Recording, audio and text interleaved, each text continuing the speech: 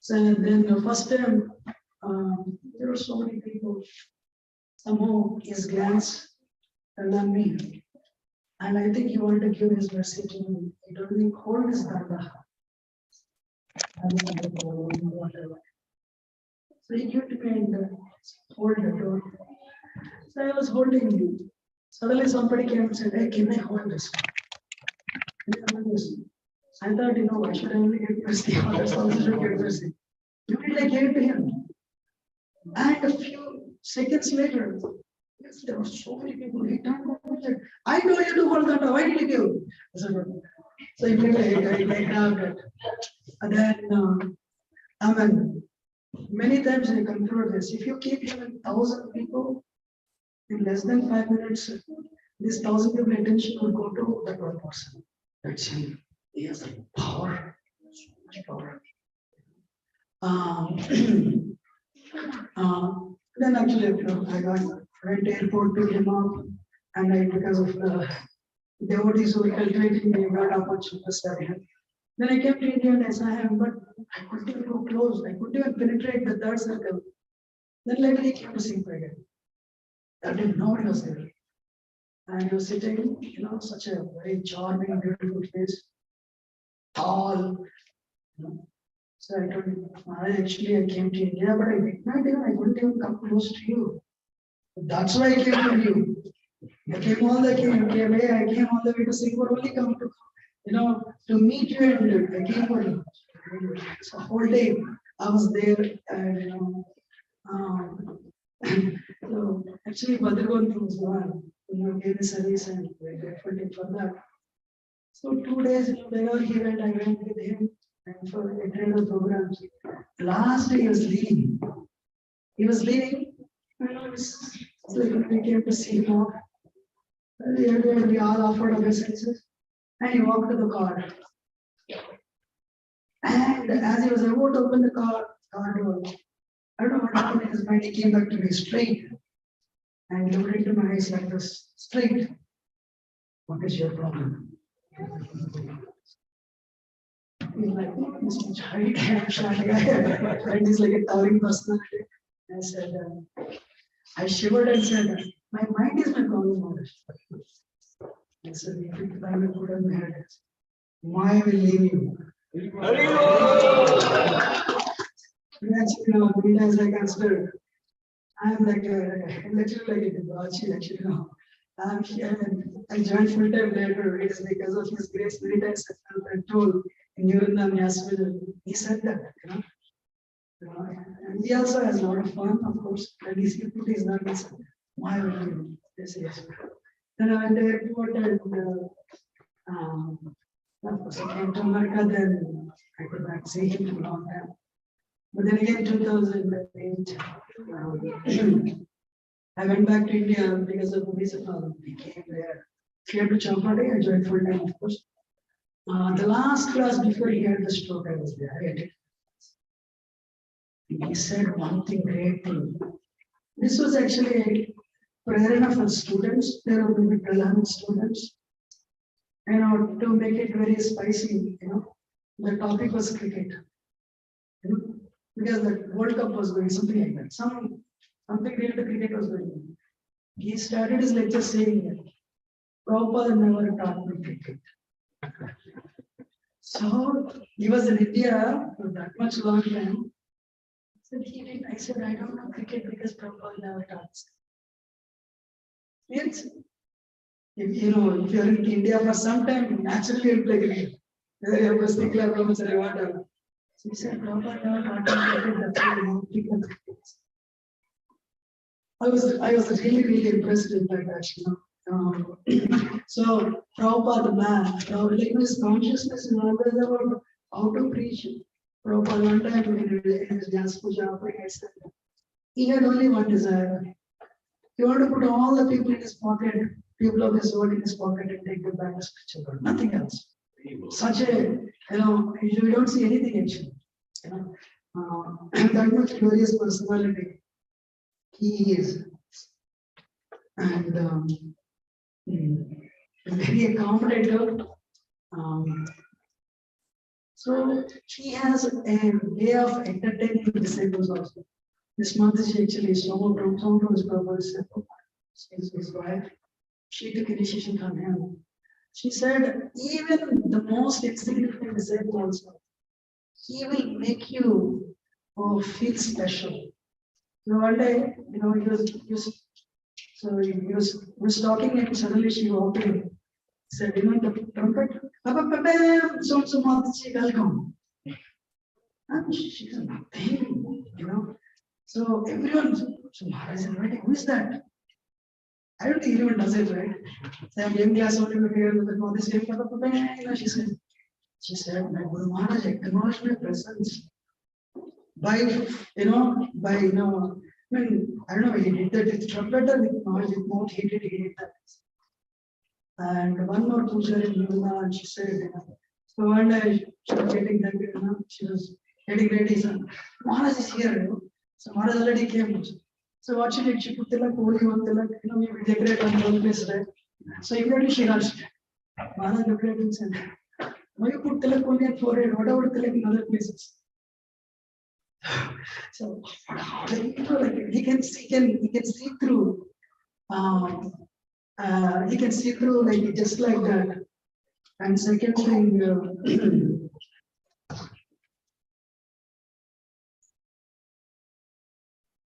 I also attended his Pune Yatra. He came. He had a stroke. Doctor said only 1% to survival. But he recovered. He not only recovered, he came and inspired 3,000-4,000 people who were present that day. Then that year I went to Calcutta Theatre. You can't believe. Maybe first time I cried, I don't know. My heart is rock hard.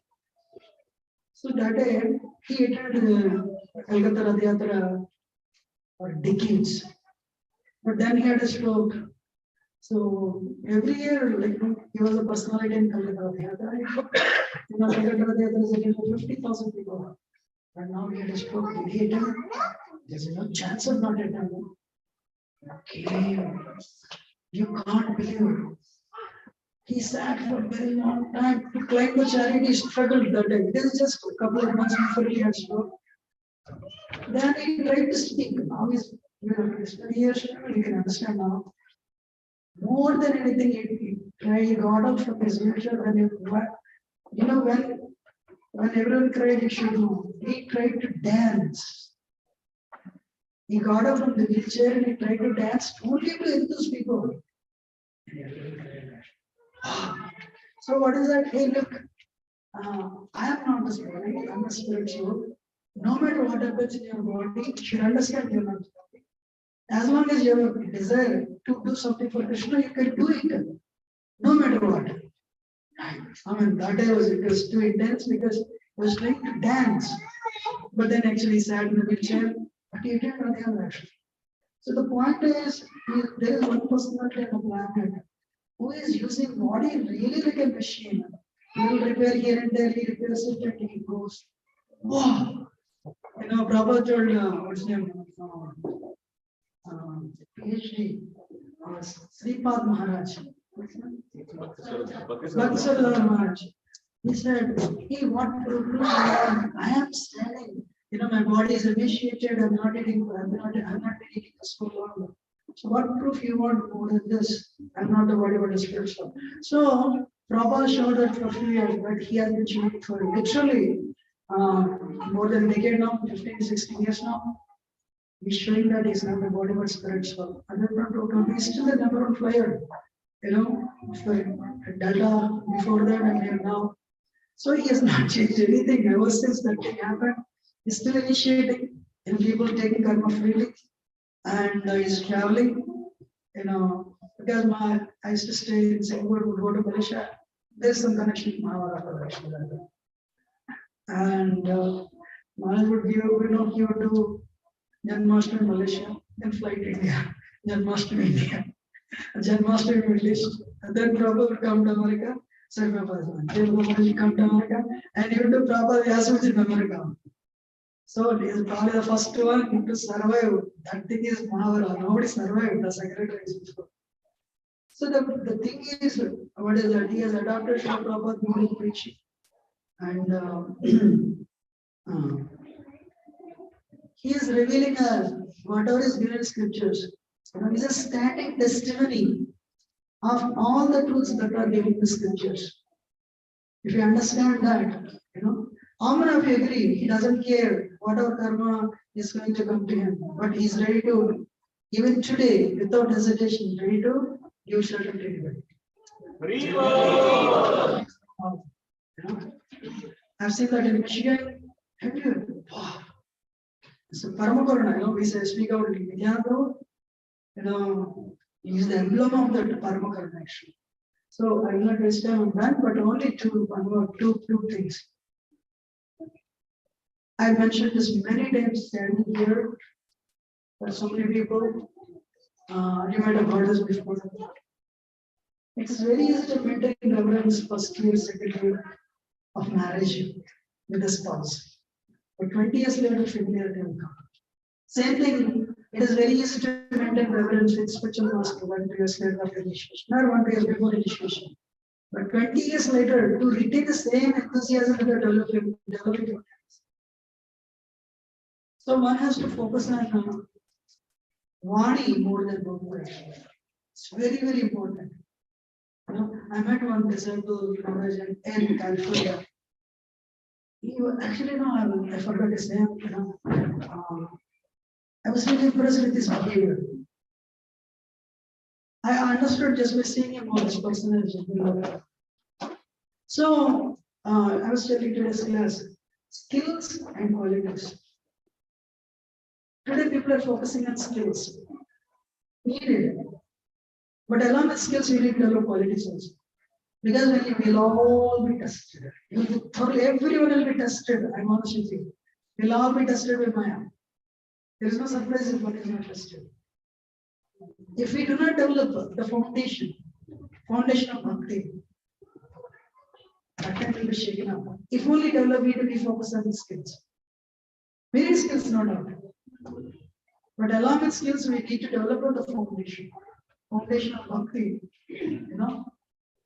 because so many people are shaking up with the drop of left. So I'm just reading all things.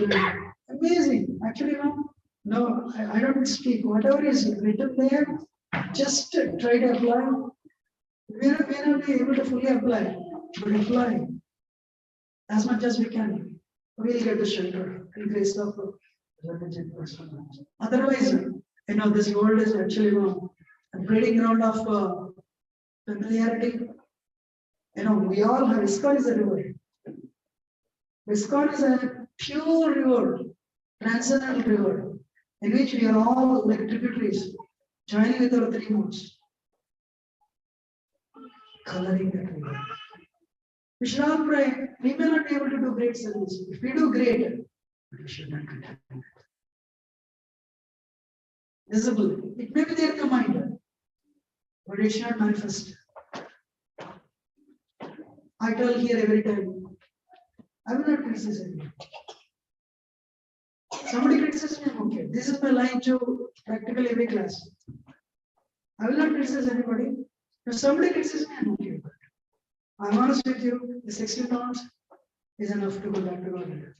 Don't criticize others. Yes, we all have impurities, but understand we have got the shelter of such a glorious preaching. He will take care of that. But Prabhupada said, if you what is following instructions, he will give you strength to follow.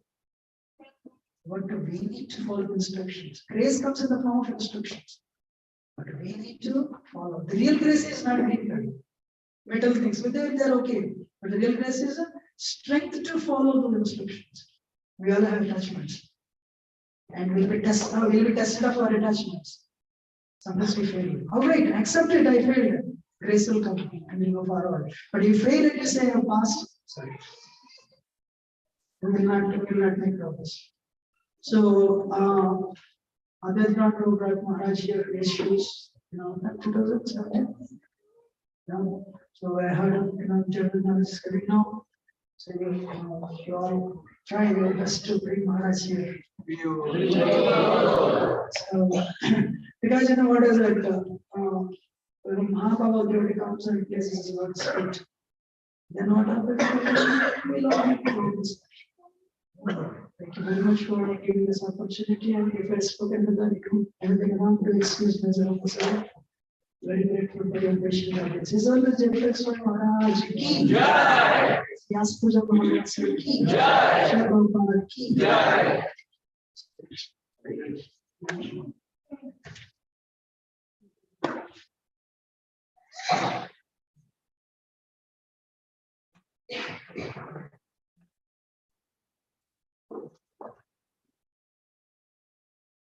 Hare Krishna. Now our dear Divya Varajagriya Mataji will give some introduction about Guru Maharaj's biography.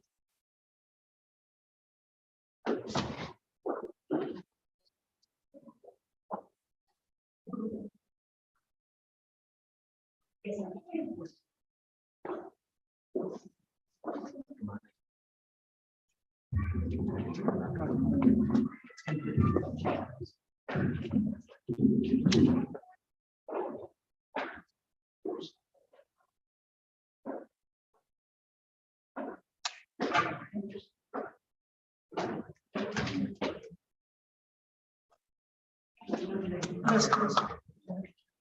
I think now give this.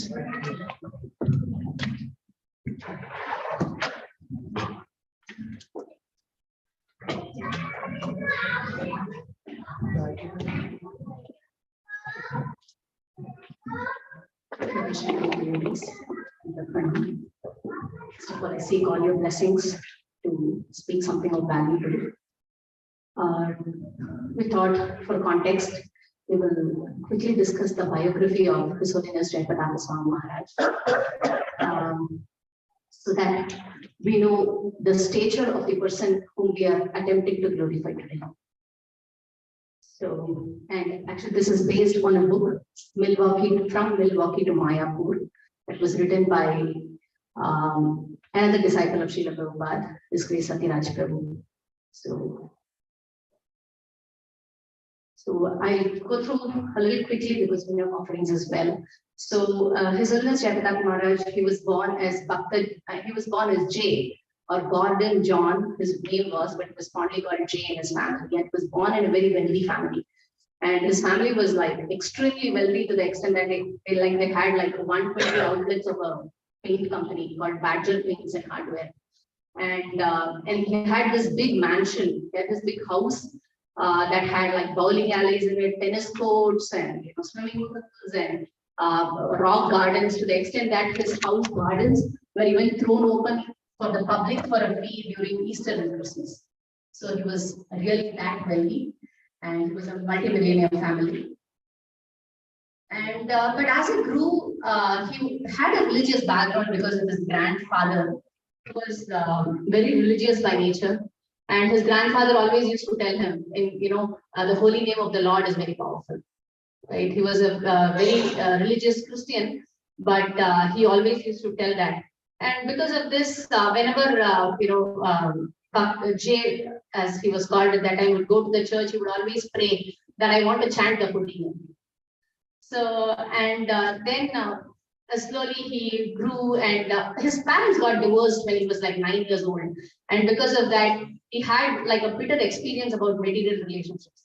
He thought material relationships may not be the ultimate thing in life, because my parents were so united and suddenly they got separated. So maybe there's more to life, right?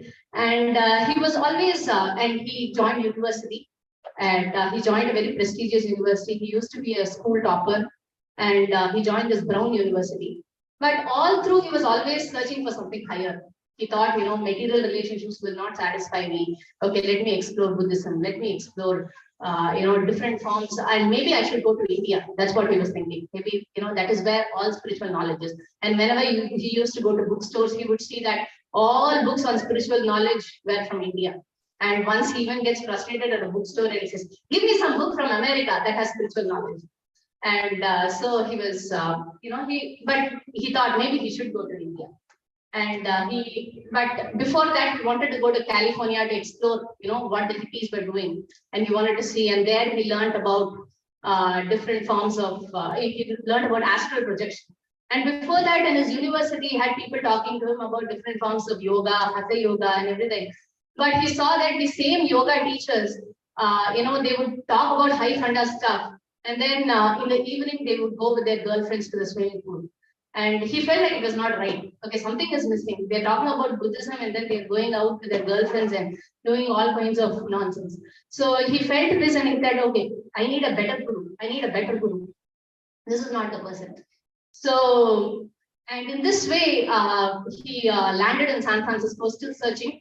And meanwhile, because he was always searching for something, he kind of dropped grades. And the university told him, you cannot proceed further. Maybe you should look for another university because, so he was not performing well in his academics. And then in 1968, he sees this flyer and for Stay High Forever, which is talking about, inviting people to the Bhagavad Gita program.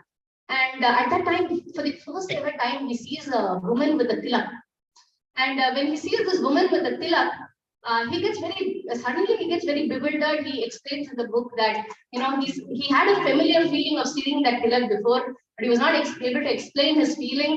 And he gets very confused, embarrassed, and runs away from that group, not knowing what to do. And then he comes back to his senses and he realizes, oh my God, we lost the opportunity to meet the devotees because we were doing Harinam and we were distributing these pamphlets. And then again, somehow by Krishna's will, again he meets devotees again in San Francisco. This time they have a Rath Yatra pamphlet, Festival of Chariots.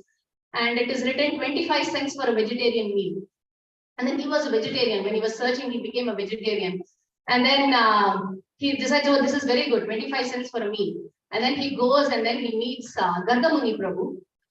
He goes to the address in that pamphlet. He meets Gargamuni Prabhu, who gives him Bhagavatam, Srimad Bhagavatam, first canto, which Prabhupada had brought from his trunk.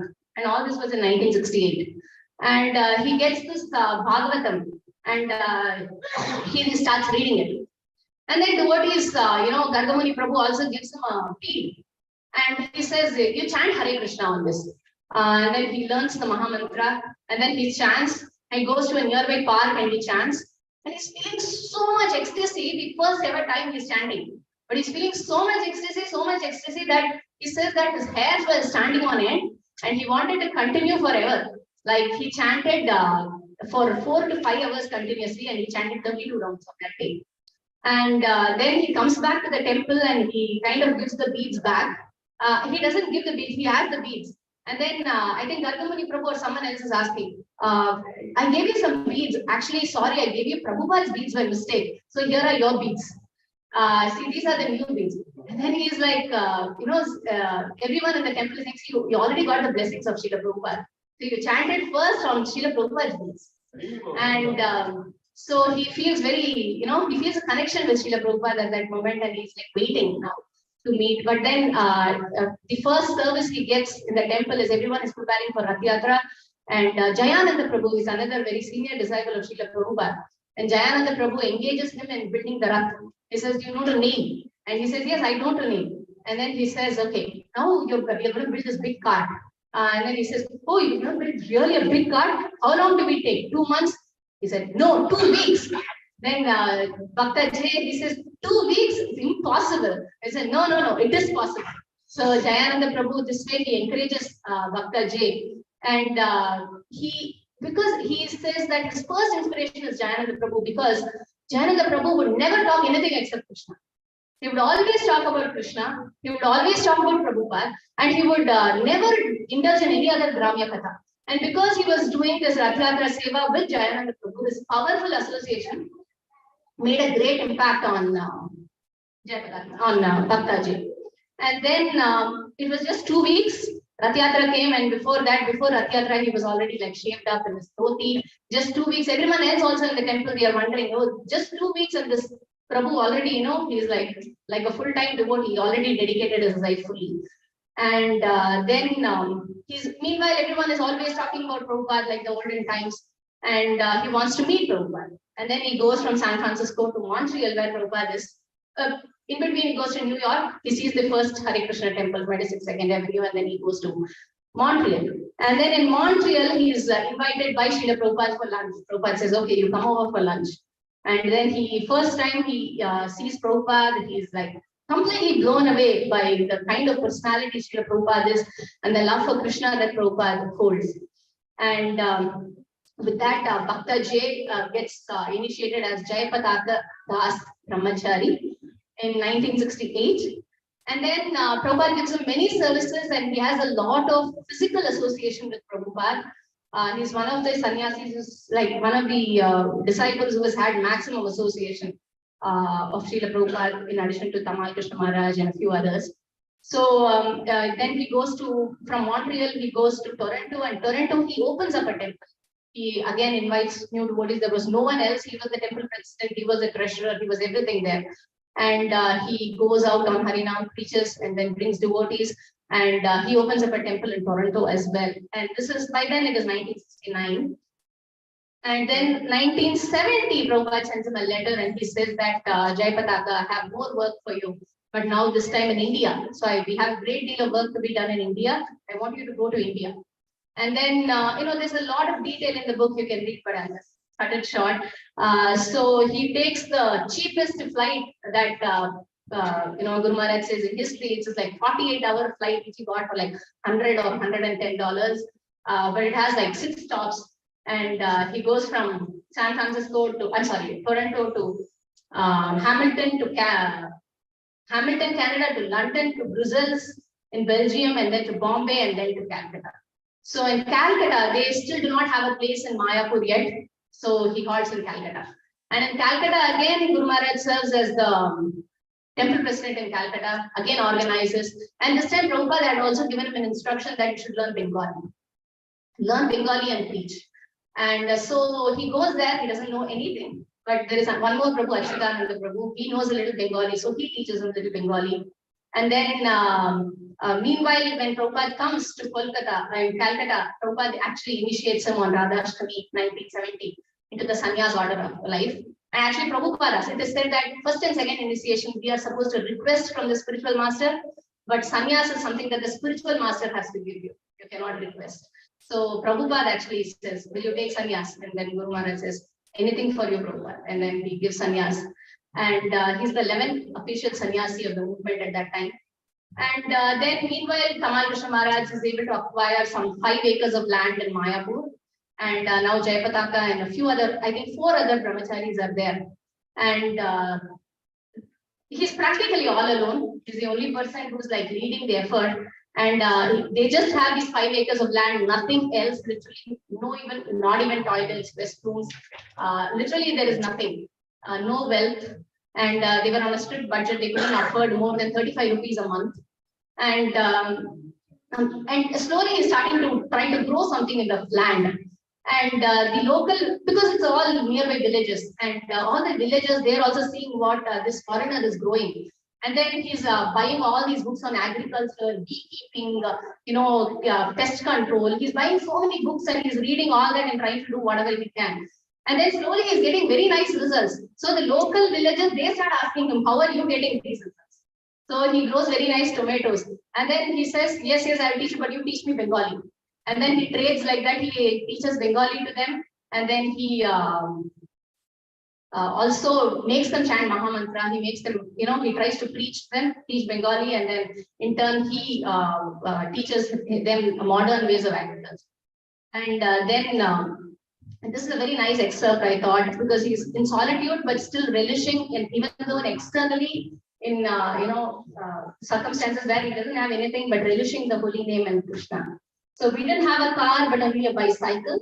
I remember I went to buy some wood and nails and things, hardware. So I rode about 45 minutes from Mayapur on the bicycle. I was really happy because the whole way I was chanting Hare Krishna. Although my father and grandfather were millionaires, I was very happy being a simple brahmachari, riding my bicycle in the country. By the time I was a sannyasi, because Prabhupada gave me sannyas in Calcutta. Then I drove my bike, I was chanting very happy with a smile, and I got off at this big hardware store. He's looking at me. You only have a bicycle. I have a hardware store, a 2-story house, wife, money, big position here in the market, but I am not happy. Why are you happy? Unfortunately, people just don't know how big a house you have, how nice a car you have. The stuff just doesn't make you happy. But if you're Krishna conscious, you're happy. If you have an understanding about the real meaning of life, life's real purpose, that's what makes you happy. I was happy because of Prabhupada's mercy, because of engaging in devotional service. So throughout we see that he's always relishing in solitude, his relationship with Srila Prabhupada and the holy name. And slowly more vegetables started to grow, and sometimes, some season they just had 5 acres of land. They would know only to cultivate one particular type of vegetable, and they would, the 4 brahmacharis, including Jayapataka Maharaj, they would just eat that vegetable for 3 months straight, because they couldn't afford to buy anything else. So, and when Prabhupada visits, actually 1971 for Gaur Purnima, Prabhupada gives this vision that he takes to his heart about developing Sri Mayapur Dham, because it was literally whatever we see right now on YouTube, Facebook, there was nothing at that time. So this is what Guru Maharaj says about what Prabhupada said. At that time, at the beginning, we were living in a grass hut in Mayapur. It's still there, the same hut. When Prabhupada came to visit us, he said, actually, this grass hut is all you need to be Krishna conscious.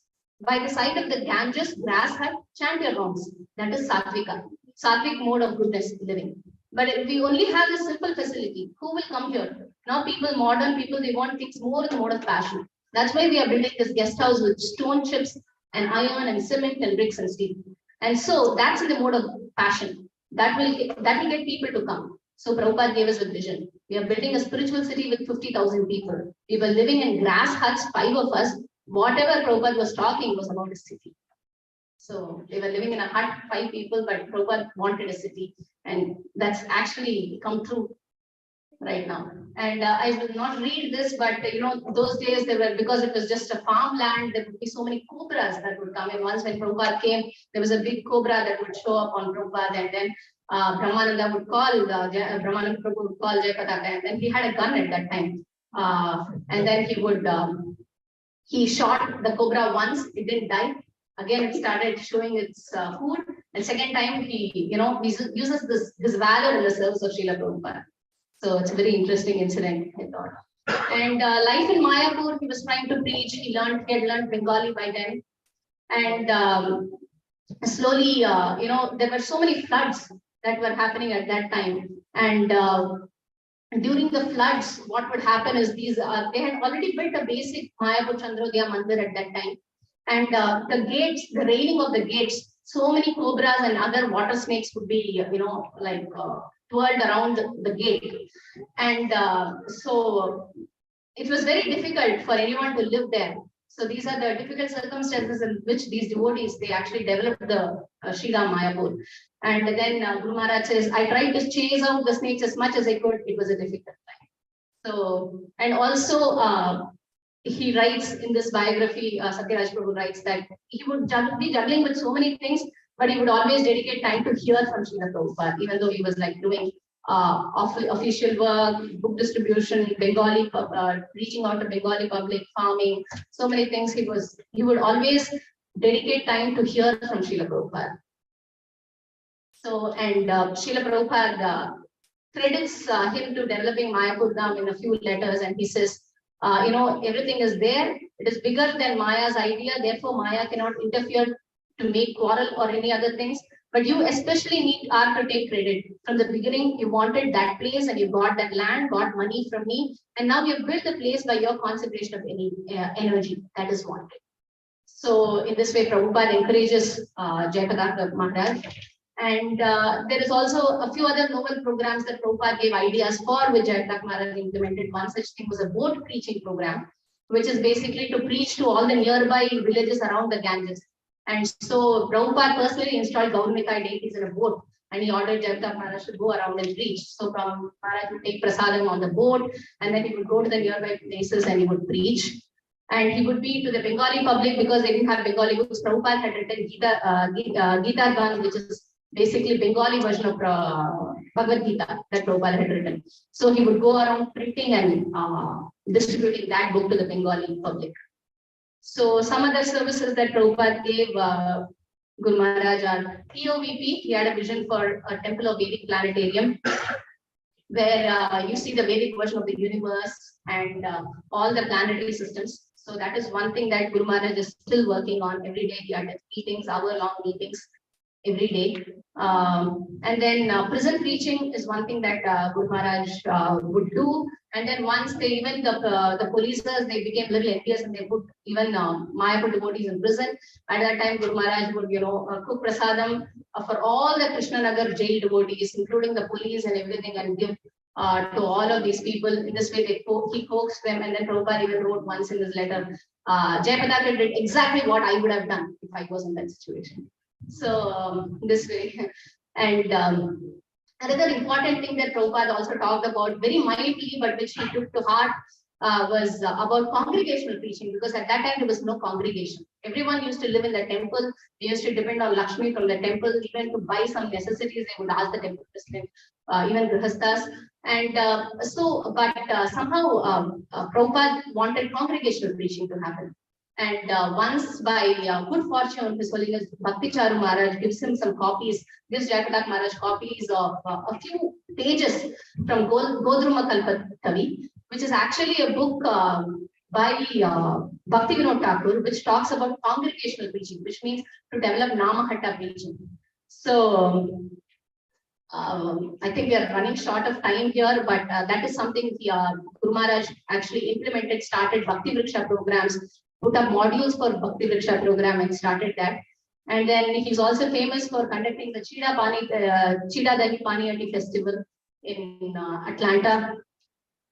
And then this is the, I'll stop here, but this is the most important thing that happened in his life. So he began initiating disciples after Prabhupada left this world. He began initiating disciples as well from 1978.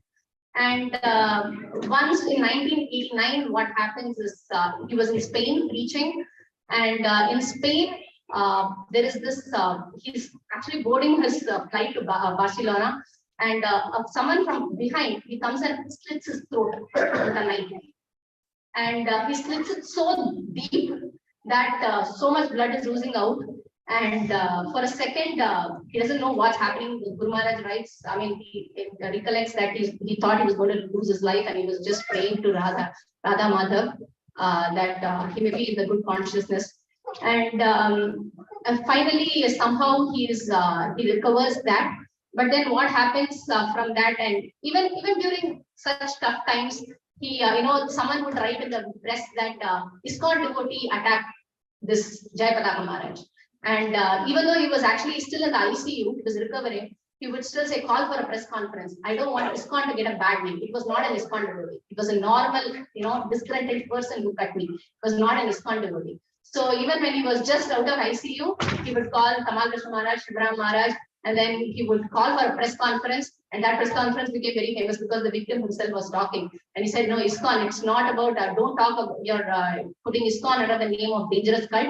We are not a dangerous cult. So he was always in the mood of protecting the movement, protecting the devotees. And again, but at that time, they would give him blood that was infected with hepatitis C. So, he had to suffer a lot of, after that incident, he had to suffer a lot of liver damage. And in 2008, he suffers a major stroke, which paralyzes part of his body. And, but still he continues doing whatever he is doing. In fact, the rate of his initiations, the rate of him giving Brahminical Diksha, Harinam Diksha, Brahminical initiation, everything has only increased. So, and when he came, like in 2009, when he was recovering from that stroke, he would do like 6 hours straight exercise. Even for a normal person to do 1 hour of exercise or go to the gym, you know how difficult it is. So he would do 6 hours of exercise and would constantly be chanting Hari. The disciples say that he would constantly chant the Mahamantra. Even now, like even when he's like even when he's in the restroom, he's taking bath, he's talking to disciples, he is sleeping. Sometimes some devotees have said even when he's sleeping, he's actually muttering the Mahamantra. So that is his taste for the holy name. And Prabhupada has given him many services, and Guru Maharaj, every day he reports to Prabhupada on the progress of his services. And one of them is like, for example, 10,000 big books and 100,000 small books in a month. And one may think, how is he doing that right now? But he still keeps track. He keeps track of what his disciples. He keeps track of the count. He makes sure the counts are met. So this is a small. Sorry, I took a little more time. But this is an introduction about His Holiness Jayapataka Maharaj, and his journey still continues.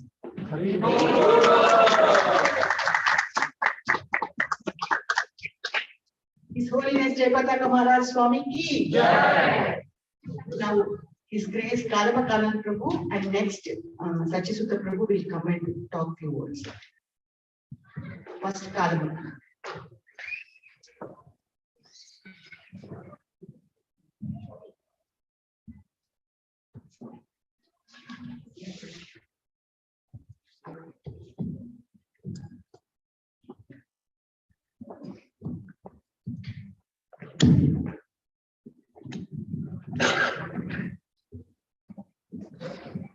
His Holiness Jayapataka Swami Maharaj Vyas Puja ki Jai. Following the footsteps of His Grace Kishore Prabhuji, we also had Maharaj's Association, Divine Association in Malaysia. I was in Kuala Lumpur for a year, living there, and how Kishore Prabhuji is taking care of us and training us. Similarly, Uttama Chaitanya Prabhu, he was temple president there, so he considered me like his younger brother. And I want to say a few incidences, if that is okay. And Maharaj, for me, he is a personification of mercy and grace. That is how always it is. And I remember one day, Maharaj came from Australia, that is in Kuala Lumpur, Malaysia, I'm talking about. It's a Diwali day. And just landed, immediately Maharaj started traveling to several devotees' house. At that time, Maharaj Prabhu, he was a brahmachari there in the temple. So we were all in the same car going behind Maharaj. And it is a different time zone actually. Not even a minute of rest. Immediately, and that day, Maharaj visited 15 houses of devotees. And in every house, devotees would offer prasad. And you can imagine. And not only devotees of rich background, every background. It was an amazing experience for me because after 5 houses, I became very tired. Getting down, and every house Maharaj would speak for a few minutes. Physically straining, but for Maharaj, was constantly doing that.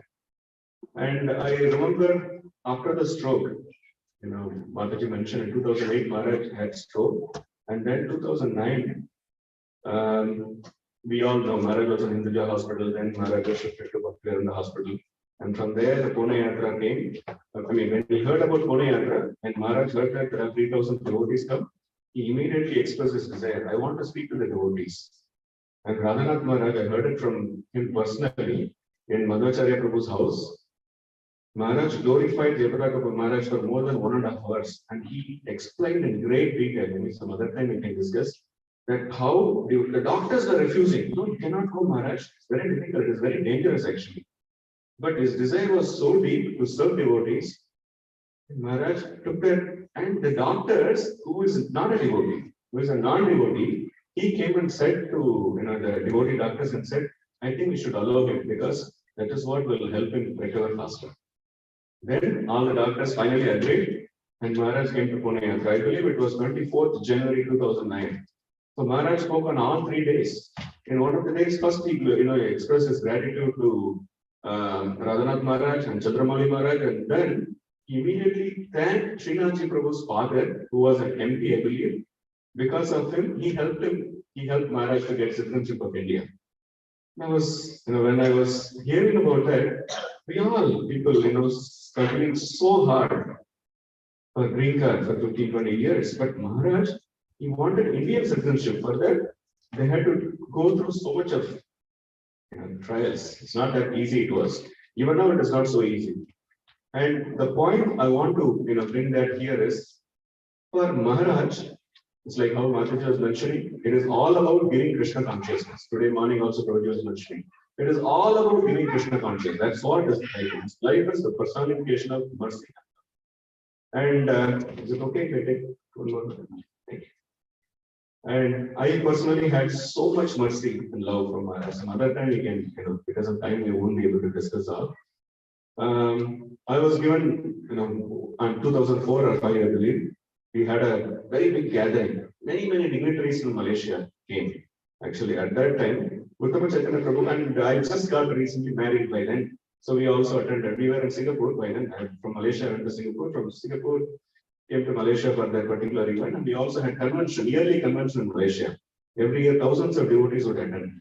So suddenly, Uttama Chaitanya Prabhu announced, Karankas, you come and translate for Maharaj. And I was in Singapore. First of all, I'm not used to, US accent. It's not that easy. And I was literally shivering because there are thousands of devotees, there are ministers and MPs and several dignitaries. And whatever you are translating, that has to be perfect because we are representing there. I was literally shivering. Whole body was profusely with sweat. And I was sincerely praying to Maharaj, Maharaj, I am at your mercy. Please help me. Please speak through me. Otherwise, I won't be able to. And Maharaj was so kind, so merciful. After every sentence, he would pause and look at me. Then I would translate it. And generally what happens, because of a lot of Tamil speaking population there, when Maharaj cracks the jokes, those who know English, they will clap. And when it is translated, then the uproar is more. So you could understand how kind he was, how particular he was to make sure that I was also comfortable and do that service properly. That is more important. And sometimes in the convention also, I was given the opportunity to serve Maharaj with translation services. And as always, I'm also now, many times I get spaced out. So when Maharaj would give class, sentence by sentence, I would translate. Suddenly, I would completely space out and repeat the same sentence, paraphrase in English. And Maharaj would look at me and give a pause. Do you think I spoke in Tamil? Then I understood. Sorry, Maharaj, sorry, Maharaj. It was so wonderful. It is all about mercy. In that convention, Mahavara Prabhu gave my, I would say it is my lifetime dream to have, the personal service for Maharaj. He allowed me to massage Maharaj's lotus feet. Thank you. And it is mercy of Mahavara Prabhu. And Mahavara Prabhu actually, I was seeing throughout, it was about probably an hour or so, they were massaging me and one other devotee. And it's 2005, I believe. But all the time, Maharaj was constantly replying him and talking to devotees while doing massage. Then I remember, this happened in 2005, 2009, Raghunath Maharaj was mentioning about how Jayapataka Maharaj's whole day schedule is no time, hardly no time actually, wherever he goes, especially when he goes to South America and places like that, where thousands of devotees want to speak to Maharaj, and Maharaj gives time to everybody. There are days it goes beyond midnight, and Maharaj has to continue with next day services. So hardly any times for rest. But still, he would give love, he would give mercy and grace. That is personification of mercy and love. His Holiness Jayapataka Swami Maharaj ki Jai.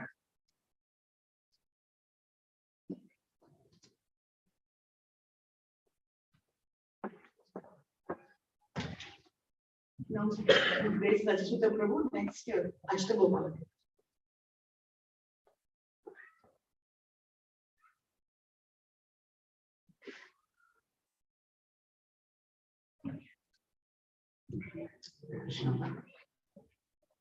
His Holiness Jayapataka Maharaj ki Jai.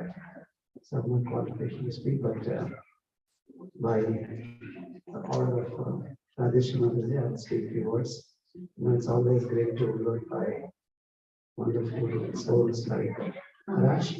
I didn't have that much opportunity like Karmuk and Maharaj, but I had a service opportunity with Maharaj. When I was working in Seattle, I came and stayed with my godbrother, so we got opportunity to serve Maharaj. I don't know how many of you know Gopal Prabhu from Seattle, from Vyas. It's very thin and small, and he was a personal servant of Maharaj. And Maharaj is the personality now is still longer. So 3-4 people we have to help him to get up, and so I got a personal help and then to go up the stairs, and I was serving breakfast and then we were serving watermelon. And so the watermelon was little, the whitish, it's not so ripe. So Maharaj said, I want red one, so he wanted that So that's the little service I got, and as the Bishop mentioned, that everybody acknowledges that he is mercy and grace personified, obviously, and he truly is living the life of mendicant and instructions of Srila Prabhupada, because Prabhupada instructed him to give Krishna to many souls, and even though it is impacting his personal life and health, as everybody knows that he just really gives Krishna to everyone and accepts many disciples, and he doesn't care for his health. It's physically impossible to think that in his condition anybody would travel with all the facilities, all the comforts, and all the respect he has. He can just simply relax in Mayapur. That's kind of persons like me think, but like he is out of all odds. He's traveling still and then giving Krishna to many souls across the world. And I was just reading this morning, like Prabhupada told him, like, we only have few gurus, we should have 10,000. Next year we should have 1 lakh gurus, then 1 million, and then 1 crore gurus, not disciples, not devotees. He's talking about gurus. So I think Maharaj's vision and Prabhupada's blessings, I think that will come true in the near future. And it's so fortunate to have many wonderful devotees of Maharaj here, and qualities of Maharaj we can see from the exalted devotees all around here. So thank you for your association here, and then helping us also grow in Krishna consciousness. His Holiness Jayapataka Maharaj. Jai. Great.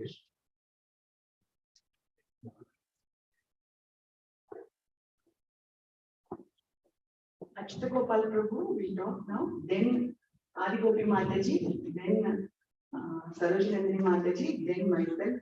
First we will go with ladies.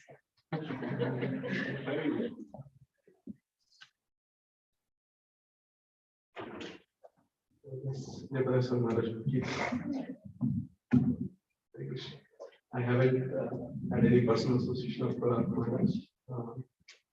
Had personal association of his disciples, so I'm very grateful. I remember, and it's very nice that you have shared the biography of Maharaj, so inspiring.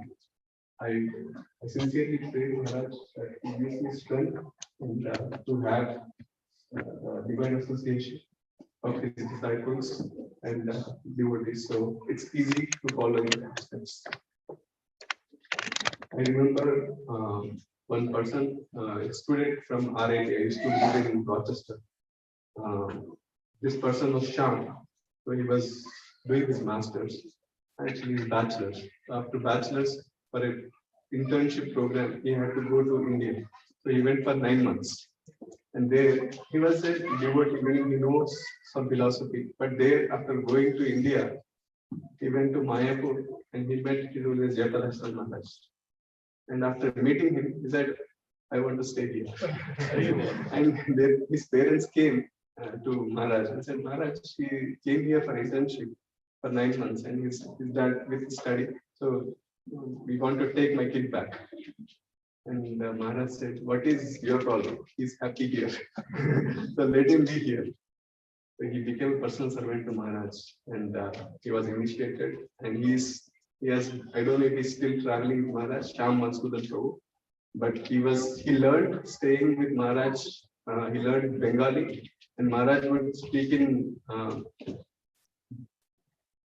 English and he used to translate to Bengali, something like that. So thank you very much. Jai.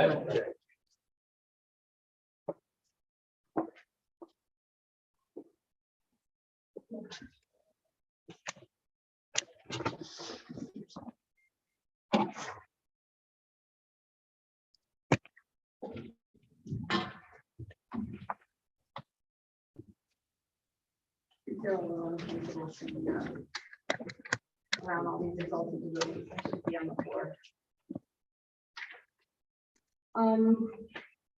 I wrote a letter, so it's a little different, but it's hard to read it. Welcome to the life.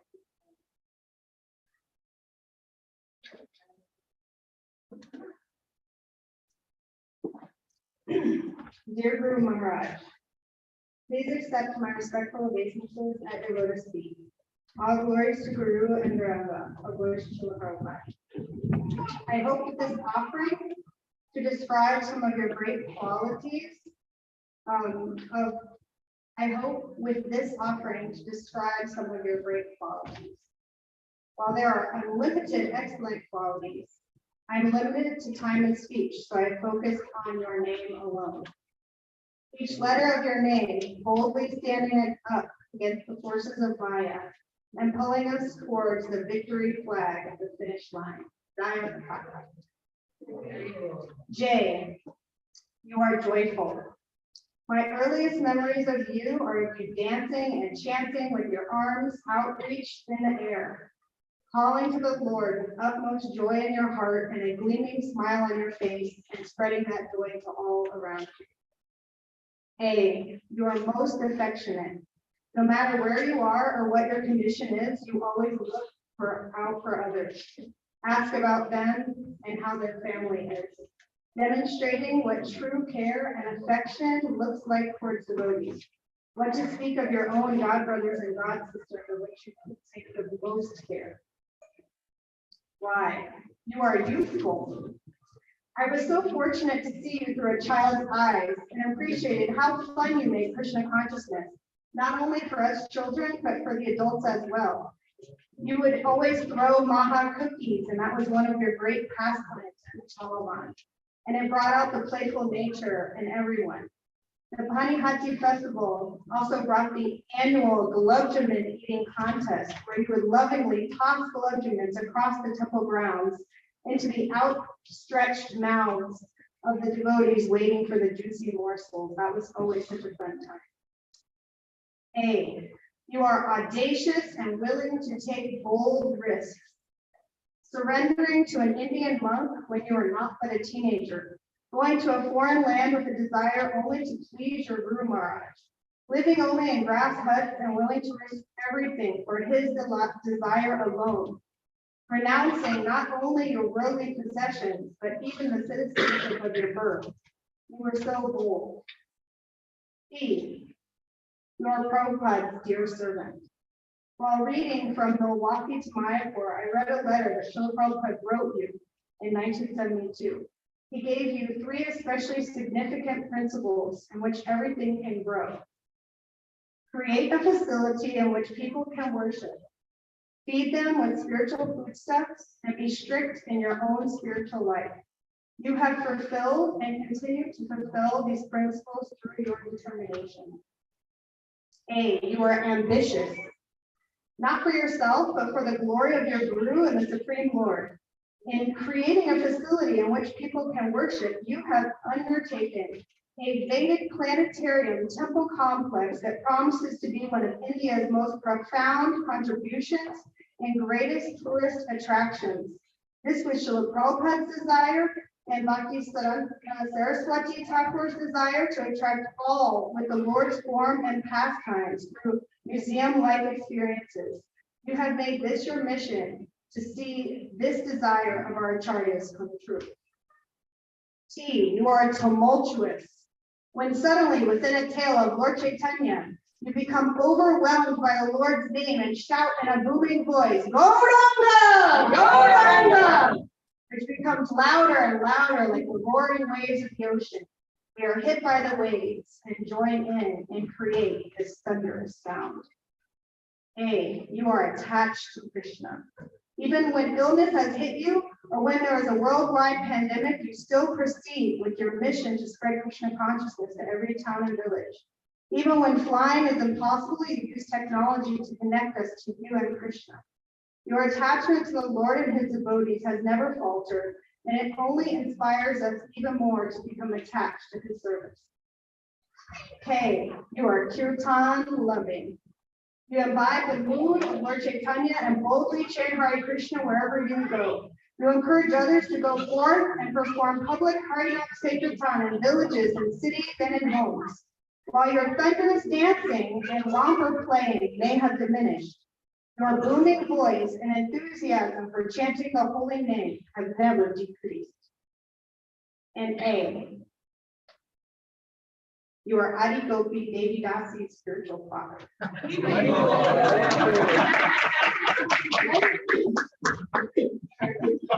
I remember walking and chanting japa early on my initiation day in Atlanta in 1996. I was 16. One of your servants said you'd like to talk to me. I remember walking towards you, and you had many japa beads hanging around your neck, clearly chanting on them for all the new initiates.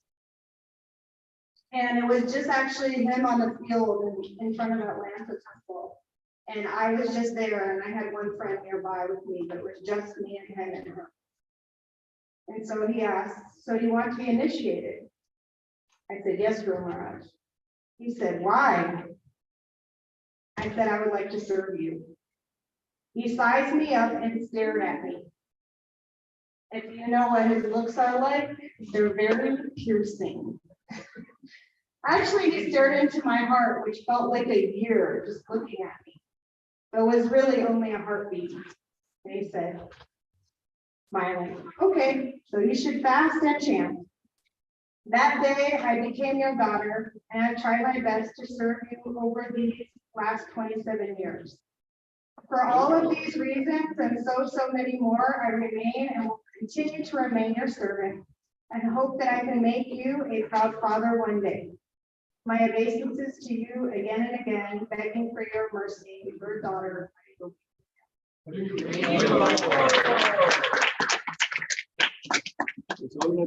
Swami Maharaj ki jai.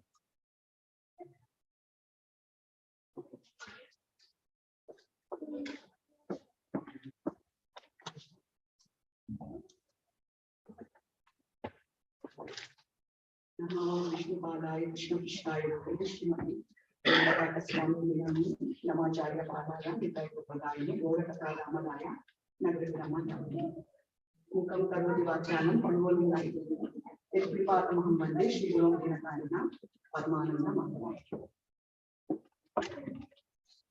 I offer my respectful obeisances unto my spiritual master, the deliverer of all fallen souls. His mercy turns the dumb into eloquent speakers and enables the lame to cross mountains. My dear Guru Maharaj, please accept my best wishes and respectable obeisances on your lotus feet. O Gurudeva, you are most effulgent than million suns, but I am low fallen soul. How can I glorify you? I pray to Lord Anantasesha, who glorified Lord Krishna with 1,000 mouths, to bless me so that I can at least try to glorify my spiritual master, who is the crust jewel of whole universe. Dhyana Moolam Guru Murti, Puja Moolam Guru Padam, Mantra Moolam Guru Vakyam, Moksha Moolam Guru Kripa. The Guru's form is the best to meditate upon. The Guru's feats are the best for worship. The Guru's word is the mantra. The Guru's grace is the root of liberation.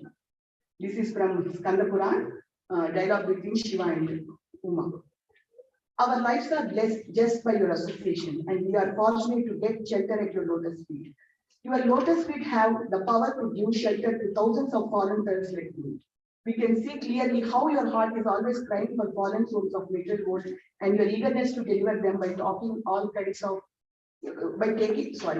all kinds of risks in your life. You are the glorious followers of Srila Prabhupada and previous Acharya. By your mercy only, we would be able to continue to serve Srila Prabhupada and Krishna and go back to God, to Goloka Vrindavan. One who is situated in the visible succession can be understood by the results of his activities. This is always true as far as the activities of the Lord and his devotees are concerned. Therefore, Lord Shiva says, Aradhananam Sarvesham Vishnu Aradhanam Padam. Tasmat Paradaram Devi Tadviyam Suvarshanam. So, of all types of worship, worshipping of Lord Vishnu is the best. And the better than the worship of Lord Vishnu is the worship of his devotee, the Vaishnavas. Padma Puran. You Your lifestyle is full of enthusiasm for devotional service. In spite of this critical health condition, which will remain as a great example for the Vaishnava society. As days are passing, we realize more how your direct is literally old and have descended from spiritual kingdom. So your life is full of risks, but still you are always floating and drowning in the ocean of bliss of Gaura Prema. You are the most dear to their Lordship Sri Radha Madhav. By your constant and tireless endeavor, the dreams of Srila Prabhupada to develop the spiritual city at Mayapur is gradually manifesting. Brahmanya Brahmita Kaun Bhagyavan Jiva, Guru Krishna Prasade Bhakti Vija. It's a mercy of your divine grace and Krishna, the Supreme Personality of Godhead, that I am the devotees practicing Krishna consciousness. If you have not taken this responsibility to deliver the common souls like me, I would have no clue about who Krishna is and who real self is. I don't have any knowledge, nor I have any real attachment to holy name of Krishna. But somehow or other, I have been brought under your shelter by the causeless endeavor of devotees. On the occasion of Vyasa Puja, I repeatedly pray to Shri Radha Gopi Janavallabha, Shri Radha Kunja Bihari, Shri Nrsimhadev and Panchatattva and Srila Prabhupada to help me for many years, so that our spiritual health is maintained by your inspiration. In all the scriptures, the qualities of Mahatmas are described. You exhibited all of them in such a nice way that I feel I should offer at least every moment my humble prostrated obeisance and reminder for your association. To set a perfect example how Vaishnava should be surrendered unto the Lord and to the instructions of the spiritual master in any situation. Even at this bodily discomfort, you have time for everyone to listen to them and to lend at the length and offer spiritual solutions and guidance.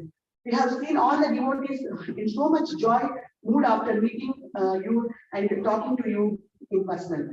Please, Gurudeva, always be with us and give your guidance in progressing in spiritual path. I don't have words to express my feeling and gratitude for your unlimited mercy on fallen conditional souls like me.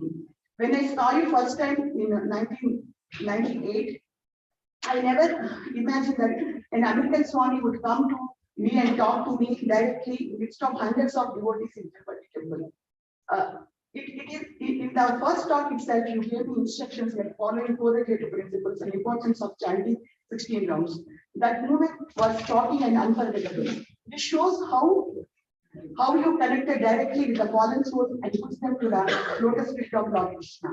To receive a gift from you for selling highest number of books in the book marathon organized by Jayapataka temple, I used to skip my college many times and participate in book distribution and receive the gifts from your lotus hands. In the big events like temple festivals, Radha Yatras, retreats, you would give the same importance to spend time and talk to the neophyte devotees like me along with the great dignitaries and other sannyasis. Any devotee who gets your association, they would narrate your kindness and caring with so much bliss. I'm seeing the same or even more enthusiasm in spreading the Krishna consciousness now than that time when you are in your late, like mid-40s. I can never forget your association from that time till today. I am very fortunate being your spiritual daughter. Please forgive me for many offenses I have committed onto your lotus feet during my service, and bless me so that always I can remain at the service of your lotus feet without committing any offense on your or any Vaishnava or to any living entities. And now I want to share my first meeting with Guru Maharaj. My first meeting with Guru Maharaj. That time, Guru Maharaj is first coming to Tirupati temple. That time temple was so small, like it used to be in a small hut. And then Guru Maharaj is coming, and all my friends, like we 3 girls became devotees together. They went to Chennai Radha Yatra in June and January, and they saw Guru Maharaj. But at that time, I did not go, somehow I did not go to that Radha Yatra. And then Guru Maharaj is coming, everybody is in so please, Guru Maharaj is coming, Guru Maharaj is coming. I thought, Guru Maharaj is coming, who is he? And they told some American Swami, he's American Swami, and they showed the photo. And then I thought, oh, it's American Swami, because my family is very religious, and my grandmother used to take me to so many Swamijis. I used to go meet so many Swamijis, but they were so like arrogant and they never used to see me also. But that time I thought, one English Swami will really come and talk to me or not. What? Then I was like that. And then Guru Maharaj came to temple and railway station, we all went to railway station. Guru Maharaj in the train and he is not coming out. And everybody was so worried, why Guru Maharaj is not coming, why Guru Maharaj is not coming out. And we were eagerly waiting for darshan. And then Guru Maharaj is not coming. And then Guru Maharaj like chastises everyone that you are not chanting, that's why I'm not coming out. So then everybody started chanting and dancing, and then Guru Maharaj came out and we came. That time, first step, Guru Maharaj is coming, hundreds and hundreds of devotees came from all over Chennai, so many other places. And then I was at the last, and then in my mind, whether he will talk with me or not. Then suddenly Guru Maharaj called me the tall girl, the tall girl. And then everybody thought Guru Maharaj is calling themselves and they went friends, not you, that Mataji. And then my Shiksha Guru Revati Raman Prabhu told me, come, Pratyusha come. My initiative, my name is Pratyusha come. Pratyusha come. Guru Maharaj wants to talk to you. And then Guru Maharaj talked with me like almost 10 minutes, like how are you, how many rounds you are chanting, whether you are following Ekadasi, you are following 4 relatives, so many things. That moment I asked for Guru Maharaj in my mind, he is my real Guru. That instant, I never ever able to forget that Guru Maharaj is so merciful, he can read our hearts and he will reciprocate and he will give mercy. So I am so fortunate to be Guru Maharaj disciple. Hare Krishna, thank you. Now Saroj Nadari Mataji.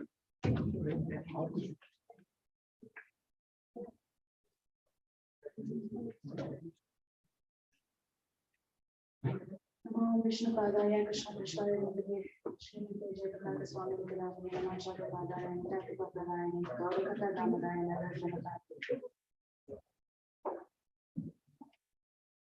I would first like to start with some incidents that I have seen with Guru Maharaj and some experiences of some devotees. So some things that stood out in my mind was Guru Maharaj is always enthusiastic and like enthusing devotees to learn all types of services.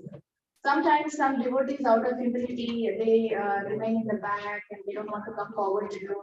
I've seen some Matajis, they really don't want to come because they are like afraid to cook for Guru Maharaj. But he says, no, you have to learn. I've seen Guru Maharaj say that to many disciples, that you have to learn. I want you to cook for me. So he wants everybody to feel important and, to learn lots of different things. In the name of being humble, he doesn't want us to sit behind. He wants everybody to be utsaha. So that he has shown by his personal example and also by telling other devotees. And the second thing is he has this penetrating and piercing glance, like the other example that Guru Prabhu was telling about, that once Mataji, in a hurry to do some service, she forgot to put tilak in all 12 places.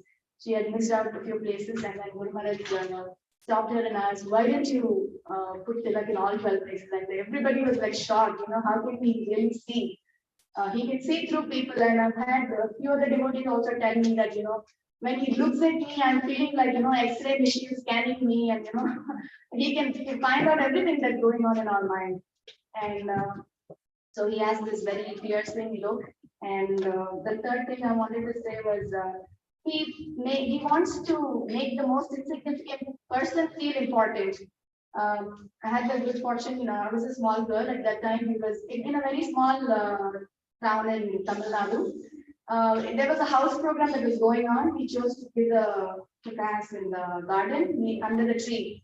And so many people, they just come out of curiosity because he's such an attractive personality. So he was sitting and giving class, and then after the class, all the people, he did not know Tamil, but he would make sure that he speaks to everybody somehow or the other. So there was a flower vendor, one lady who was going on and she was selling flowers and going, and she did not know how to communicate with him and he did not know how to speak to her, but he stopped and then he made sure that she got his blessings also, and she was very happy. And so he makes every person feel important and get his blessings also. It's very merciful that way. And usually he doesn't give a lot of chastisement to many disciples because he doesn't want disciples to feel like commit offenses. But because if he says something and then we don't follow it, it becomes like an offense. And also that he doesn't chastise anyone so easily. He always encourages everybody in their own way. Whatever they are good at, he makes sure that they follow that. I mean, they do their service in that line. But I did not realize once when I was talking to Guru Maharaj, he was chastising me. I did not even realize that he was chastising me. And then this Mataji near me, she actually told me, "Oh my God, Sarojini, Guru Maharaj is chastising you. Wow, such a mercy, because he doesn't chastise anyone so easily. And only because he's trusting you, he's chastising you." So I felt it was like a mercy on me. And another incident that I want to share was when my mother was getting initiated. This was in the year 2001, and she had been waiting for a long time because the temple president was the local temple president was not really fully approving of her getting initiated. So she was waiting for a long time, and she was okay anyway, trying to be humble and waiting to get initiated from him. And then he actually was talking to my parents, and then he was asking my mother, "So when are you going to get initiated?" And then she said, "At the next nearest opportunity, Guru Maharaj," because she did not get the approval. So then he said, "The next nearest opportunity is tomorrow because it's Rath Yatra and I'm going to give initiations tomorrow." And she was like shocked, so merciful he is. And then she immediately went and got ready, and then she got the initiation like that. So much of mercy he showers on everyone. So with those things, I would like to read a small offering that I wrote for him. My dear Guru Maharaj, please accept my most respectful and humble obeisances. On this special and auspicious day of your appearance, I would like to offer my respects and gratitude to have accepted me as your spiritual daughter and to have guided me through all these years. Gurudev, you show by your example how to be a perfect disciple and have expressed it wonderfully through the song Yadi Prabhupada Mohoito and by your services to Srila Prabhupada. Each year through, you continue to amaze the whole world through your unwavering dedication to your beloved Srila Prabhupada. Your preaching messages are direct and powerful. Your demeanor is with us is compassionate. You hold true to Lord Chaitanya's mood. He's very attached to calling out to Gauranga's name every now and then. Even in such a health condition which nobody could possibly tolerate, you constantly chant the holy names and give classes every day. And when you meet people, you inquire about their welfare and try to help them with their problems. Your mercy is so unimaginable, Gurudev. You inspire me by your actions to continue in my devotional service. Thank you for your unconditional love. I'm so very fortunate to be under your protection. I can't imagine what I would have been without your mercy. Guru Maharaj, you never fail to strengthen our conviction in Krishna consciousness. Your perfect example in which you always teach us with your every action that we are not these bodies, and you demonstrate your amazing spiritual personality. I find clarity and spiritual strength in your teachings, lectures, kirtan and japa. I pray for more opportunities to serve you in your mission. As we were going through a few minutes of his talks in the video, it was he was saying that a lot of people commit offense towards him. So in the same and then he says that whoever had committed offenses, I pray to Krishna to forgive them. So mercy. So in that mood, I also pray to Guru Maharaj that please commit any offenses that I may have committed unto you. I pray to Lord Nrsimhadev to always keep you in good health. Please bless me to continue to serve you, to do the right things and get Krishna Prema in this life, aspiring to be a dust at your lotus feet, Sarojini Devi Das. Jai Shri Jayapataka Swami Guru Maharaj ki Jai. Thank you.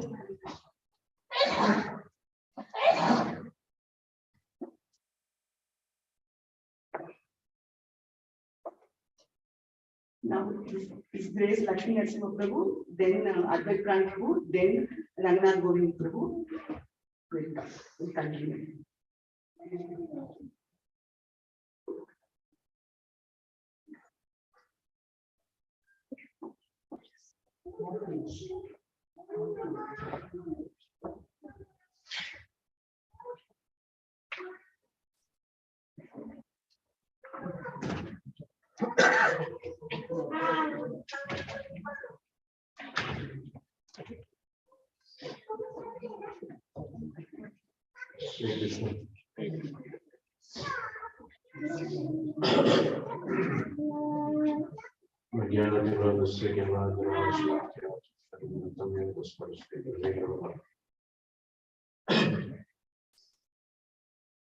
I would like to speak a few words about experience with Guru Maharaj.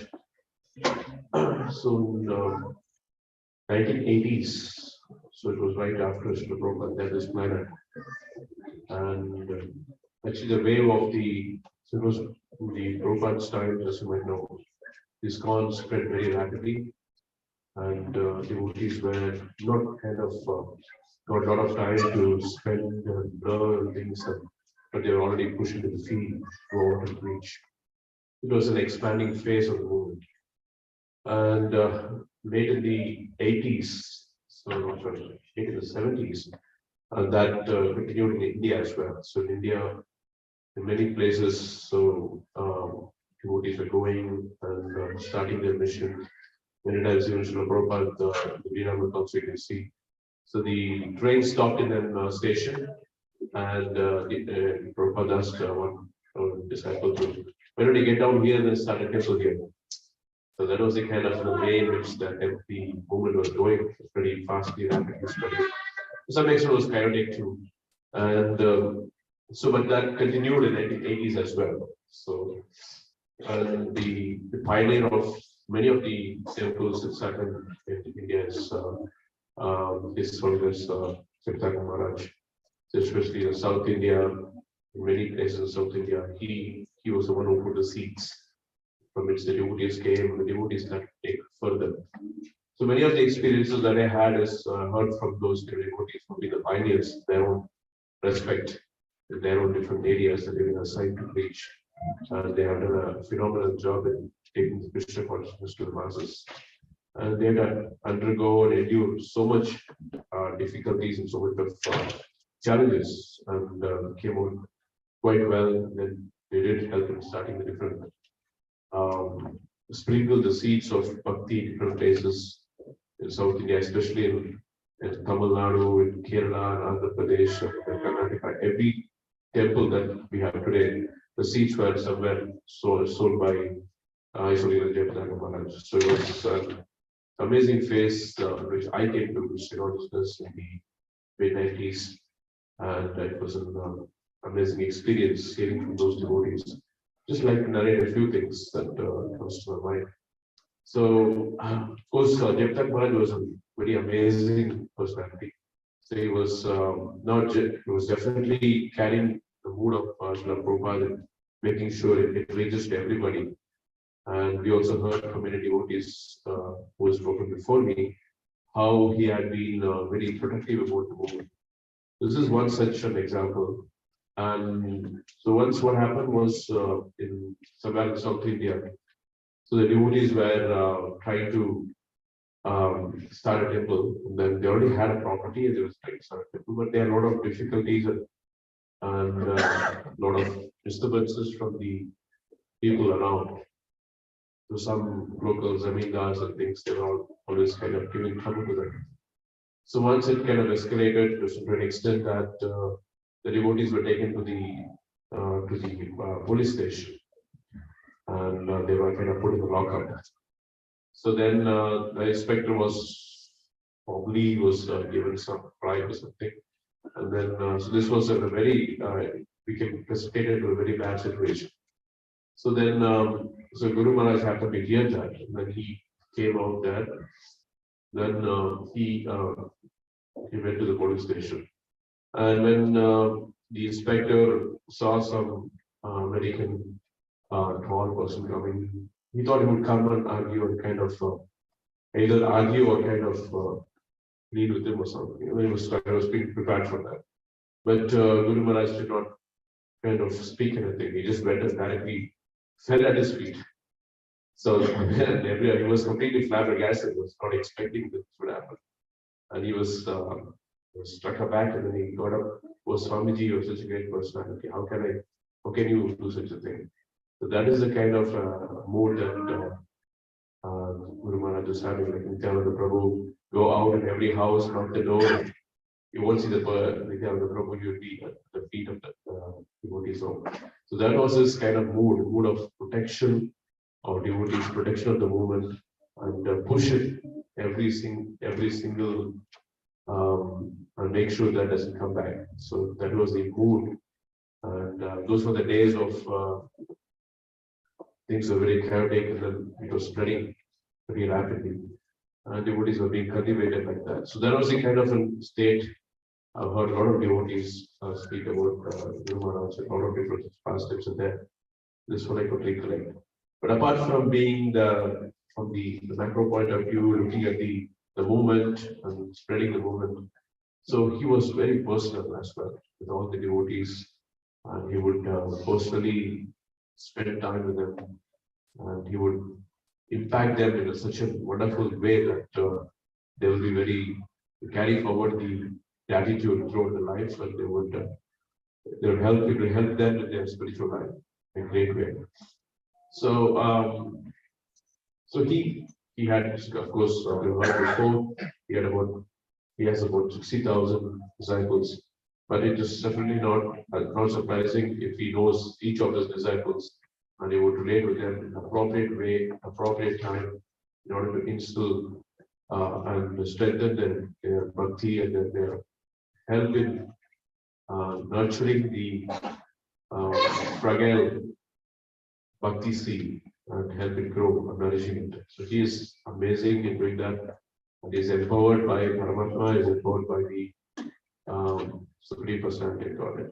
There are many such incidences where you heard people talking about, like few of the stories were also said before me. And he is definitely in touch with Paramatma, there's no doubt about that. And so once somebody asked him, does the Guru know everything? So he said that Guru knows what Krishna wants him to know. So that is the answer he gave. So likely in this words, many times has impacted many people's life, helping them in the most appropriate way in order to nourish their Krishna consciousness. Some of the experiences I also had, and but I would like to quote a few other experiences as well. So this has happened somewhere in Kerala and some when the beginning days of Krishna consciousness.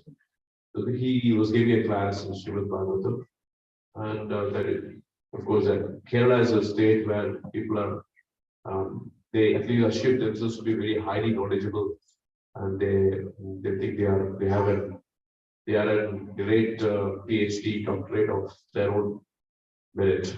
So they would come and argue in different ways, and they would present a lot of questions. Very inquisitive, but at the same time they were stubborn. So one such situation, one person had come and he wanted to argue that Lord Shiva is a supreme person, but he was bringing forth different arguments. And so then after he finished his questions, then Guru Maharaj, he asked someone to bring the Srimad Bhagavatam, and he just turned a page randomly. And that page, he read from that page in the Padma Purana, that out of all worshipping the Supreme Lord Vishnu is the topmost. And that Lord Shiva is saying that to Parvati. And then when he read that was Aradhana Sarvesha, Vishnu Aradhana. And so he was very convinced, that person, he became a devotee. So such like that, many such experiences can be told. But these are few things. And in my case as well, so when I came to Krishna consciousness, and Guru Maharaj would come at the most once in a year to the temple for Rath-yatra. And I definitely had an opportunity to serve him in different capacity as his personal servant and doing different things. But once I moved to Bangalore, so I was And we have a lot of association with Guru Maharaj because those were the days when the Ritwik temple was at peak, the situation was at peak. There were legal cases going on and things, and he used to come very often. And he would be in Bangalore, would give a lot of association to devotees. Also, had a chance to help him in some capacity. That is, Swami is very meticulous. When I wanted to do certain service, so he had me kind of write down everything. We do these things, and he made me sign on it, and he also put a sign on it. And he is very meticulous. He makes sure the devotee does not go astray, or devotee does not get distracted by certain things. So we want to make sure everything's in the frame of Prabhupada's teachings, and he would make things clear before you would agree or let things let the devotee wanted to do. So like that, it was very personal in his care for devotees. Personally, he has also given me a lot of association and guidance on different things. Although I'm just one of the many disciples, definitely he would definitely like to spend as much time as possible with each and every devotee, a disciple. And very grateful for all my senior God brothers who have helped me in Krishna consciousness, who have been pioneers in their own right, spreading Krishna consciousness, who have given me this opportunity to be a disciple of such a great personality. Thank you so much. Hare Krishna. Guru Maharaj ki Jai.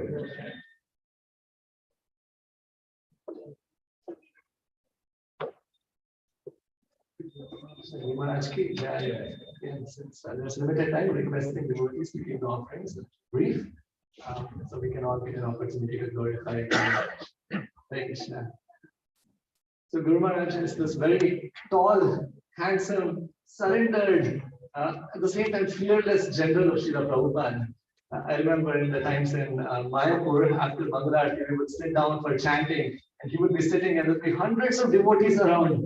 He would be chanting Hare Krishna, Krishna, Krishna, Hare Hare. All the devotees would wake up and he would be chanting. He would be roaring like a lion, and with the gait of an elephant at 6 a.m., he would start walking around the campus of Mayapur, and like a snake of devotees, we would all be following him around the Goshala to come back for Darshanarti. Very ecstatic time. And then there would be a grand Guru Puja, adjacent building, during the Mayapur Yatra, Navadvip Yatra. He would be leading the devotees. Devotees would be enacting the pastimes of Chaitanya Mahaprabhu at the different locations. The last day of the Yatra would be in the house of Kulavich Sridhar. There, Guru Maharaj would be Nityananda Prabhu and Bhakti Siddhanta Maharaj, one more Maharaj, Chaitanya Mahaprabhu and Jananivas Prabhu would enact big Srivas, Kulavich Sridhar, and they would enact these pastimes spontaneously, perform this drama, and all the devotees would be visualizing the enaction of these pastimes there. And at the end of these pastimes, they would roll on the ground in the dust right by Rajapur Jagannath temple, and all the thousands of devotees would also roll in the dust. And our intent is to take the dust of the lotus feet of these great devotees. And we would all have bananas in our hands, like how Kulavich Sridhar had, and we would all be reaching out, and Guru Maharaj would be taking a bite of the bananas, and we would be taking remnants. In this way, it used to be so ecstatic, so full of life. But now Guru Maharaj has taken this position of the situation he's in now to give mercy to all of us.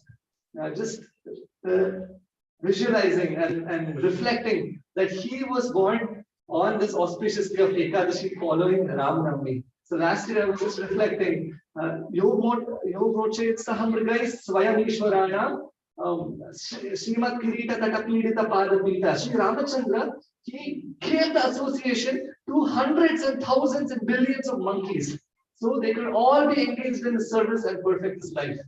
Similarly, Guru Maharaj has come to this position where we could not even imagine going close to him or entering any service. So whether it's hearing his Swami and imbibing that in our hearts, or whether it's rented personal service, he has come to this position.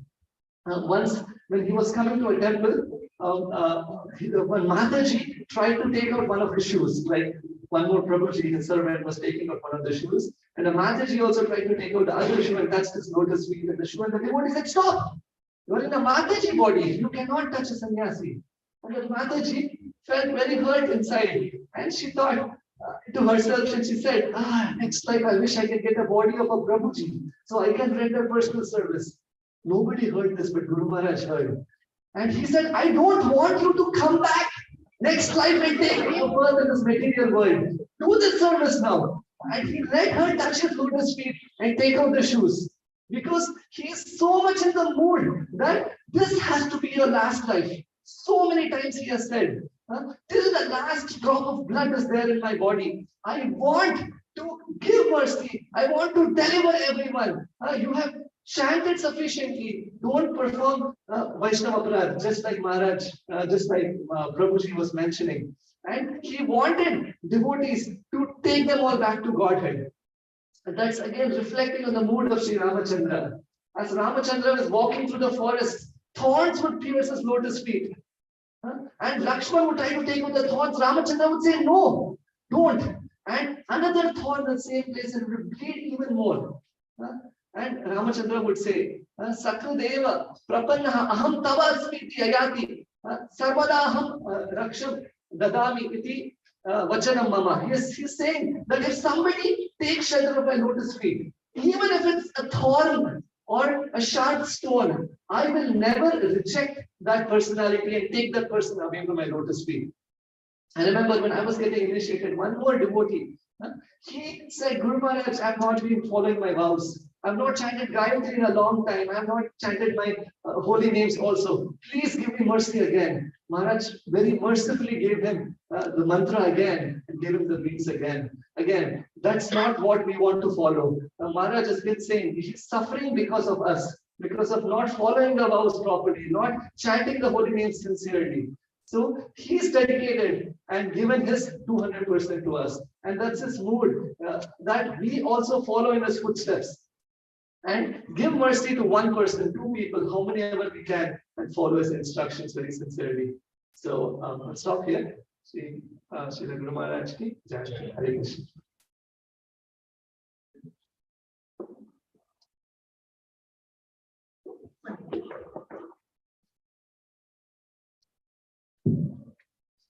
Next, Jai Sachinandan Prabhu, then Jayanand Gauradas Prabhuji, then Santush Prabhu, then Dharmapalak Nashim Prabhu.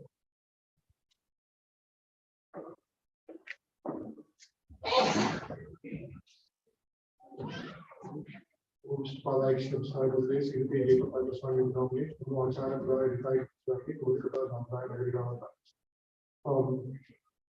today's very most auspicious Puja, 74th Puja of Sri Gurudev.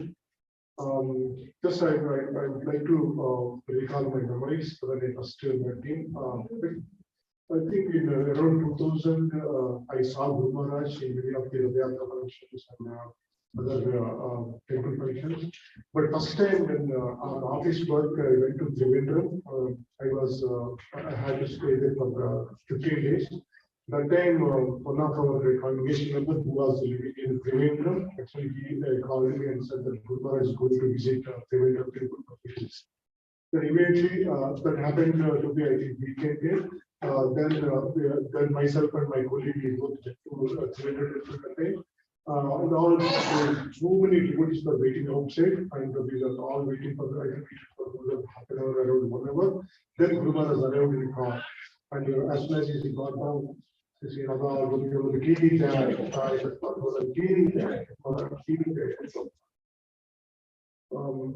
all the devotees were just waiting outside, so many devotees, and then Guru Maharaj arrived in the car. The time was very heavy and very dark or something. And in the time, I think his health was not that good because continuously traveled so many countries and then finally arrived in Trivandrum. Then, as soon as Guru Maharaj came, everyone just covered flowers. They did very excitedly, and Guru Maharaj entered finally into the temple. Then, as soon as he just entered the temple, then he just paid with says, "I have to keep the chanda, just keep the chanda also, just hold it in hand and just pay postage and businesses to the deities. Then after that, then all the devotees as usual, they requested him for the path seva. When he just actually there was a room, a very big chair, and he laid down on the chair. Then he just lifted his legs and put into the tray where all the rose petals and rose water everything. And all the devotees they started doing the path seva. Even I got an opportunity. First time, that is the time I got an opportunity to touch his body. Then while all the devotees are coming in the queue and just washing his feet, then he was so tired that he was actually sleeping, completely out of his control. He was completely tired and was sleeping. Then all the devotees, they are just doing the path seva, he was resting on the chair. And it happened, it just went for, I think, half an hour, 45 minutes there, around 1 hour. Then after that, it's time for prasad. And so many devotees, completely all full of devotees were there. And it's time for prasad. Guru Maharaj has an habit that he never honors prasad in a sacred, like in a secret place, but he wants to have prasad always with the devotees. When he honors the prasad, that time he wants to see that all the devotees who came for seeing him, they also should be served prasad properly, sumptuously. That is, they always takes care. Without that, you never even takes one spoon of prasad in his mouth. That time it happened that one big table, 2-3 tables arranged for him, and he came and just sit on the chair, and all the 2 tables are full of all the prasad, because always devotees are so because Puja also he loves prasad. Devotees out of love and affection, they offered so many items for him. Both tables were filled with so many items. Then we started. Luckily, fortunately, myself and my colleague, we got placed very close to his tables. Like I think after 10-15 devotees, we got the place in the first row itself. Then as soon as he came at his seat and started ordering the prasad, then I don't know, it's all my fortunate thing. He started staring at myself, like he was looking towards me with the penetrating looks. And I felt like something is happening in my body. Just I was looking at him. It was first time I got the chance to touch his body, and I was honoring prasad. I got placed very close to him. Then he was just looking at me. He was so tired, the eyes were red, and very swollen face. Then that time onwards, really I don't know, something happened in my body. Before that, I used to chant some 4 to 8 rounds of Hare mantra. After that, same after period, then I strongly decided just to take that is the greatest memory. I never forget it throughout my life. And after that, recently I think Maharaj went through eye surgery. Even I was actually following him on Facebook. The servants were telling that it was so painful before and after surgery. He went through so much pain. Even after the surgery, he had just something flashed on his time, and still he gave initiation to so many devotees in Chennai. And while just giving the initiations, he was talking to the servants. He was wondering everything is in place, everything is happening as per the everything is going correctly. And he also was checking by just giving the chanting beads along with the name. Sometimes for one Mataji, it seems that the name was not correctly given. So immediately he was instructing the servant. Just what this name is not correct, something like that. It's not the name given by me. Some correction should be there. Then immediately Bhima instructed that Mataji to go aside until I think she gets the right name by the servants. Like that, he takes care of everything. Even though his body is giving so much trouble to him, he never cares, because always first priority for him is devotees and the spiritual lives. That's why I'm very, very fortunate to be a disciple. I think he has a lot of tolerance for accepting as a disciple. Thank you so much.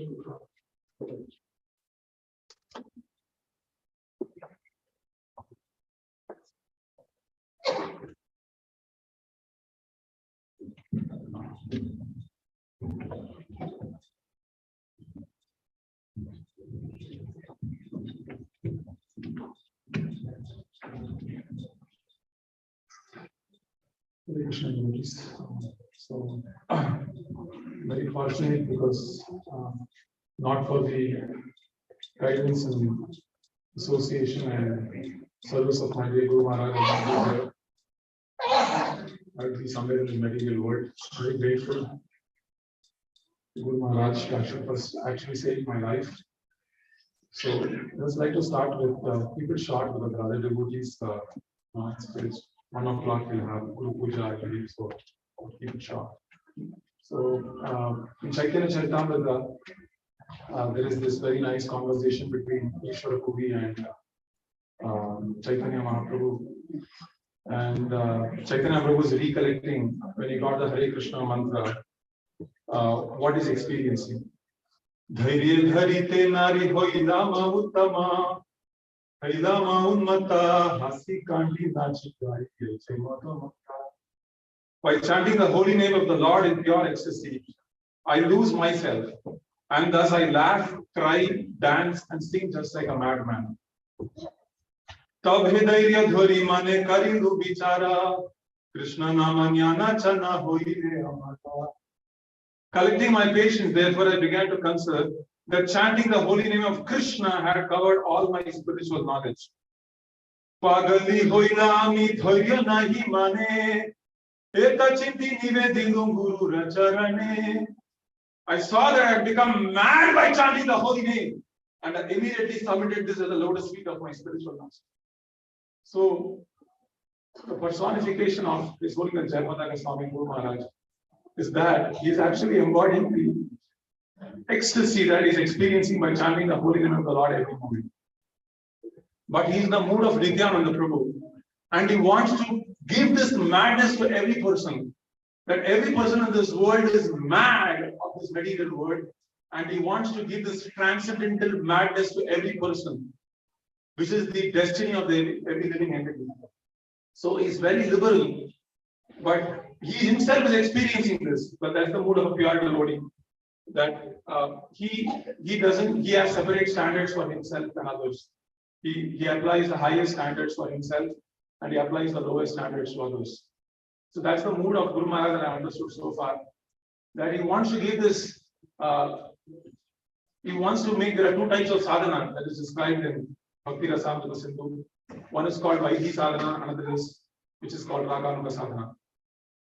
Raganuga Sadhana is the sadhana that can actually fetch the highest realm of Goloka Vrindavana, which can actually fetch us Krishna Prema. Because by Vaidhi Bhakti, one cannot actually get Krishna. So, Guru Maharaj's mood is that, and Chaitanya Prabhu's mood itself, the whole mood of Gaudiya Parampara is that one can get this.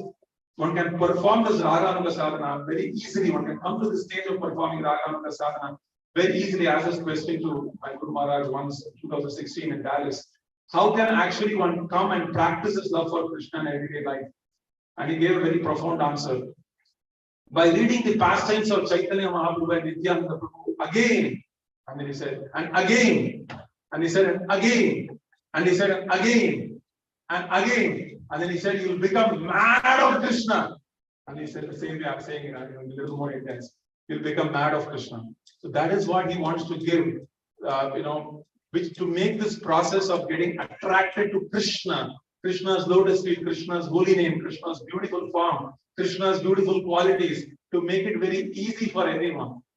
And I remember, when I say easy for everyone, I was in 2008, that's when I got introduced to Krishna consciousness in Coimbatore. And Guru Maharaj had just become paralyzed. His transcendental body, of course, he's never paralyzed. His transcendental body, his body exhibited that pastime, I would say. And then Guru Maharaj had come to the Ayurvedic center there. And so there was a lot of pus in the Ayurvedic center. They usually use what you call as an insect, I forgot, leech, leech. And the leech would always suck all the blood.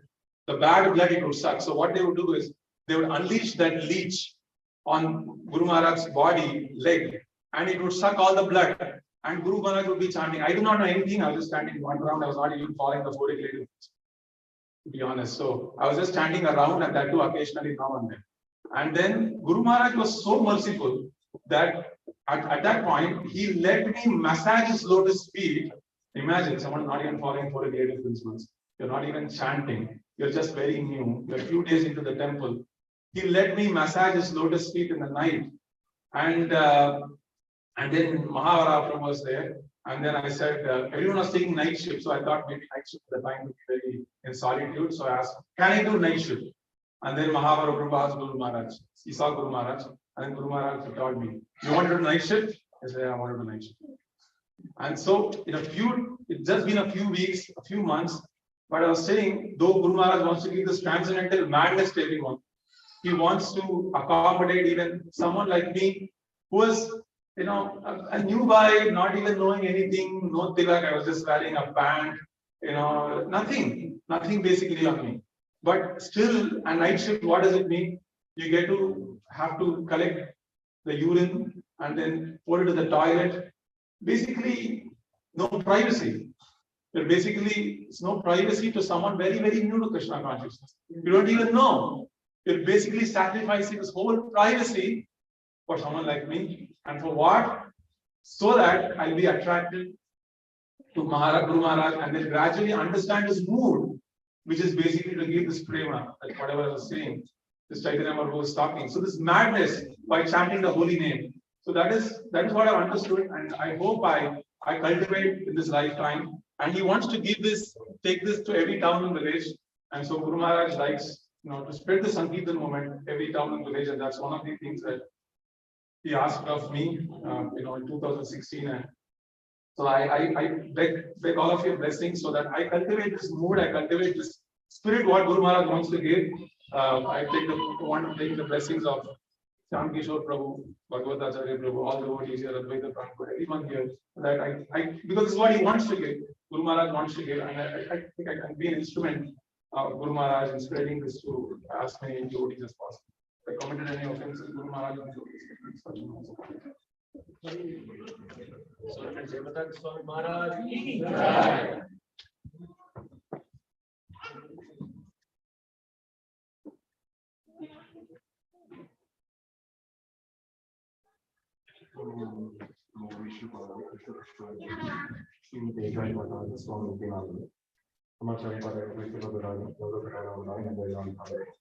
I offer my gratitude to Guru Maharaj for a high level of renunciation mixed with mercy. As we can see this in Guru Maharaj's pastimes, starting from Wisconsin to San Francisco to Montreal, and then to Mayapur, and shows. And this book is such an amazing book, showing his activities in his childhood and the level of renunciation throughout his activities. Guru Maharaj has inspired me and my whole family, and I'm just going to keep it brief for a minute, perhaps. And my parents have much more personal association with Guru Maharaj than I do. And every time, even last week, when they had personal association with Guru Maharaj, they put me on FaceTime, and in this way, I'm able to get a darshan of Guru Maharaj. And I'm so indebted to Guru Maharaj for amazing description of the activities of Lord Chaitanya in the book of Sri Krishna Chaitanya book compilation, with so many activities of the Lord Chaitanya from different moods and angles being described in it. And this is just one small thing that I just remembered from last week. A devotee asked Guru Maharaj, one devotee was asking, in the welfare of other devotees in the congregation. The devotee asked, Guru Maharaj, I see that there are so many sincere devotees next to us, and but I'm really concerned for them, because even though they are so sincere and moving forward, but I somehow feel like personally they're not making progress. And is there some way by which you can instruct me so that I can help out and in this? And Guru Maharaj just had one short answer there. You do not worry about them. Krishna will assess everybody, and Krishna will judge. So just worry about your progress. It was a very simple answer, but it just struck me because this morning His Grace Yugel Kishore Prabhu also said, to be so cautious when criticizing others, or especially Vaishnavas, even those whom we don't know that they are, we may not think that they are Vaishnavas, but they're all Vaishnavas in nature. So I offer my humble obeisances unto all the exalted Vaishnavas assembled here.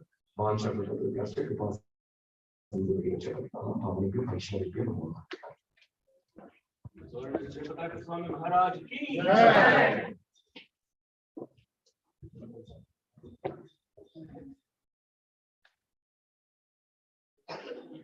Next, Balaji Prabhuji, then Krishnakant Prabhu, then Dharma Balaji.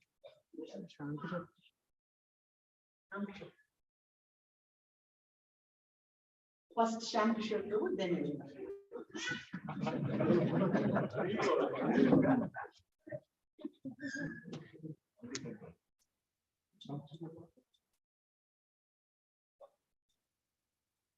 Very much, Guru Maharaj. Please access my respectful obeisances to the best of your lotus.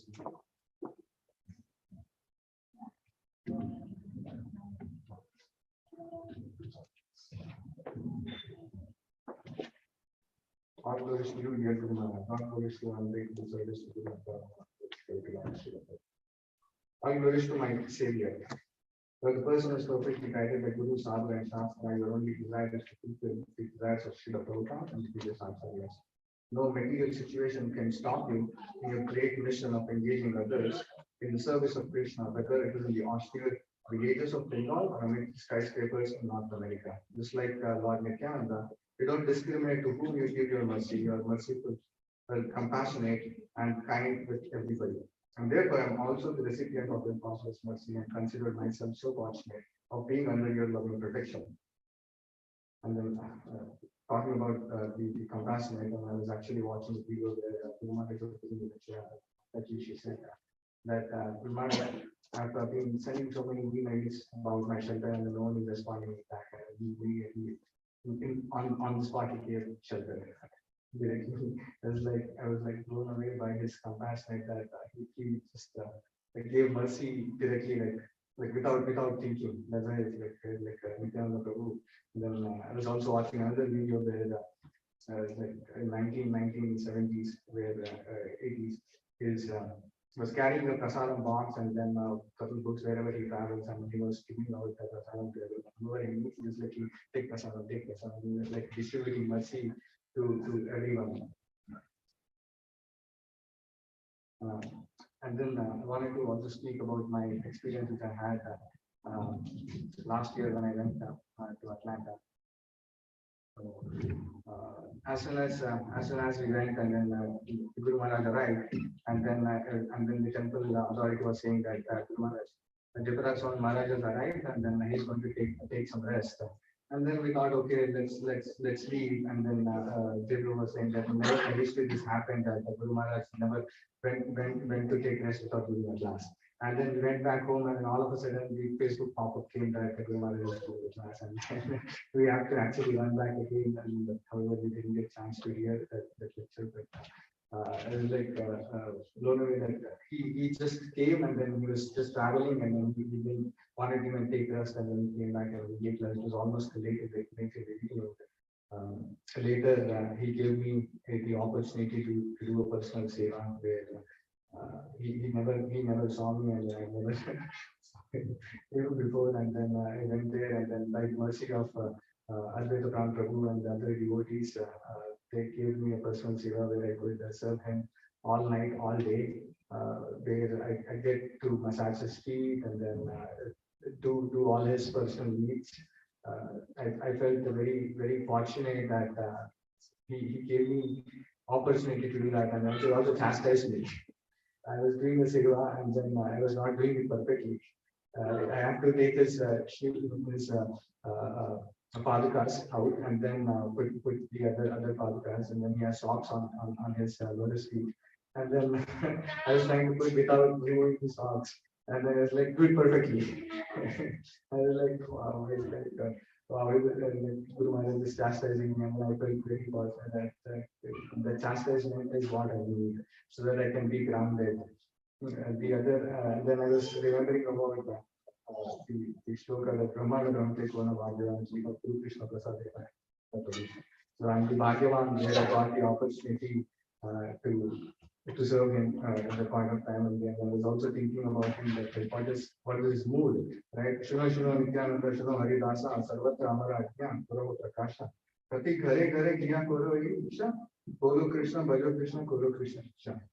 Right, this is the mood of Guru Maharaj. Wherever he goes, right, he spreads the message of Lord Chaitanya Mahaprabhu and Nityananda Prabhu. So as an he tells every time he never leaves the class without saying that all my disciples should read every day the Srila Prabhupada's book, and at the same time we should spread the message of Lord Nityananda Prabhu and Chaitanya Mahaprabhu. Right, that is his direct order every time in his lecture, every time. I pray to all the devotees of Guru Maharaj that I can also be a part of this mission of spreading the Srila Prabhupada's mission and spreading the word of God.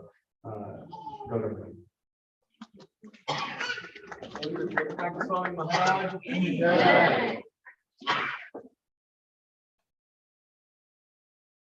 Hare Krishna. In the 11th canto, second chapter, text 13 of Srimad Bhagavatam, Vasudeva, the father of Krishna, asked Narada Muni about the welfare of all living entities. And in reply, Narada Muni quotes a passage from Maharaj Nimi's discussion with the 9 Aventas. Oh, holy sages, King Nimi said, I am just trying to find the path of well-being for all living entities. A moment of association with holy men is the most valuable thing in the life. For that moment opens the path of advancement in spiritual life. That is the moment we had in 2016 when Maharaj visited here, Michigan. We were new to Krishna consciousness. We haven't started as a family. We haven't started a single round of chanting. We just attended his grace Prabhu's 6 weeks session. And then we got an opportunity to visit Maharaj in the camp, and we were living nearby. So at that time, morning Maharaj gave us 45 minutes of class. Short class of 45 minutes that inspired us a lot. Like we were thinking on, we went home and we were thinking about that class. Evening, Jayapataka Prabhu's initiation was happened that day, and then Maharaj visited. Like he came to the state and asked, "Who wants aspiration?" And Maharaj asked, "We don't know about anything about what is aspiration, what is self. We don't know Diksha Guru, we don't know Siksha Guru, we don't know anything about Krishna consciousness. But as a family, we all went to the state and we got aspired. And then everybody started congratulating us. Why they are congratulating them instead of you selected your guru? And then we got us. He is our guru. He came to us, rescue us, and then he is going to deliver us from this material world. That's what the opportunity we had during the time of initiation of Jayapataka Prabhu. That's a wonderful moment. After that, like we started following him with the Facebook and then also classes and everything. And in 2019, we were struggling hard again in the moment. How to even though we followed 4 regular principles, our chanting family or not regular. And then we talked to Eagle Krishna Prabhu again, and then Prabhu said like, take the shelter. Now, then again, when we took shelter, and in 2018, again, we started again our 16 rounds of chanting regularly and continuously. And then Mataji told in class, Maharaj even chants in the sleeping. Last year in the Atlanta, with the help of Advaita Pradhan Prabhu, I was sitting in the room, me and Maharaj was sleeping, and I was sitting, and I got an opportunity to chant in front of Maharaj. That time they told that chant silently or chant in your mind. So I was started chanting, and the beats were, I'm rolling the beats. And then immediately after some time, I heard the click sound of electronic thing, like click, click, click. And then I stopped, what is that sound? Then the sound also stopped for a moment. And then again I started chanting. Then I realized that Maharaj is chanting along with me, or I am chanting along with Maharaj. Both are happening. It was so wonderful and blissful. That's the mood of Maharaj. And thank you so much for giving us the opportunity. And thank you so much for our God brothers to guiding us in this devotional path back to God. And thank you so much.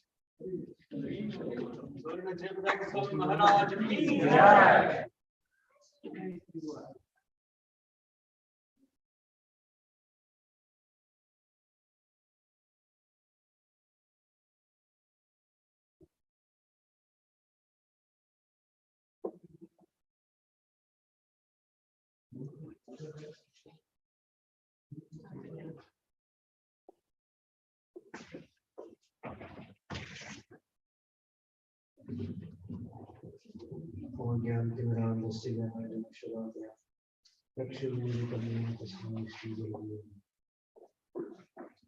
my humble obeisance to all the devotees.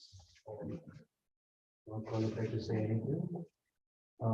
Actually, when I started my Krishna conscious journey in 2012, actually, I had a dream. The first dream I had a response sannyasi. And Shri Jayapataka came in the dream and I paid obeisances and the only one which I did was at 4. So that was an interesting experience. And then where I was staying in Manipal and I started my Krishna conscious journey, actually, I had association with one very sweet devotee. He's he used to tell me some very interesting exchanges he had with Maharaj. And he said that I think one time he has lot of liking for in Jagannath Mahaprasad and he doesn't like any other prasad. So he narrated one time when Maharaj personally, he was not eating properly and Maharaj personally fed him. And the way he fed is also very wonderful. He said Maharaj took some Mahaprasad, some laddu or something, he bit it, half bit it, and then pushed it in his mouth. So, when I heard that, I was like shocked. I was like, wow, is that even possible? And also, I've heard from many devotees and about how he actually went through this whole um, very extreme health situation and how he was completely different from the body. He's completely above the body, and that was very inspiring to me. That here is one person who is actually personifying Prabhupada's teachings that nobody can, like Narada told one time to Hiranyakashipu that you can do whatever you want, but you can try to harm me any way you want, but I'm not this body. So I see that with Maharaj has exemplified that. And of course, his constant chanting of the holy name is very instructive and how we should chant 24 hours. And by his own personal example, he's showing that that's the most important example for our ISKCON society. And his great Amulila Prabhu also mentioned one time that long ago in Yatra, he actually is, that time he was very new and very innocent. So Maharaj instructed him that we should read Chaitanya Charitamrita and Chaitanya Bhagavat. So he asked very innocently, simply asked once, did you also read? Have you read? Maharaj said, yes, I have read 108 times. Long ago. So 108 times he read Chaitanya Charitamrita and 108 times Chaitanya Bhagavat. So it's very inspiring. And one thing which I'm very inspired and I want to do also is that generally as devotees, we're very afraid to spread the glories of Mahaprabhu, Nityananda Prabhu and Panchtattva are very afraid. And I see this phenomena that, we should take a long time and, make sure someone is standing 6 feet down, then only we should say. But I see that Maharaj is very openly, so Jayapataka Maharaj is very openly sharing. And I think that, that's a great benefit to the world because Mahaprabhu and Nityananda don't consider any offense. And just by spreading their glories and pastimes, you're increasing the Bhakti-Mukhi Sukriti of all the living entities just like that. And just by hearing Mahaprabhu and Nityananda Prabhu's pastimes, qualities, etc., they are getting the adhikar instantly to practice Krishna consciousness, to chant the holy name of Krishna and to approach Krishna in Vrindavan. So that's a very rare kind of fortune that you're giving to the living entities. So we should not hesitate to promote, to spread Chaitanya Mahaprabhu. Many times when I'm, going in America, college programs, this program, that program, I see so many wonderful buildings, so many expensive buildings. So I always think that when the day will come in Michigan, that there will be, instead of statues of mundane persons or insignificant persons, when there will be forms of God is there, when the names of God is there will be spread throughout at least Detroit area. So that's very powerful. and that will really please him. Because Sri Jayapataka Maharaj is giving his blood, his everything, simply for this one purpose, is to spread the glories of Chaitanya Mahaprabhu and Jayapataka throughout this world. So what will really please him is if we support him in his mission. And of course, needless to say that in Chaitanya Charitamrita we read about how Abhiram Thakur or how Chaitanya Mahaprabhu, just by seeing one person one time, Mahaprabhu infused Krishna Prem in his heart. And same way, Abhiram Thakur also, he has a Jai Mangala whip. Anyone who would whip, he would get Krishna Prem. So we can see the same example in Sri Jayapataka Maharaj, is that infusing that kind of potency in the hearts of living entities that you can see even now, worldly life going on even today. So these are some things I wanted to say. Please forgive me. I'm not qualified, and thank you everyone for tolerating me. I pray the Lotus feet of Sri Jayapataka Maharaj that can give me strength to actually glorify Srila Prabhupada, glorify the Guru Parampara by my own personal sadhana, personal seva, whatever little I can do. Panchakalpataru Vishnu Pasam Vidya Jayapataka Pavane Yogish. Jayapataka Swami Maharaj ki Jai.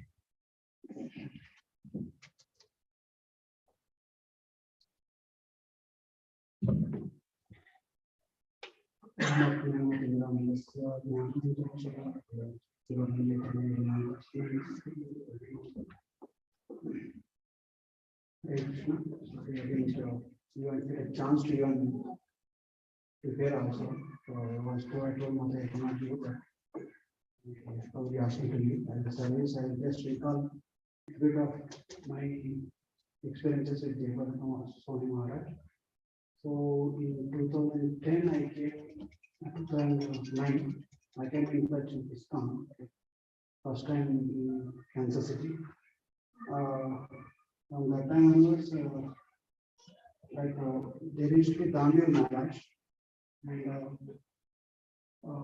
in South Indian culture, whenever you see some elderly person, saintly person, we first of all go and touch their feet.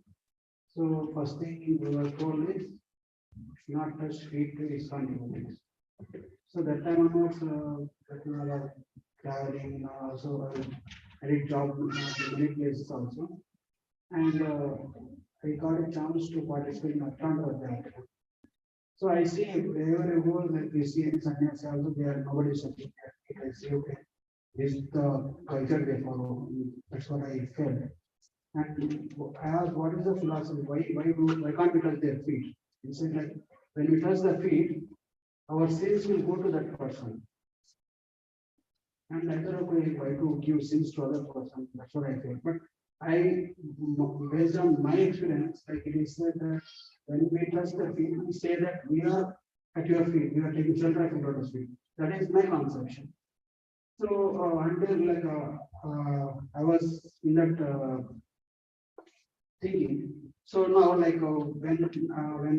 went to Atlanta, I don't know like who is Maharaj, who is I never heard about Jayapataka Maharaj. I was participating in the Yatra, and I saw like Maharaj came and wheelchair, he was he seems to be very much recovering from the stroke and all those things. And everybody they are just going and touching his feet. And Maharaj is just giving this Narsimha Shailam and then oil and then blessing them. I was a little bit shocked to see that how one can be generous, so generous to let everybody touch their feet. So I touched their feet, like to see is it like am I allowed or not? So I touched the feet of Maharaj, and Maharaj gave me. And then after going to temple also, while going back from the temple also, I touched the feet of Maharaj. Maharaj again gave and looked very very particularly like the way as a blessing. So and later on on my Vidyapit, I also met many devotees of many disciples of Maharaj, and also whenever I went to Mayapur, when all the speakers will come and speak and go, but as soon as Maharaj comes onto the stage, there will be a different energy. Like, there is so much of enthusiasm among the devotees, and Maharaj was hardly able to speak, and he said somebody is translating also. But if you see the devotees, their enthusiasm, their reciprocation to Maharaj, it was like overwhelming. So, and also whenever I hear about initiations, I hear like initiations are very hard to get, like that. But Maharaj, he gives initiation like in thousands at a time, like 5,000, 10,000. I was shocked how much like he is able to handle. What is this capacity like that? So all this when we see this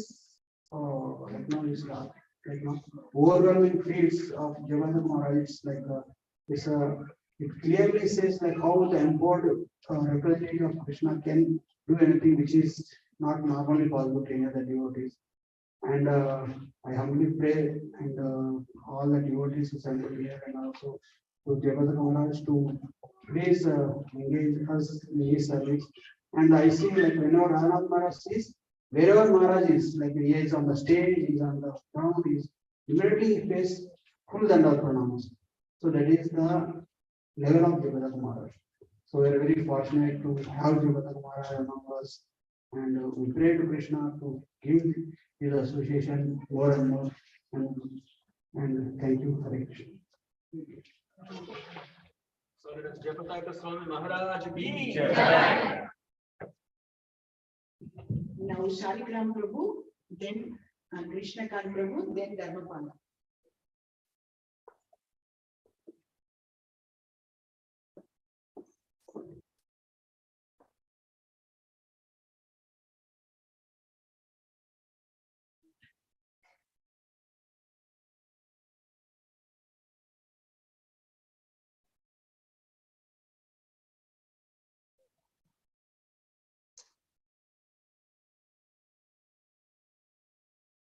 Respected Jayapataka Maharaj, please accept my humble obeisances. I really not want to be speaking here because I'm one of those unfortunate souls who do not know much of your glories. But today, hearing from all your disciples and well-wishers, I have come to know more of your glories, your wonderful self, and how you're compassionate and kind to many of the living entities. I'm grateful to all your disciples who have very kindly invited me here.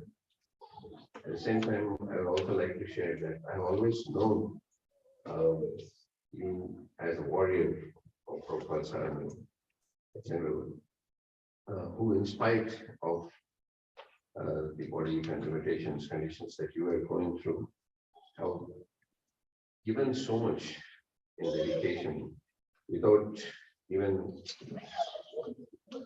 a break in your services and reaching out to so many people.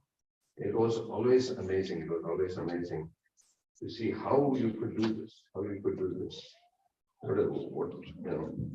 And today, I think I got a little glimpse into how you do that, and also a little glimpse into why you do that.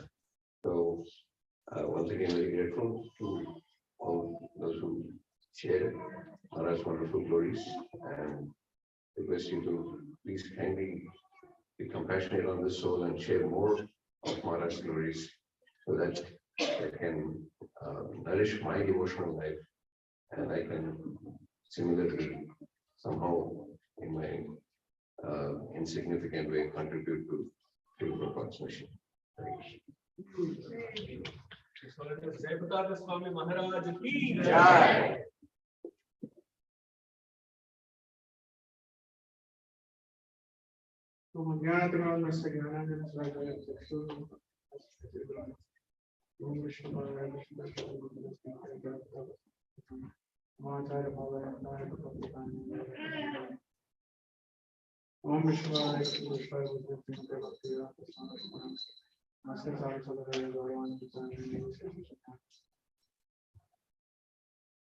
I don't don't have any qualification to speak in front of many exalted disciples of Maharaj. I had no, I mean, when I first thought of taking initiation, I honestly didn't take any shelter or I was very hesitant, like I was not completely fixed up, but even though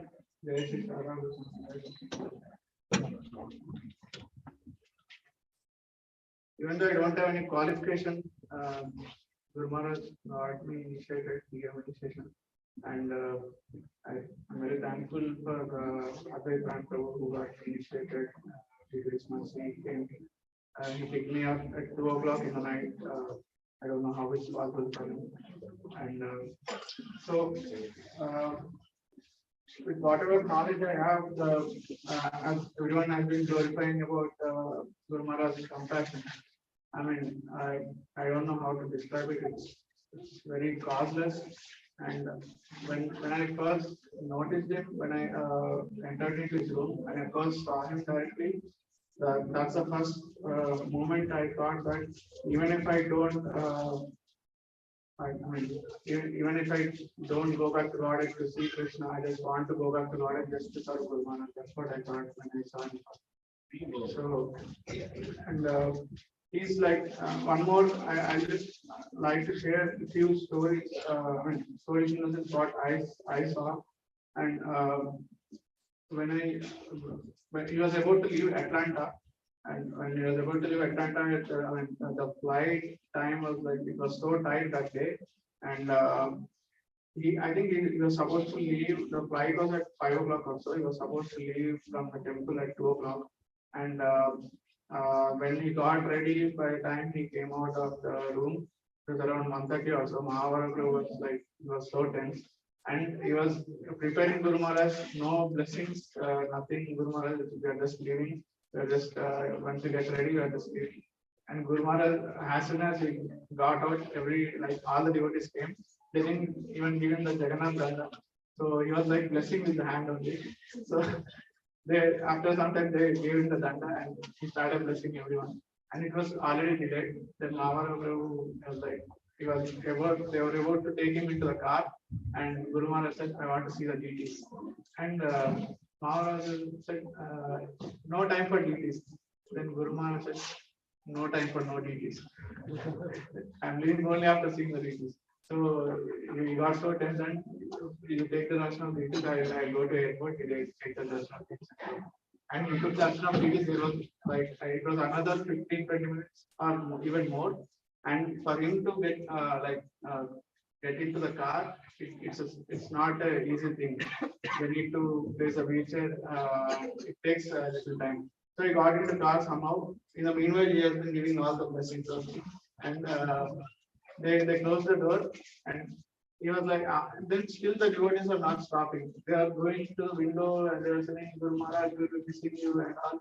And he got a little disappointed. I thought he might have got angry because the time is running out. They're still asking for blessing. Then I found out from some disciple that he was angry because the window is not open. He wanted to still give the blessings, put his hand out and still give the blessings. And the car was going, and the devotees were following him, and they were running, and they took the blessings. They didn't leave the. They followed him like at least like 100 meters. All the devotees went behind the car. So that was one thing. And yesterday I was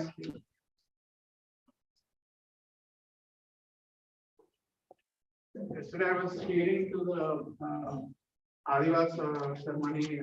Some Guru Maharaj personal science was glorifying, sharing some pastimes of Guru Maharaj. And one of the Prabhu was saying that Veera Bhava Prabhu, I'm just repeating his words. Veera Bhava Prabhu, he said he's like a scholar in the Shastra. He has a very top level of knowledge, and no one is that competent to him. So one day, Veera Bhava Prabhu asked him, I mean, they were having conversation with Guru Maharaj and Veerabhava Prabhu. Then Guru Maharaj told to Veerabhava Prabhu that you are a scholar, there is no one who can beat you in Shastra. And Veerabhava Prabhu said, not as much as you. So that's what he told Guru Maharaj. Then he asked the same personal servant of Guru Maharaj, you know what was the boon of Shantanu to Bhishma Deva? Then he said he was a little tense when he directly asked him, he was a little tense and he said, I don't know. Then he gave the blessing that Bhishma Deva can leave his body anytime. He has an Ichha Marna. And the same blessing Guru Maharaj has from Prabhupada. That's what it said. Remember this, he told to that Prabhu. And one more thing was I read this past time when he built Mayapur, when it was in its initial stages, he used to go to like every village and they used to pick one pious person in that village.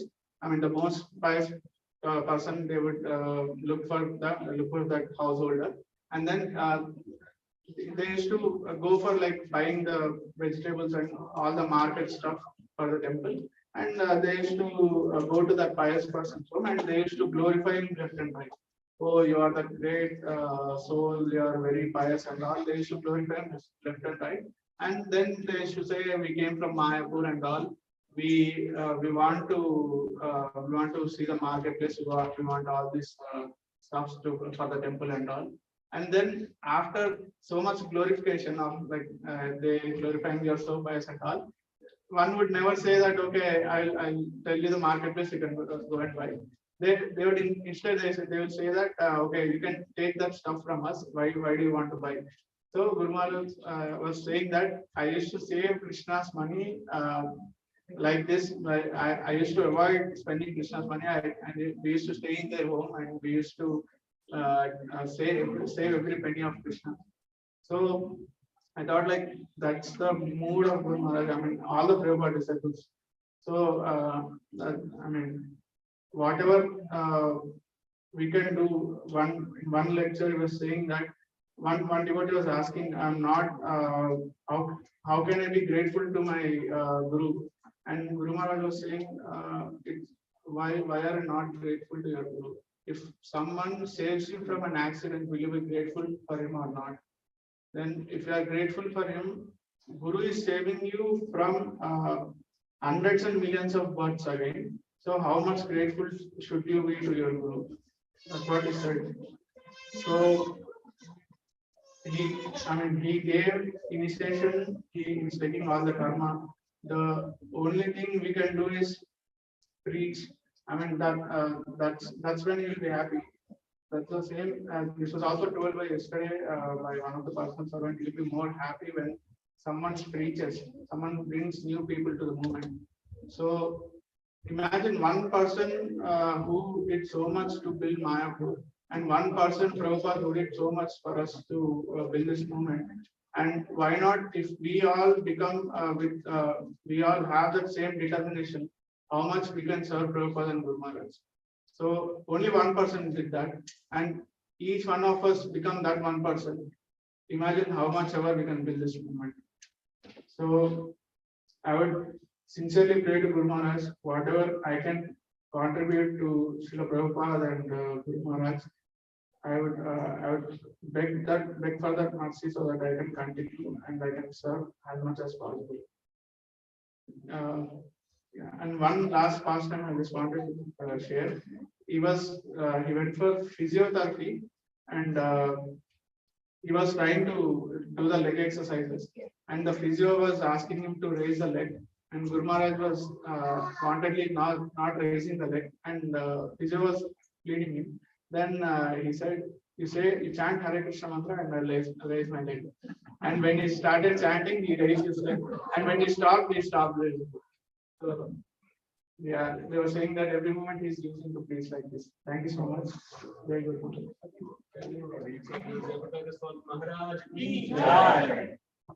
Now we have to start Guru Puja. So everybody please take only 2-3 minutes. So now Dharmapala, next Pavan Prabhu, next Hariharan Prabhu, then Bhakta Shri Hari.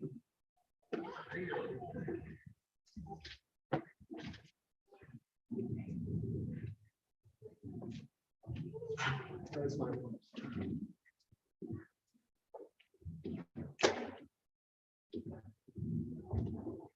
Hello, my name is Jayapataka, and I'm just going to share some experience I had with Guru Maharaj. So my first memory of Guru Maharaj that I had consciousness was, I'm not saying I saw Guru Maharaj many times when I was a baby, but when I first saw Guru Maharaj was 2009 when my parents were getting initiated. My first memory was, I think they got initiated right the day after. I was crying and yelling at them saying, why did you get the name? Why do I not get a name? So at that time, Guru Maharaj was right in the next room, right next room, and he overheard our fight that we were having. And so that time, Guru Maharaj gave me instructions saying, so he gave me two names to choose. He gave me Damodar and Dameshwar that day.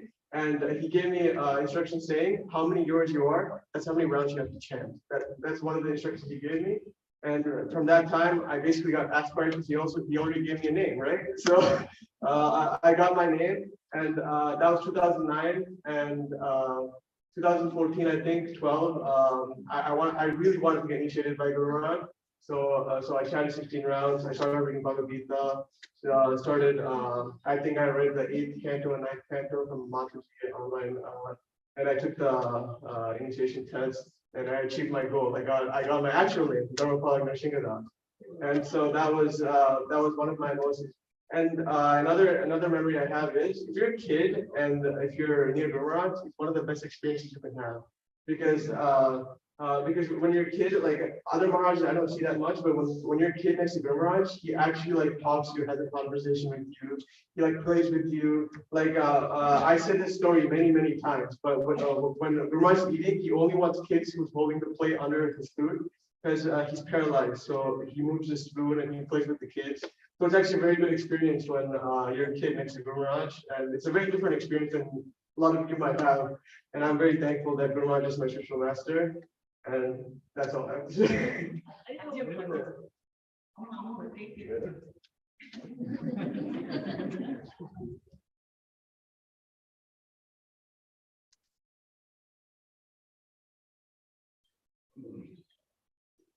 Namo Vishnu Pada Krishna Purkade Srimati Jayapataka Swami Ji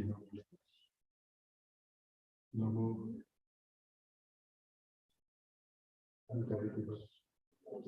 Namo Acharya Padaya Jayapataka Padaya Lord Vishnu.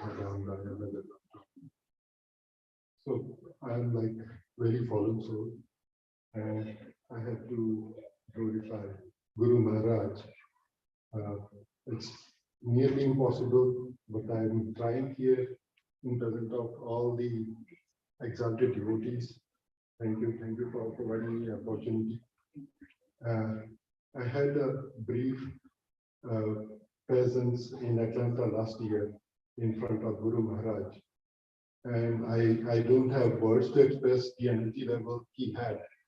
It's like he is like watching, like a brain, picking up people and capability of taking them and taking them and liberate them.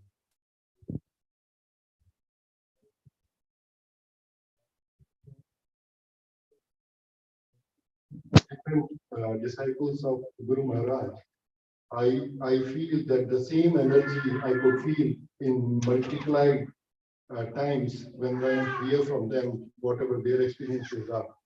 So, who could be more powerful than Guru Maharaj, who could liberate the fallen souls like us? And I'm expecting that blessing from Guru Maharaj. He has a power, and I cannot express that power. Like people, we think that we are powerful, we are using this material world to do A, B, C, D. But see the power. He has a power. He has already lifted 50,000 people, 70,000 people, and he would be lifting another millions in coming years. He has that energy. That you cannot see that energy, but I have felt that aura in front of him, and that's what, in short, I will offer my blessings to Guru Maharaj. Thank you for providing me opportunity. Thank you.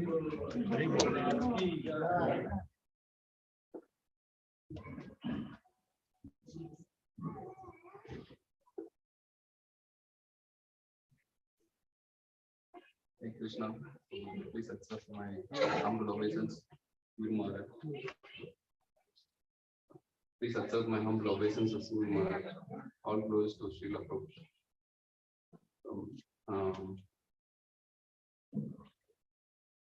First, I didn't understand and I didn't believe that. And I was wondering how devotees, they don't even desire liberation.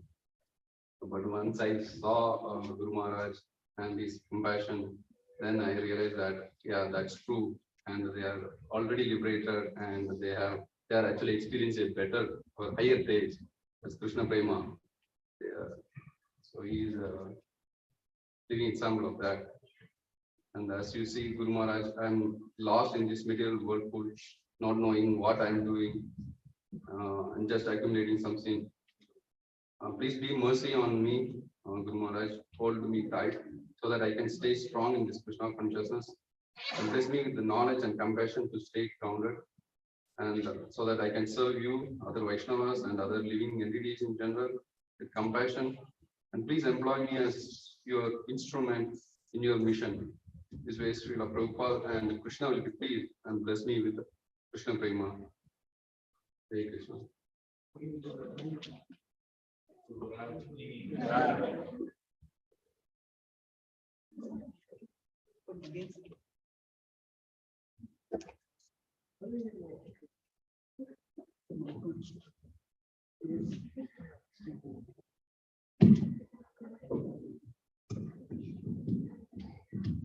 Hare Krishna, Guru Maharaj, Dandavat Pranam. When you are not feeling well, even though you are preaching, Hare Krishna, Dandavat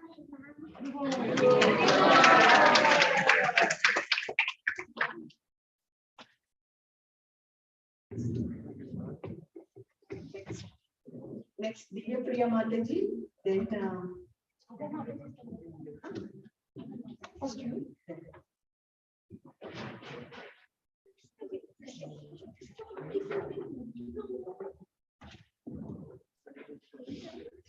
Divya Priya Mataji, Tulasi Sugopi Mataji, then Nitya Sevini Mataji, then Payal Mataji, then Vasanta Rasmi.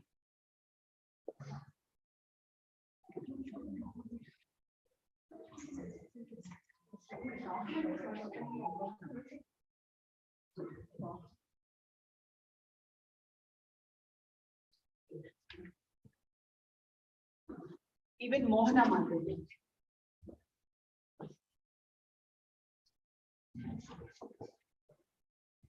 Namo Krishna Pada Krishna Krishna Gopala Srimati Jayapataka Swami Namo Namo Acharya Padaya Nitaya Krupa Pradane Gaura Katha Dhama Daya Nagara Grama Hare.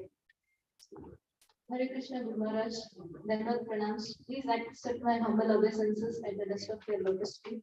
Jai Shri Prabhupada. Guru Maharaj, on your 74th Vyas Puja, I would like to start my offering with how Krishna will make his pure devotees' words come true. Guru Maharaj, during your Harinam initiation, Srila Prabhupada said, Jayapataka Dasa, you will be Krishna's victory flag. And yes, my dear Guru Maharaj, you really are. My heart overflows with joy whenever I try to think of your successful 50 plus years of Krishna consciousness, taking only Srila Prabhupada's instruction as your life and soul. Guru Maharaj, when I first had your darshan last year in Atlanta, your compassion to meet all the devotees and immediately giving a lecture on Chaitanya Charitamrita despite your long day made me realize, yes, you are a Prabhupada person thinking every moment about Krishna and nothing else. When you agreed to meet in person with all of us, the way you spoke with each of us in a very personal level made me feel I am at home and there is nothing else to worry about. At this moment, I would like to meditate on the instruction given in the book Shri Gothruma Kalpatavi, which is written by basically Srila Bhaktivinoda Thakur and Guru Maharaj translated it. So it's a book on how to guide leaders and members in Krishna conscious preaching movement. And the topics discussed are very practical issues that are often faced by those with families and careers who want to really fully engage in practicing and preaching Krishna consciousness.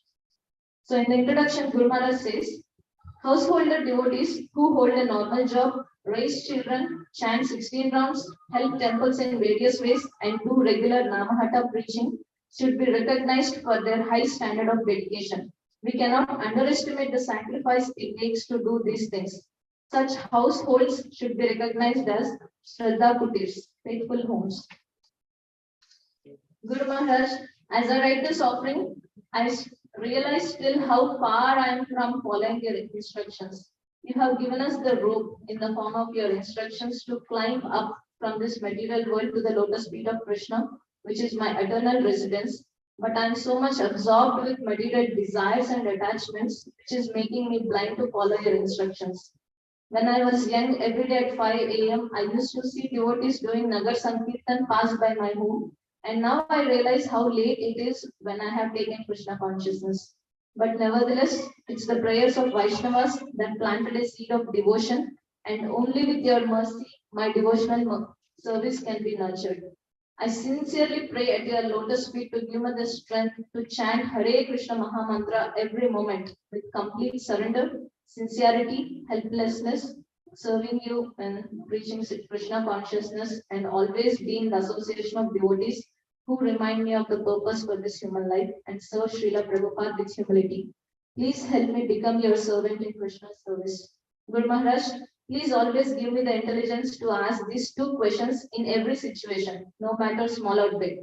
First one is, what is my Guru Maharaj's mood? Second is, will this action please my Guru Maharaj?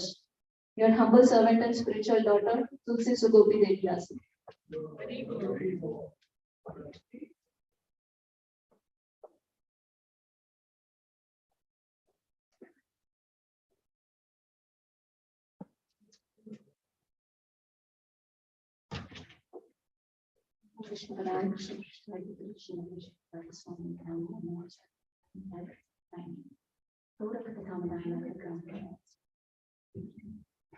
Dear Guru Maharaj, as I sit down to write this offering, I am overwhelmed on where to start and where to end. Because even as an inexperienced devotee that I am, through observing your activities both in person and through your Vani recordings, I have been able to recollect many wonderful qualities of yours. Dear Guru Maharaj, when I think broadly, you are exactly like the hero that is fantasized about in movies. Who's a hero in the fictional world? Someone who's always forbearing beyond real life imagination, yet shows heroism and fights when he has to. Is extremely loving towards his family to the extent that he places his life only after the family's happiness. Even gets personally bruised and hit in the process, but keeps family first. And it creates a revolution in the society at large, and eventually protects all his dependents from villainous forces. All while being extremely cool, having a great sense of humor, and not showing that he has had any amount of hard time. Now, when I project this definition of the so-called heroism of the material world onto you, well, such heroes may be mere fiction. But here you are, dear Guru Maharaj, who's exactly that. Always protecting your family of devotees from the villainous forces of Maya, which out of your causeless mercy include me also, your family, shows compassion beyond taking care of your own self, like how you continue to preach day in and day out, even though you're physically challenged by so many means. And you create a spiritual revolution in the hearts of everyone you meet, all while being extremely jolly and maintaining a cool demeanor and having a great sense of humor enough to lighten up everyone around you. Guru Maharaj, before meeting with your divine grace, I couldn't have imagined what it means to be mad about giving Gauranga to everyone. Once when some devotees asked you why Gauranga wasn't famous enough in India, you mentioned it is our fault, indicating how serious the disciples had to be about giving Gauranga to everyone. Srila Narottam Das Thakur says in the bhajan, Gaurange Ratuti Pada Jardhana Sampada Se Jane Bhakti Rasasar. Anyone who has accepted the lotus feet of Lord Chaitanya as his only asset knows the true essence of devotional service. To me, you embody this exact verse, Guru Maharaj. In the purport of this bhajan, Srila Prabhupada quotes, then he says, Gaurangera Guneta Jure, Nitya Lila Tarespure. Anyone, if he cries by simply hearing the transcendental qualities of Chaitanya Mahaprabhu, he at once understands what is the loving affair between Radha and Krishna. when you give your Chaitanya Leela classes, and based on what I've heard from senior God brothers who have mentioned about you relishing the pastimes of Lord Chaitanya and Nityananda and how you exhibit tears on reading them, I'm convinced beyond doubt, Guru Maharaj, of your status as a confidential servant of the divine Shri Radha and Krishna, following exactly in the footsteps of the madness of Shri Gauranga Mahaprabhu and Nityananda. It is hard for anyone who knows you to separate their thinking away from Gauranitai, and hence any layman who simply thinks about you by their very thought get reminded of Krishna, thus initiating the spiritual surgeon in this lifetime. In the 11th canto of Srimad Bhagavatam, Krishna talks this to Uddhava, 11, 14, 13. Akinchanasya dantasya shantasya samachetasah maya santushta manasah sarva sukhamaya dishah. One who does not desire anything within this world, who has achieved peace by controlling his senses, whose consciousness is equal in all conditions, and whose mind is completely satisfied in me, finds only happiness wherever he goes. All the qualities mentioned in this verse seem to summarize your divine grace to me. You do not desire anything within this world. Your only desire is to give what you have, and that is love for Gaurakatha and love for the holy name. You have completely achieved peace by rejecting everything material and firmly fixing yourself on the lotus feet of Srila Prabhupada. And irrespective of the trying situations in your life, physical difficulties and organizational challenges, you have been extremely tolerant and equanimous in your responses towards life, and always find only santushta, satisfaction, in the lotus feet of Sri Guru Prabhupada. You are the perfect example of being strict with oneself and being lenient on everyone else. To yourself, you are an Acharya Shila and you perfectly follow Srila Prabhupada to the letter. Every single day, you meditate on every instruction received from His divine grace, right from a very specific instruction to distribute 100,000 books every month, to a seemingly generic instruction received like expand Krishna consciousness unlimitedly, or an instruction like travel and preach. You're very transparent in your sadhana and in your monthly reports to your disciples. You exactly tell us in numbers how many rounds you chanted in the month, how many classes you gave, how many private darshans, how many meetings, etc. Even though there is absolutely no need for you to do that. That shows your transparency and commitment to clear doubts from anyone's minds so that they can help, so that you can make yourself available to help them. You also continue to this day to unfailingly read Srila Prabhupada books every day for at least an hour and listen to one lecture of Srila Prabhupada every day. But at the same time, you win everyone's hearts around you by not being proud of your sadhana or achievement, but by having a very seemingly lenient demeanor, as if calling everyone around you with your large outstretched arms to simply try and stay in Krishna consciousness, no matter what our previous or existing faults and shortcomings may be. Considering your physical bodily condition, it is easy for anyone to feel sorry for you. But on the contrary, you lighten up everywhere you go, with your great sense of humor and humility, and turn the attention only to giving Krishna and not on your own self. Indeed, you feel sorry for us because it is us who are actually challenged due to a lack of Krishna consciousness. Deeply realizing this and our fallen condition of being materially happy, you continually preach, both through physical travels and online classes, to wake us up from ignorance.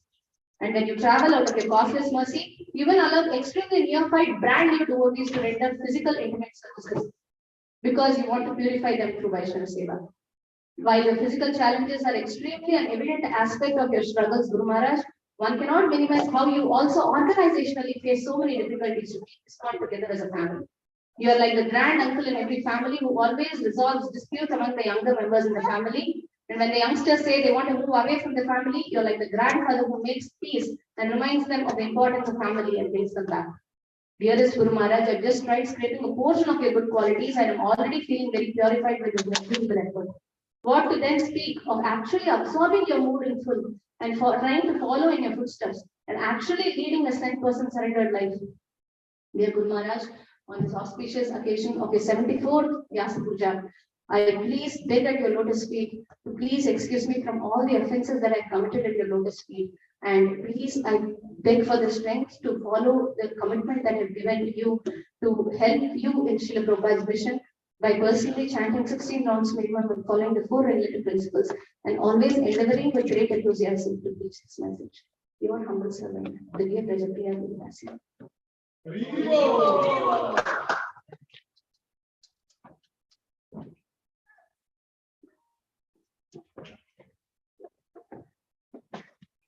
Hare Krishna, dear devotees.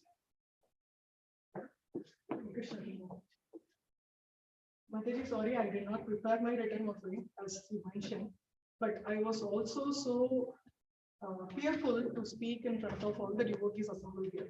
So each and every one of you are so exalted and so advanced, I'm not even in a position to come and speak in front of you. But I felt like as everyone was expressing their gratefulness, if I don't come and stand here expressing my gratitude to Guru Maharaj, I'm not doing the right thing. And that is the only reason that I'm here to talk about myself and my Guru Maharaj and my spiritual life. So dating back, like going back to a few years, so I was always a person who wished, like as one Prabhu was mentioning, being a girl or a Mataji, there is not much advancement that one can do in spiritual life. Thinking that, I always would relate to Andal or some of the highly exalted devotees of women and think like, okay, should I be born in a Sri Vaishnava family or should I be born in a highly exalted family where I can become a devotee and go back to God? And then came this ISKCON Krishna conscious movement, where it was like not by birth that one can go back to Godhead, but it is by the blessings of Guru Maharaj and all other senior devotees who can take us back to Godhead. That is when I started realizing, okay, I don't have to take another birth. I can still do it in this birth if I get the right person who can show me the way. And I was still searching. My search started like maybe during my college days, like what should I do? Being in a family and not following four regulative principles or not being guided by many such people at that time, I was still searching and my search was going on. And then I realized, okay, there is ISKCON, but can I get into it? Am I still there to get into it? And my search was still going on. And there was a time that after coming to US, we started going to Detroit Temple. And I wasn't still sure, like, what should I do? Who is this Guru Maharaj? How do I approach? Is it like we apply and get something or Guru Maharaj chooses us? Or how do we make this connection? We see all the devotees like, frankly speaking, I know all Maharajas were there, but it was not like straight from one direct person that you get initiation. We did not know until the point that the day that we aspired, as my Prabhu was explaining, like we did not know even until 2016, even after coming to many years of temple, that we have to get aspiration from a Guru Maharaj to get initiation. So it was that day, just like attending several other lectures, we were in Prafulananda Prabhu's house attending this lecture, and just like how the bees get attracted to the flowers, we were listening to the lecture, and there was this one point where Guru Maharaj was mentioning, he gave initiation to a deaf devotee. And then during the question and answer session, I asked, Maharaj, if he is deaf, how could you give like initiation to him? How did he hear the mantra? How was he chanting it? And then he said, all you see is the material body which is having these deficiencies, whereas the mantra I give is to the spiritual soul, and the soul can understand that. That was the sparkling moment that gave me the answer that I was looking for, and I did not even look at my Prabhu or my kids or anything. When they said, who wants to aspire to get initiated? I said, my Prabhu, get up and come. That's it. So we all fell and fell into his feet. And after that, as Prabhu was explaining, congratulations. I was like, what was that congratulations for? We don't know. And you are in the right track now. And that is when we came to know, like, okay, this is the path that we need to make. And that was excitement, but that excitement also came with fear. Okay, so now I got this. How do I make it happen? With so many other things going on with the family and kids and all that. So there were so many ups and downs, and still we did not give up. Guru Maharaj did not leave us. We were still going on in our path. And it was that last year when we heard after all these things, Guru Maharaj is coming to give initiations. When we went, just like Dharma Prabhu was saying, what is the name now? Okay, now Guru Maharaj is going to give me a new life. More than I was worried about what my name is going to be, I was worried about what my Prabhu's name is going to be. Because I was more attracted to Tirupati Balaji right from my childhood. And when I got married to Prabhu, it was his name that attracted me. And I was thinking, Guru Maharaj, please don't change my Prabhu's name. Please don't change my Prabhu's name. That was one internal prayer that I was giving to him. And then there was the next day when other devotees were saying, Guru Maharaj has chosen all the devotees' name, And he was very excited when this Prabhu's name came and he shouted Balaji, just like how he shouts Gauranga. He was shouting Balaji. And then the next day when the initiation was coming and when he said the name, I realized like whatever internal desires that you have, you don't have to tell it personally to him. Just like how others were saying, right? Like everybody gets that personal association, personal touch to do service to Guru Maharaj. And not Mataji's get so much opportunities. But it's still, I link it still to my Tirupati Balaji's thing, right? You see the darshan of Balaji like staying far away. It's just that few seconds is enough. That's how I relate my relationship to Guru Maharaj. In the flat of thousands of devotees, if I just stay there and see him, that's enough to me. I don't have to like go do anything personally as a service. I mean, if I'm fortunate, if Guru Maharaj gives me that opportunity, I'll be more than like blessed to do that. But at this moment, I don't have regrets that I'm not able to do it. All his glimpse and his darshan is enough for me. And also, I thought like I should mention one more thing here.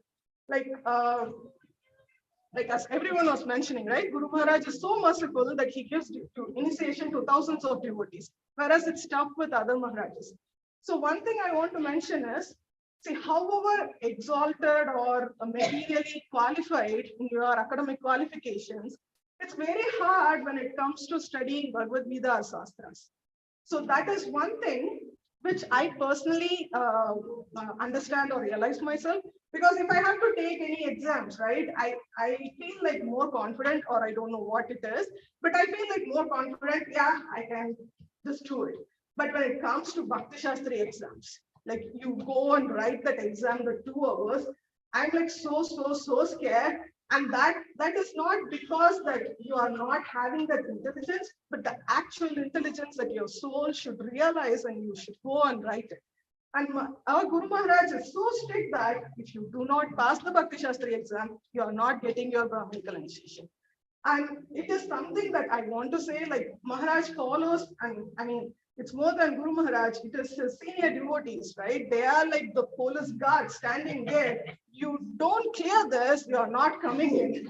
So it is, Guru Maharaj is also merciful that he gives to the initiation to all other uneducated devotees or whoever it is. If they get that realization and if they have that real devotion towards Krishna, which only Guru Maharaj can see, right? Not his other senior devotees or anyone can see, but seeing that realization, Guru Maharaj gives initiation to so many devotees.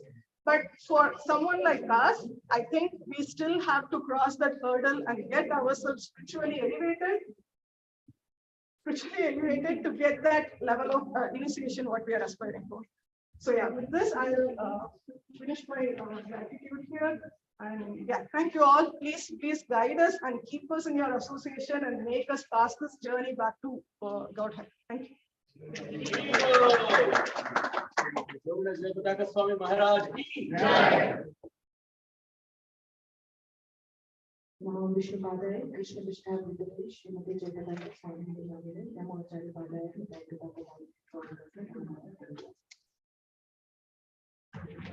So, dearest Guru Maharaj, I offer my most respectful, humble Dandavat now, dust of your lotus. All glories to Jagat Guru Srila Prabhupada and all glories to your loving divine grace. I wish you a very happy Vyas Puja and pray to Srimati Radharani for many happy returns of this auspicious day. Guru Maharaj, I still remember your first darshan at Atlanta when I felt like thousands of light bulbs were illuminating around you. Your aura was so pure and full of mercy, and I'm so fortunate that you accepted me in your shelter. Since then, you're always there to answer all my emails, it doesn't matter how stupid the questions are. Guru Maharaj, this past year has been full of realization and new spiritual experiences by your blessing. Keeping you at the center of my life each day, I can feel how your causeless mercy flow unconditionally in upkeeping of my devotional service. Guru Maharaj, you have made all the arrangements not only for your disciples, but for humanity at large. In spite of your health issues, You never stop traveling and preaching, which shows your attitude of serving Srila Prabhupada's mission, and you never give up. And dear Guru Maharaj, please instruct me, chastise me for many offenses, and guide me to become a better servant of the living entity, of all the living entities. For a dull-minded person I am, it will take many lifetimes for me to properly glorify you. On this auspicious day, I pray to remain a speck of dust of your lotus feet, wishing you the most wonderful Vyas Puja celebration again and again, and hope that someday I will be in your personal association to celebrate this day and directly get the nectar of your association. Srila Prabhupada ki, Guru Maharaj Vyas Puja ki.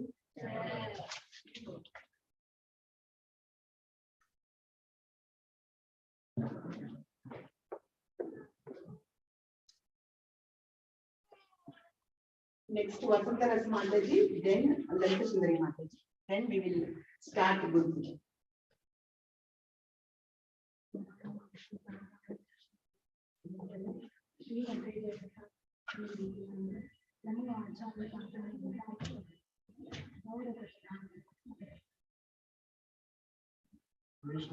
My dear Lord, my dear Lord, please accept my dear Lord, please accept my humble obeisance. I'm very indebted to you for accepting me as your disciple. How wonderful it is, Maharaj, that you are able to bodily transform the body pain you are going through. Bodily pain you are going through right now is unmanageable. But you are completely surrendered towards Krishna's lotus feet 24/7. Still, every day you conduct live Zoom classes and Chaitanya Bhagavata, and all the scriptures. But we give several excuses to attend, not to attend every day. Guru Maharaj, you are the glowing example of devotee who has a transcendent three modes, and who has unflinching faith in Gauranga. You said once, I have conquered, but I have not led the battle with yet. I'm serving Srila Prabhupada mission, Mayapur projects, Depot BJP projects, book distribution projects. Not only that, with this condition, you have achieved Bhakti Vaibhav certificate by writing exam to show us how we need to follow Prabhupada teachings, spiritual knowledge, and free Dharma.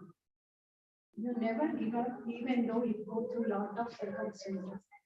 How personally take care of all the disciples through Facebook, Instagram, WhatsApp, and other social media tools to see that spiritual progress in our lives, to directly hear from us, to clarify any issues we are going through, and help us in spiritual path.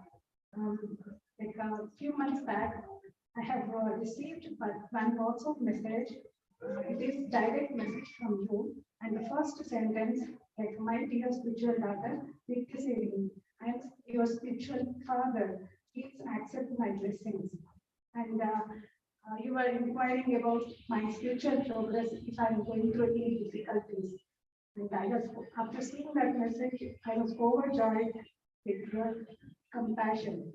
Please need your mercy and blessings in my life.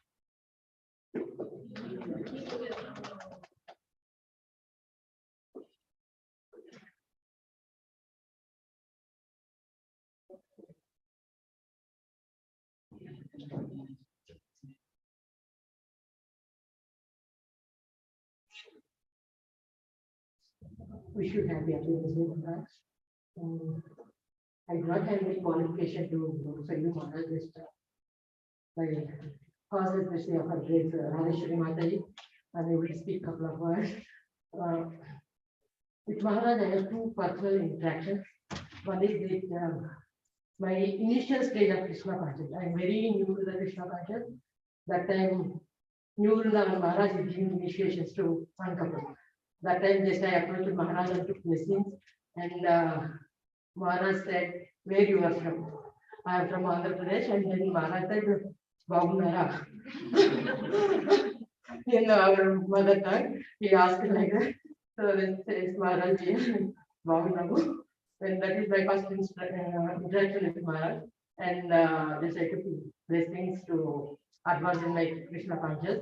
And my second interaction is Radheshwari Mataji introducing me to Maharaj once when he visited to the tribe. 2013. That's also I did not make person, so I went to airport to give him send off. That time Mataji introduced to Maharaj.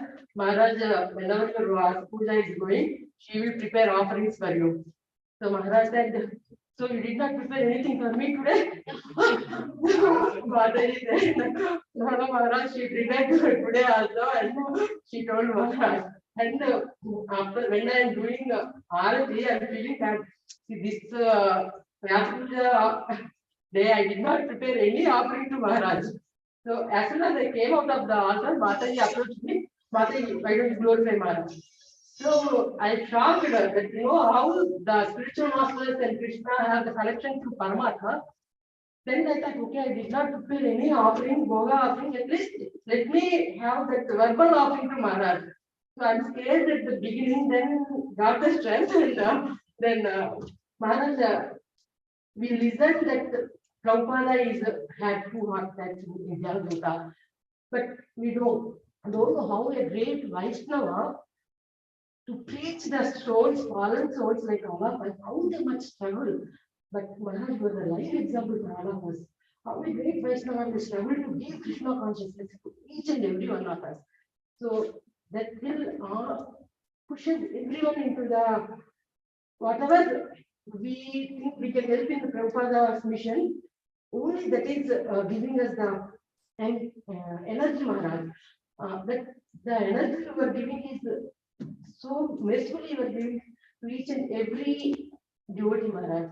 So we can connect through Prabhupada and how the Vaishnavas are really take their that is always we are each and every Vaishnava is take that message from you, Maharaj. And my dear God sister Premani Mataji asked me to tell about one sentence. Maharaj Yoga Bishop whenever talks about you, he says that when you are preaching to a baby, wear a diaper. So that means whenever we are preaching and going to the congregation, different college, we have to go we have to connect to them with according to their levels. So that you will teach with your how to preach also you will guide us, Maharaj. That is a wonderful instructions you always give us everyone, Maharaj. Please forgive me as your humble servant if I spoke anything wrong. Please forgive me, and one more time, wish you happy appearance to Maharaj. Please shower your blessings as you each and every soul. Hare Krishna. So Jayapataka Swami Maharaj ki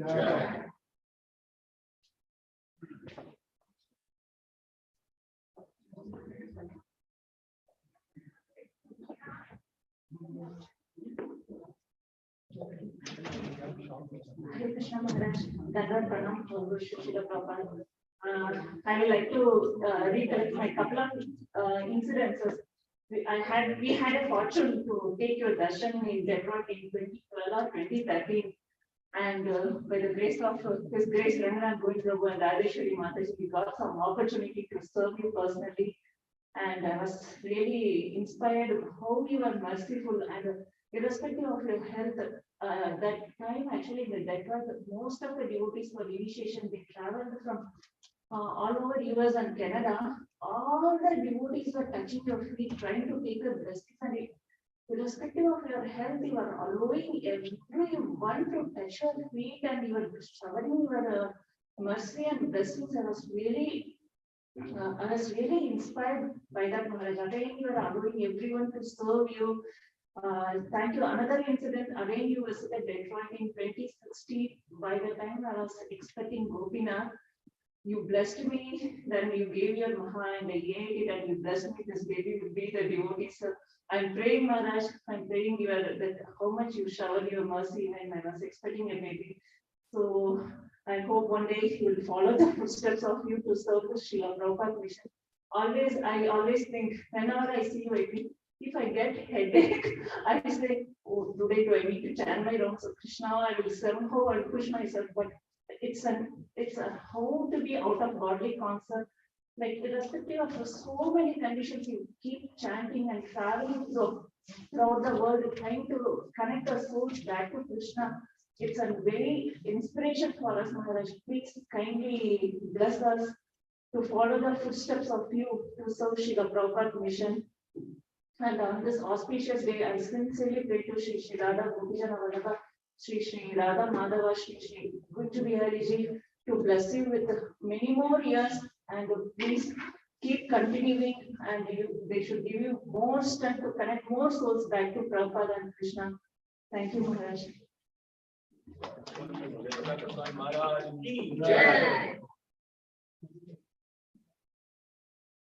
Now we will start with Guru Puja, then Pushpanjali, then Prashadam. Sorry, today we were a little late, so please forgive us.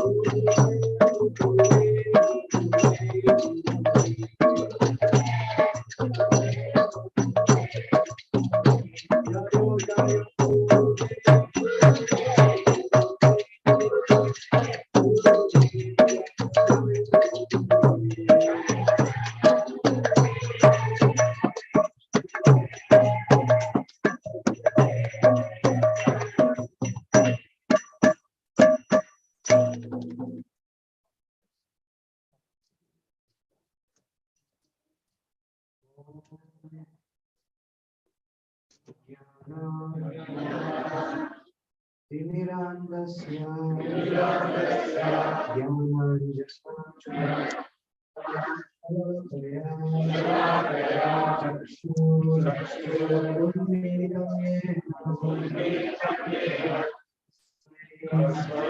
Shri गुरवे नमः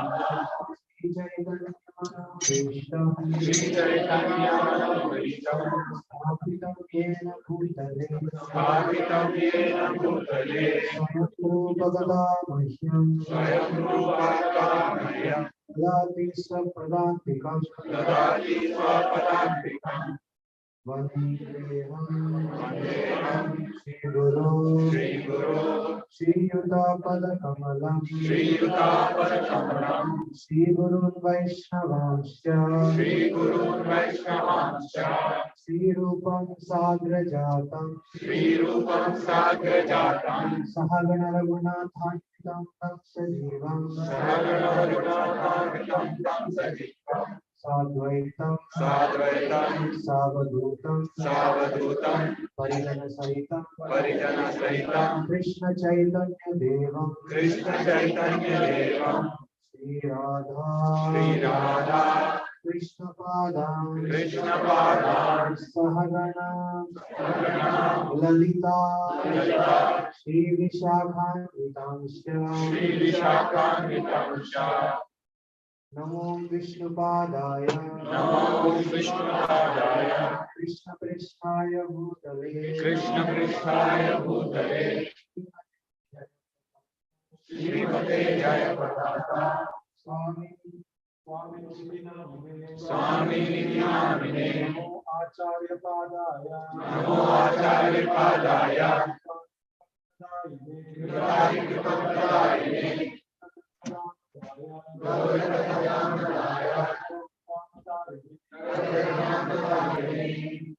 नमो विष्णुपादाय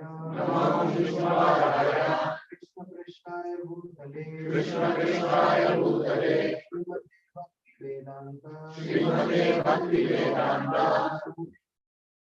स्वामी नमस्ते सरस्वते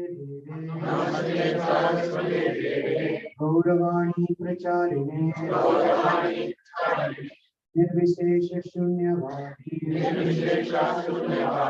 पाश्चात्य देशतारिणे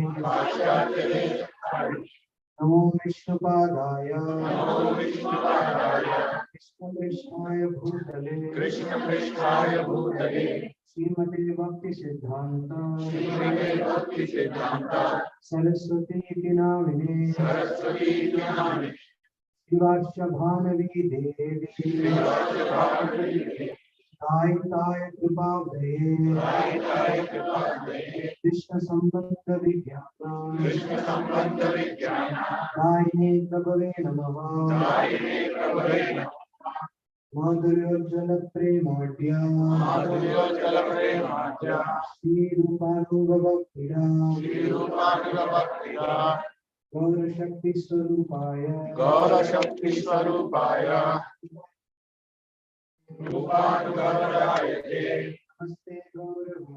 नमस्ते गौरवाणी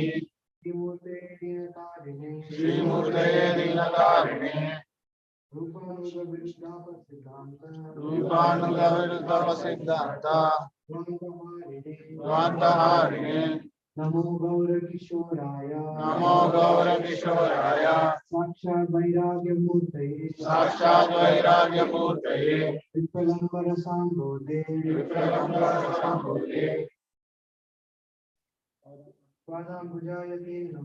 पादाम्बुजायते नमः नमो भक्ति विनोदाय सच्चिदानंदनामिने गौरशक्ति स्वरूपाय रूपानुगवरायते गौराविर्भाव भूमेस्त्वं निर्देश जनप्रियः वैष्णव सार्वभौम श्री जगन्नाथाय ते नमः वाञ्छाकल्पतरुभ्यश्च कृपासिन्धुभ्य एव च पतितानां पावनेभ्यो वैष्णवेभ्यो नमो नमः। नमो महावदन्याय नमो महावदन्याय कृष्ण प्रेम प्रदायते कृष्णाय कृष्ण चैतन्य नामे गौरकृष्णे नमः। पंचतत्वात्मकं कृष्णं भक्तरूपस्वरूपं भक्तावतारं भक्ताख्यं नमामि भक्तशक्तिकम्। हे कृष्ण करुणा सिंधु दीनबंधो जगत्पते गोपेश गोपिका कांता राधाकांत नमोस्तुते। जयतां सुरतो पंगो मम मंदमते गति मत्सर्वस्वपदां भूयो राधा मदन मोहन दिव्या वृंदारण्यकल्पद्रुमादा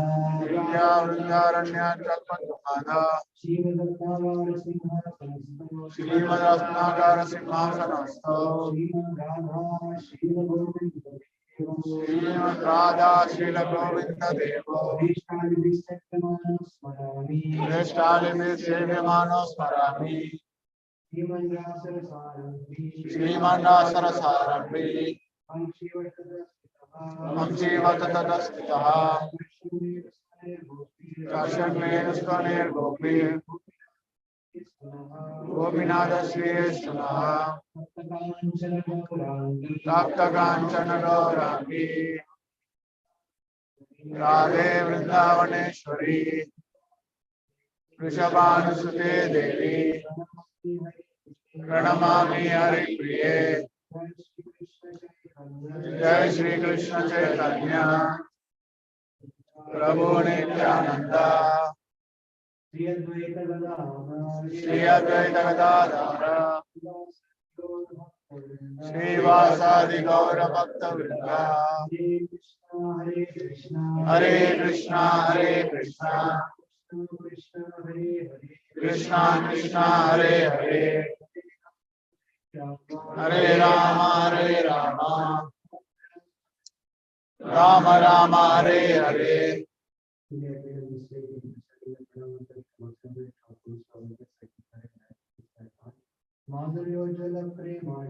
माधुर्योज्वल प्रेमाढ्य श्री रूपानुगभक्तिदा श्री गौर करुणा शक्ति विग्रहाय नमोस्तुते। नमस्ते गौरवाणी श्रीमूर्ते लीलकारिणे रूपानुगवृत्तापसिद्धान्ता शान्तहारिणे।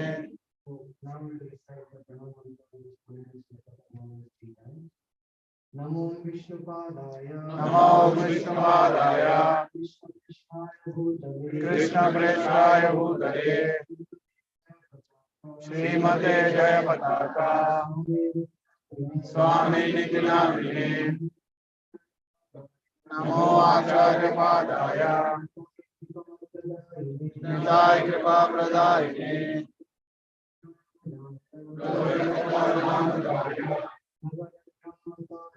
नगरग्रामतारिणे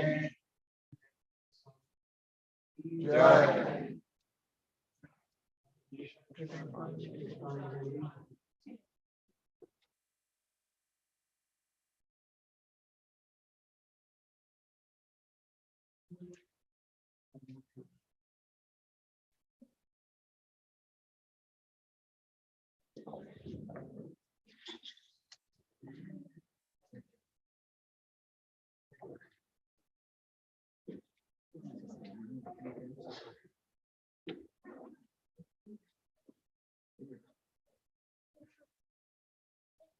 Namo Vishnupadaya Krishna Prestaya Bhutale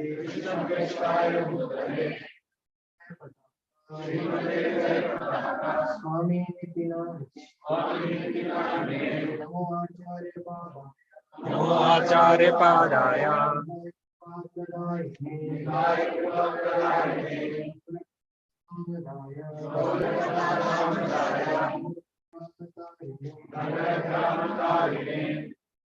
Jayapataka Swami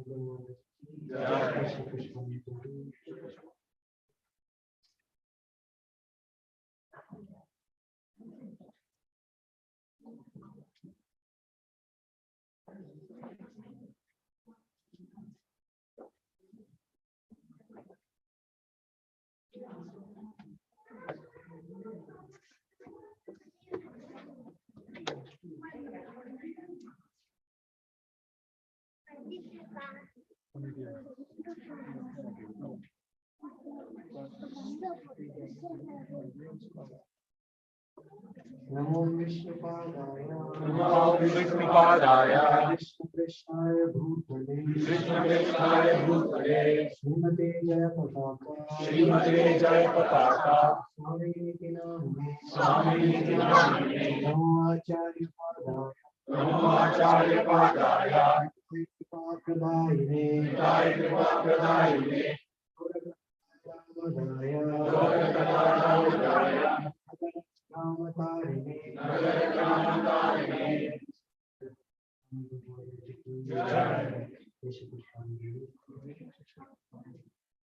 Vyas Puja Maharaj of His Holiness Jayapataka Swami Maharaj.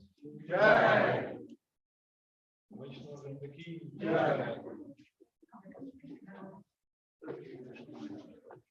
So we have books here, biography of Holiness Jayapataka Maharaj, Bengali Himaya. Actually, this took a lot of effort to order here. So, whole biography of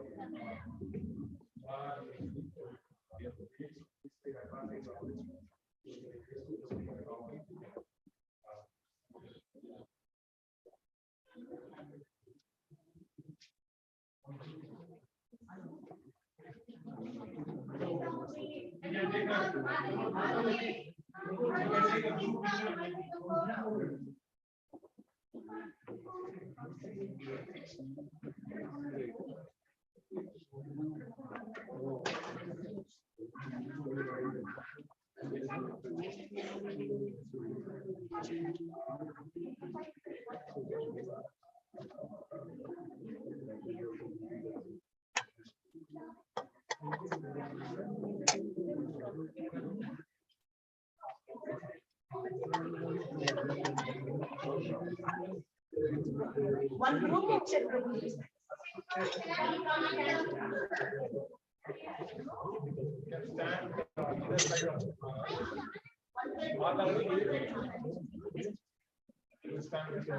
Take it as oh, thank you.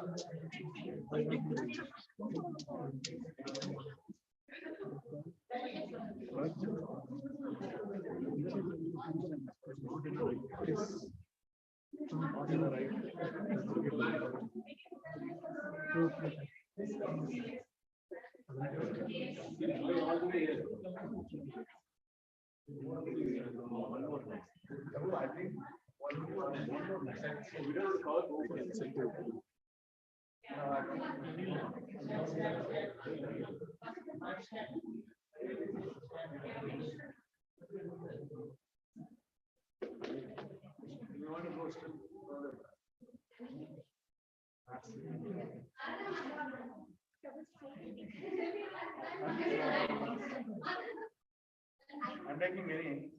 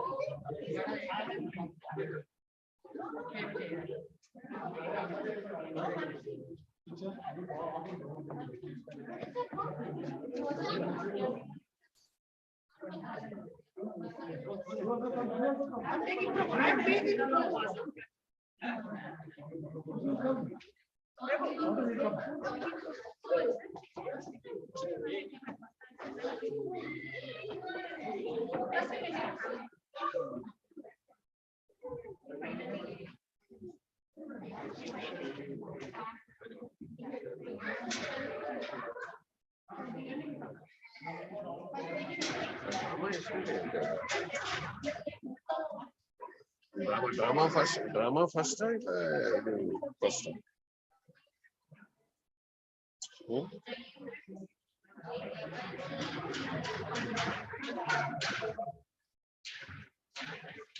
Mostly drama first.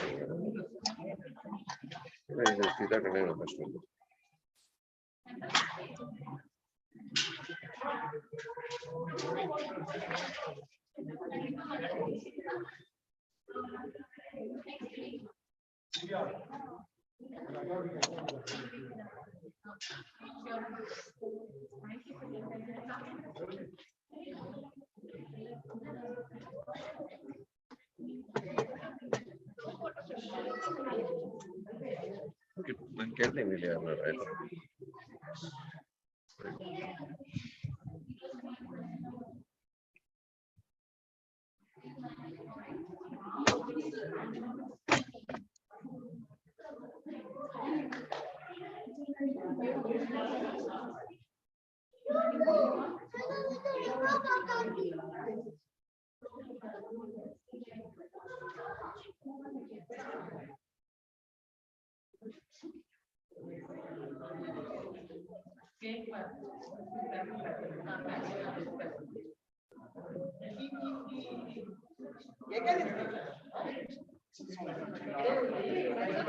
No issues.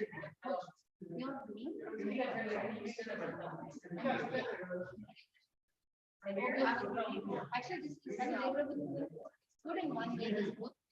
Even if you do not have some background of what he did, this the author, he kind of gives a full background into what that means, and then he tells what. Well, it's an American. Yeah, he's an American author. So, it's very nice. I think you will get context from this one. Thank you so much.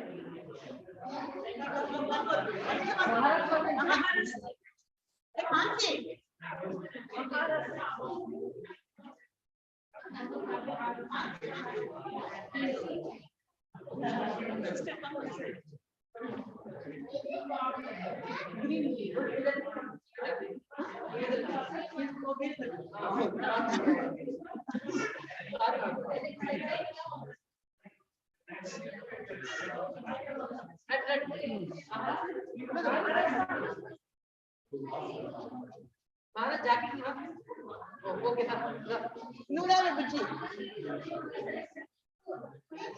this time. Give it. One picture.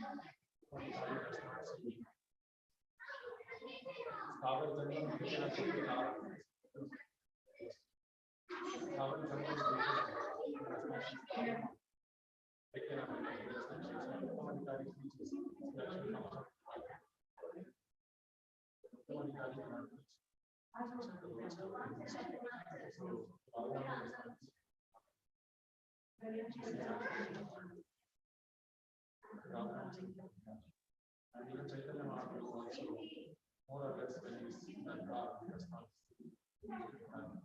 He says, Prabhupada says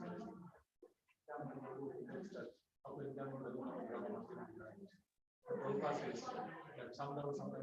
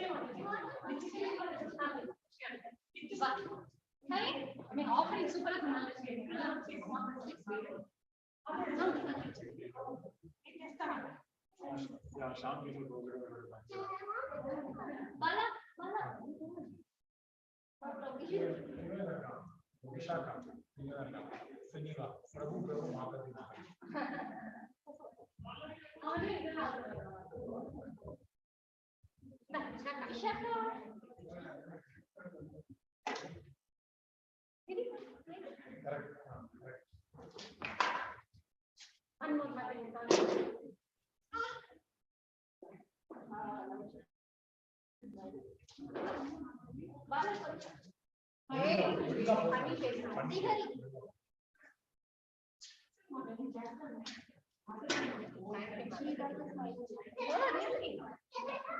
Mataji. You did lot of personal seva today. Your form has become seva. You have become Nitya Severi. Please give us some seva. Your name has assumed its meaning now. Now, So I can please be merciful. I will take Vishaka. I will take Vishaka. Mataji, we did very seva, Mataji. We did, Mataji, we did very seva. Mataji, you did so much. Mataji, I am asking. Mataji, I am asking.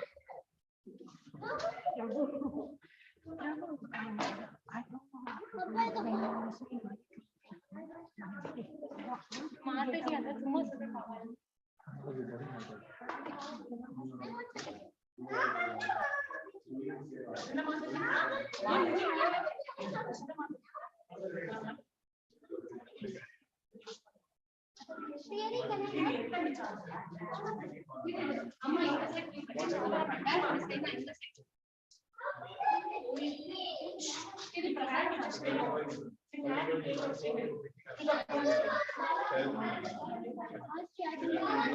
Okay, you had prasadam. You go and have prasadam. Papa, you may have prasadam. Mataji, you also come. Mataji, Vyas Puja, everyone can meet up. You honor prasadam. We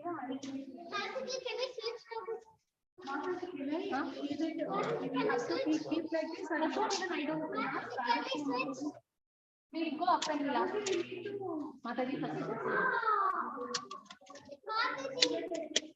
Mataji, first you clean the floor and we will go. Mataji, I will do it. Okay. Oh, okay. Mataji, but the kids are coming. Sure. Where to keep this, Mataji? This way, Mataji. I will keep Mataji, you can keep it there. Mataji, under the stairs. I will keep it, ma'am. I will keep it. Mataji, kids, please get, please, silent get. Nana, clean it out. Okay, so let me come have let's have prasadam.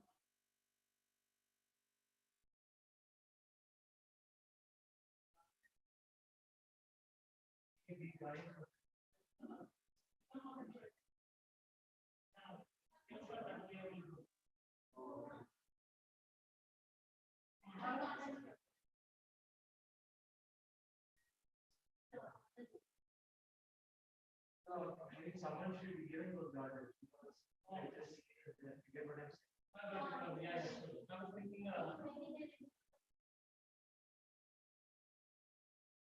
hey, just make sure.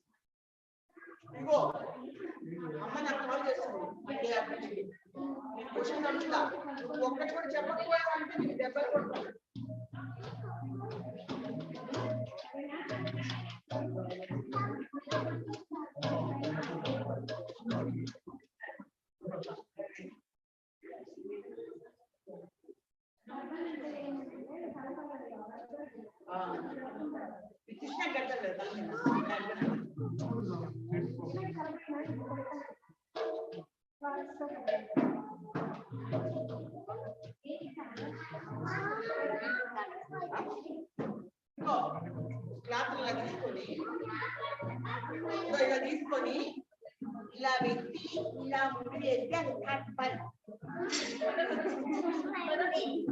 ఓకేనా?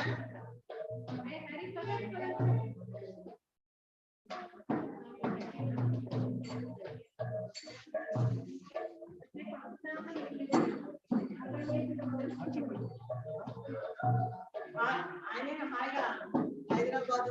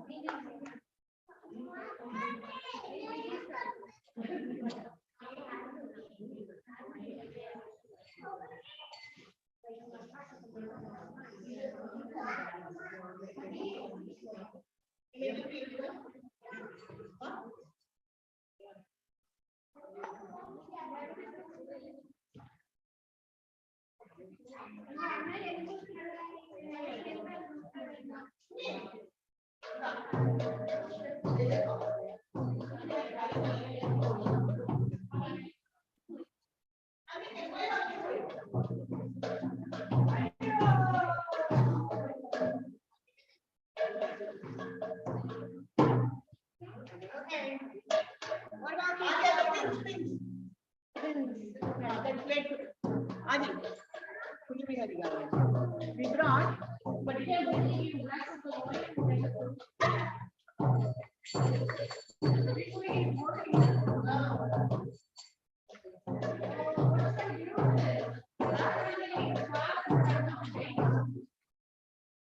okay.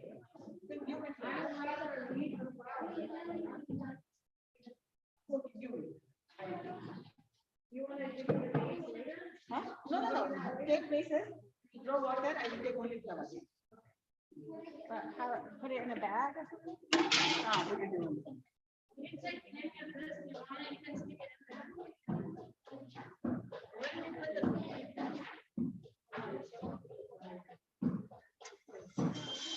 It came together very nicely. I was stressed out. Like, where is she? 9 o'clock. Where is she? I planned 8:30. I'm driving. And so.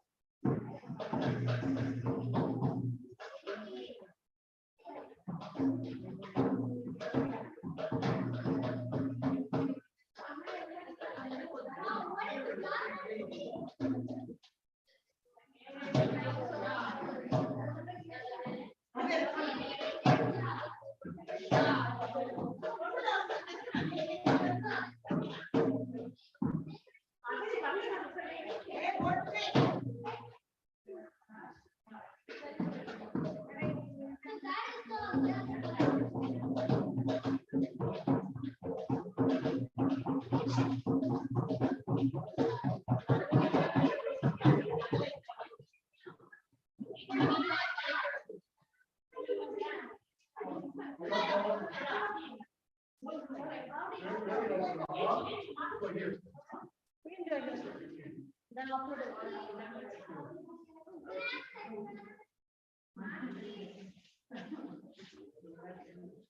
thank you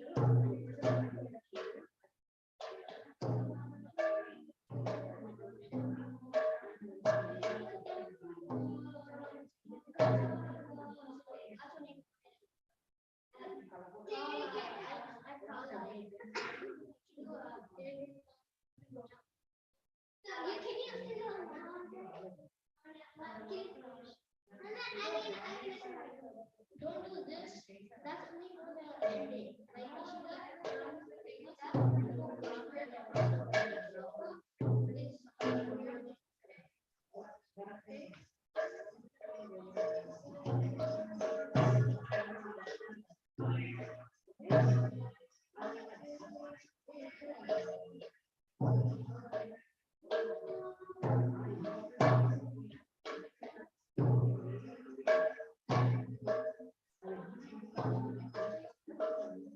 the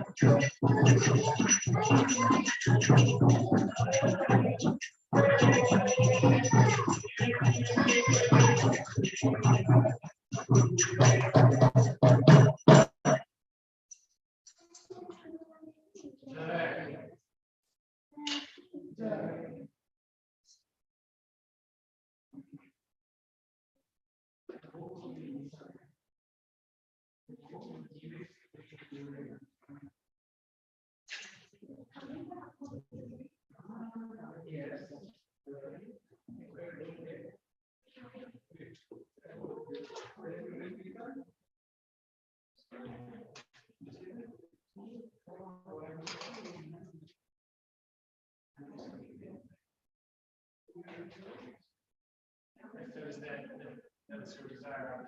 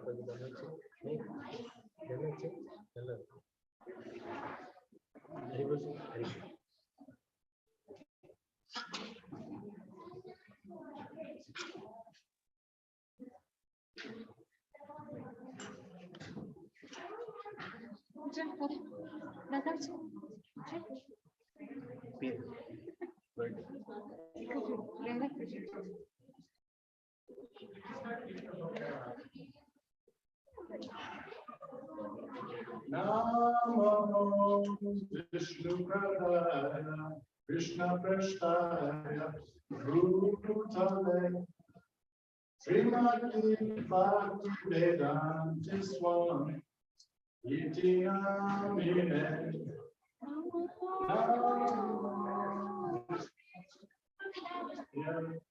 Krishna Prasthaya Bhutale Srimati Bhakti Vedanta Swami Iti Namine Namaste Saraswati Devi Gauravani Prabhavaya Nirvishesha Shunyavadi Prashapta Deshitarine Namaste Saraswati Devi Gauravani Prabhavaya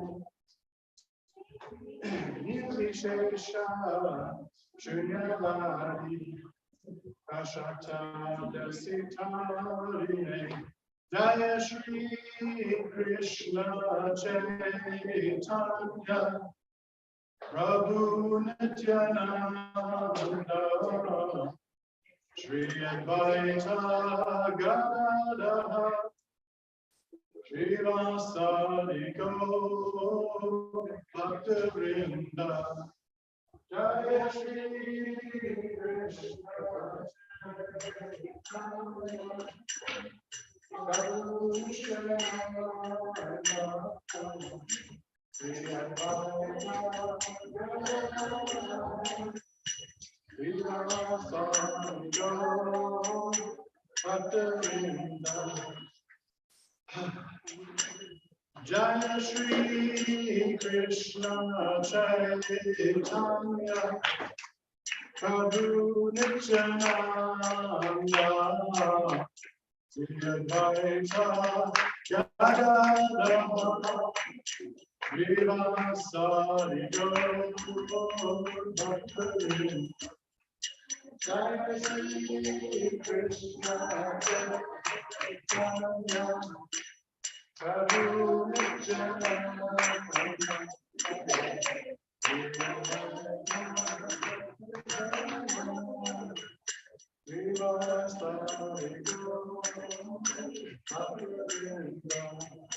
Jaya Shri Krishna Chaitanya Prabhu Nityananda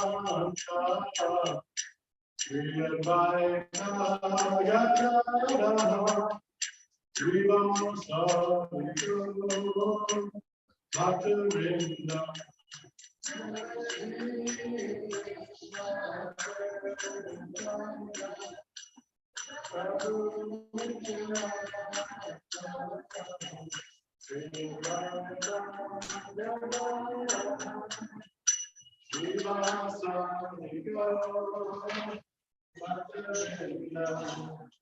Hare Krishna,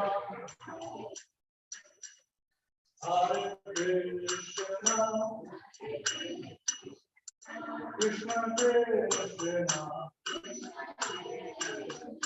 Hare Hare, Hare Rama, Hare Rama, Rama Rama, Hare Hare, Hare Krishna, Hare Krishna, Krishna Krishna, Hare Hare, Hare Rama, Hare Rama, Rama Rama, Hare Hare, Hare Krishna, Hare Krishna, Krishna Krishna, Hare Hare, Hare Krishna, Hare Krishna, Krishna Krishna, Hare Hare, Hare Rama,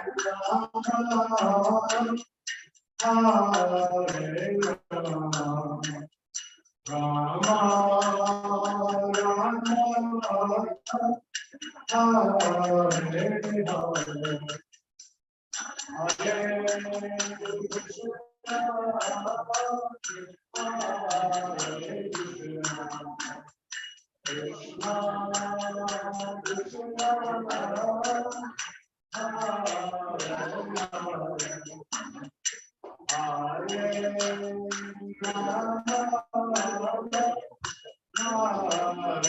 Rama, Rama Rama, Hare Hare, Hare Krishna, Hare Krishna, Krishna Krishna, Hare Krishna Krishna, Hare Hare, Hare Rama, Hare Rama, Rama Rama, Hare Hare, Hare Krishna, Hare Krishna, Krishna Krishna, Hare Hare, Hare Rama, Hare Rama, Rama Rama, Hare Hare, Hare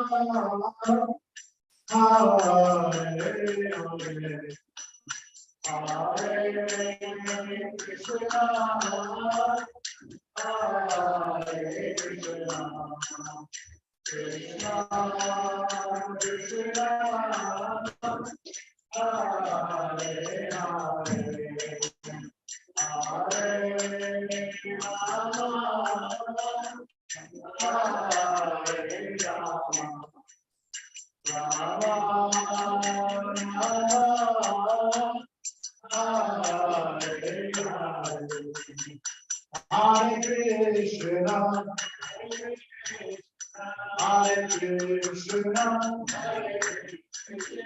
Krishna Krishna, Hare Hare,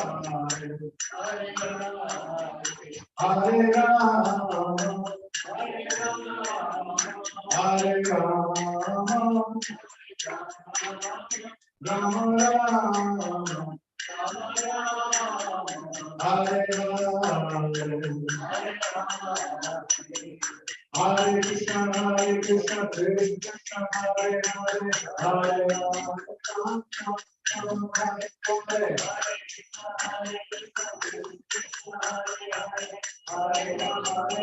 Hare Hare, Hare Krishna, Krishna Krishna, Hare Hare, Hare Rama,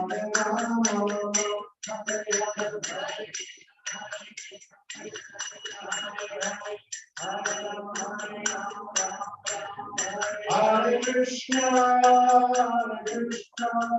Krishna Krishna, Hare Hare, Hare Rama, Hare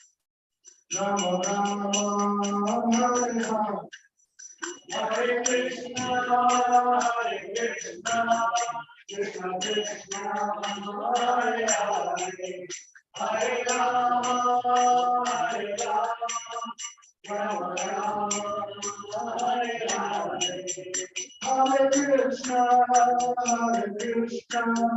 Krishna Krishna, Hare Hare, Hare Rama, Rama Rama, Hare Hare, Hare Krishna, Krishna Krishna, Hare Hare, Hare Rama, Rama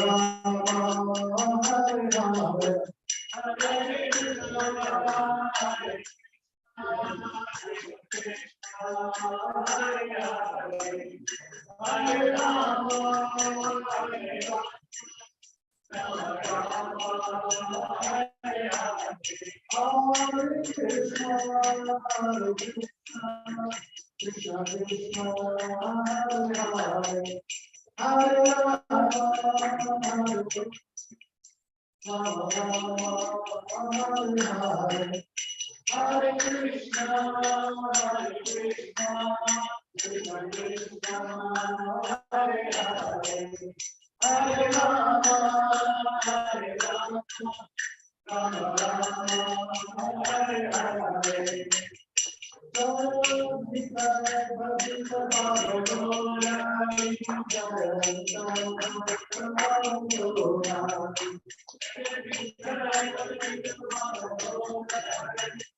Hare Hare.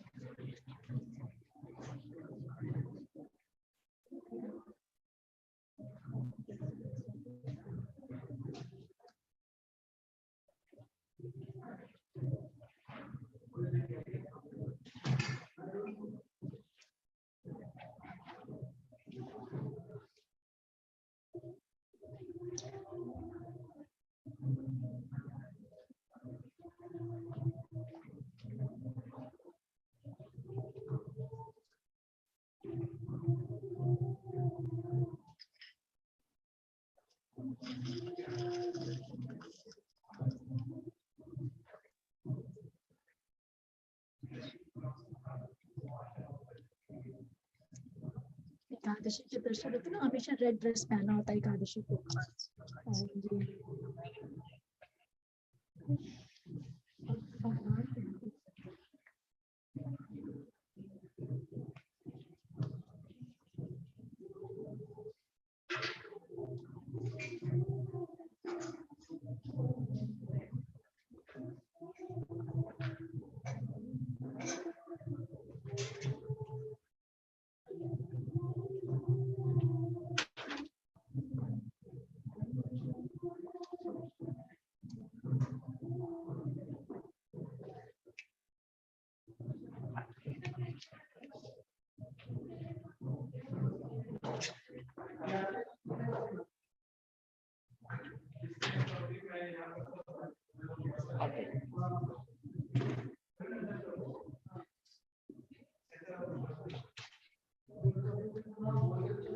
Camera is awesome. Very nice camera. Thank you so much. Do you want to take a video?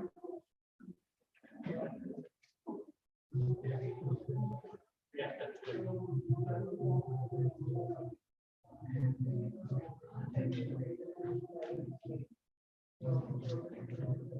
Check it out.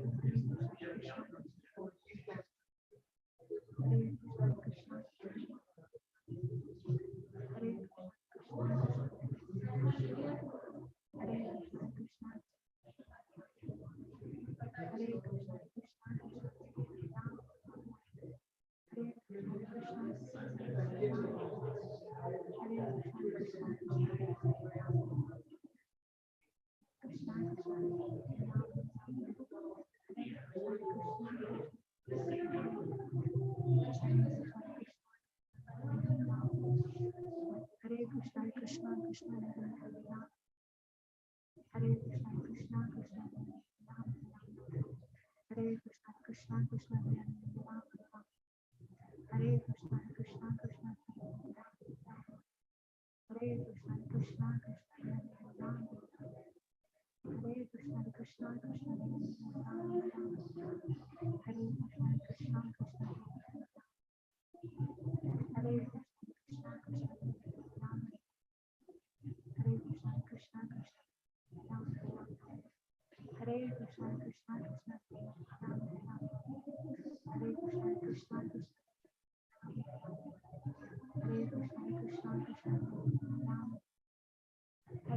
Krishna Hare Krishna Krishna Krishna Hare Krishna Krishna Krishna Hare Krishna Krishna Krishna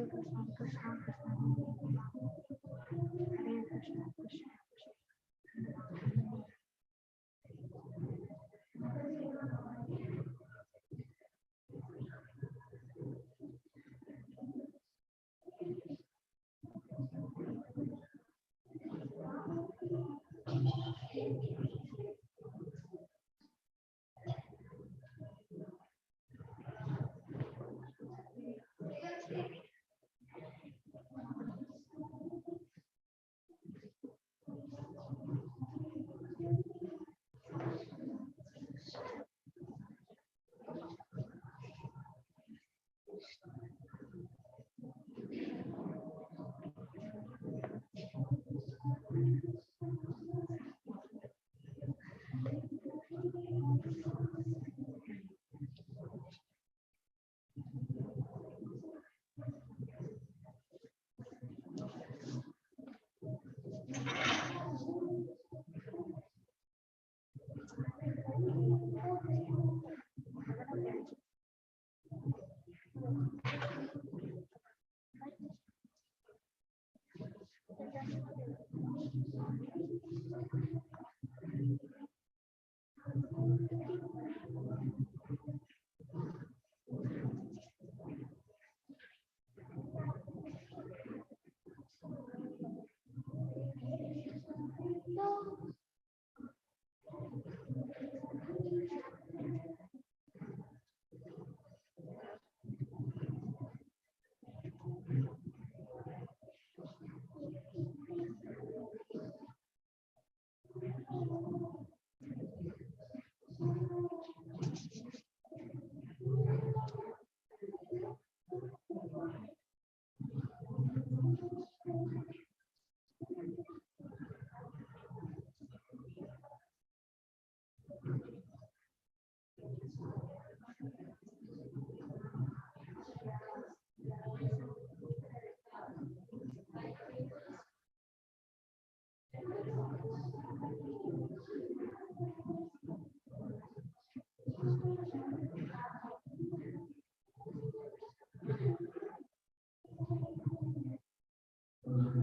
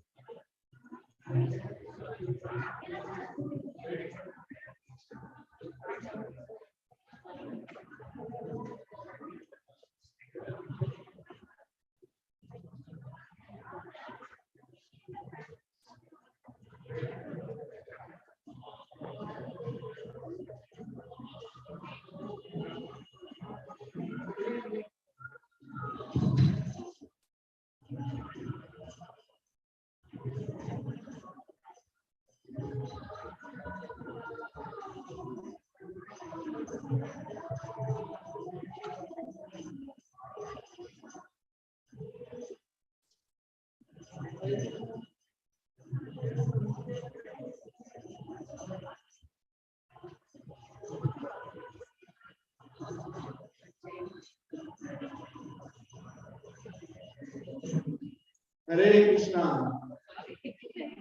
So thank you so much for joining the celestial wedding of Shri Sitaram.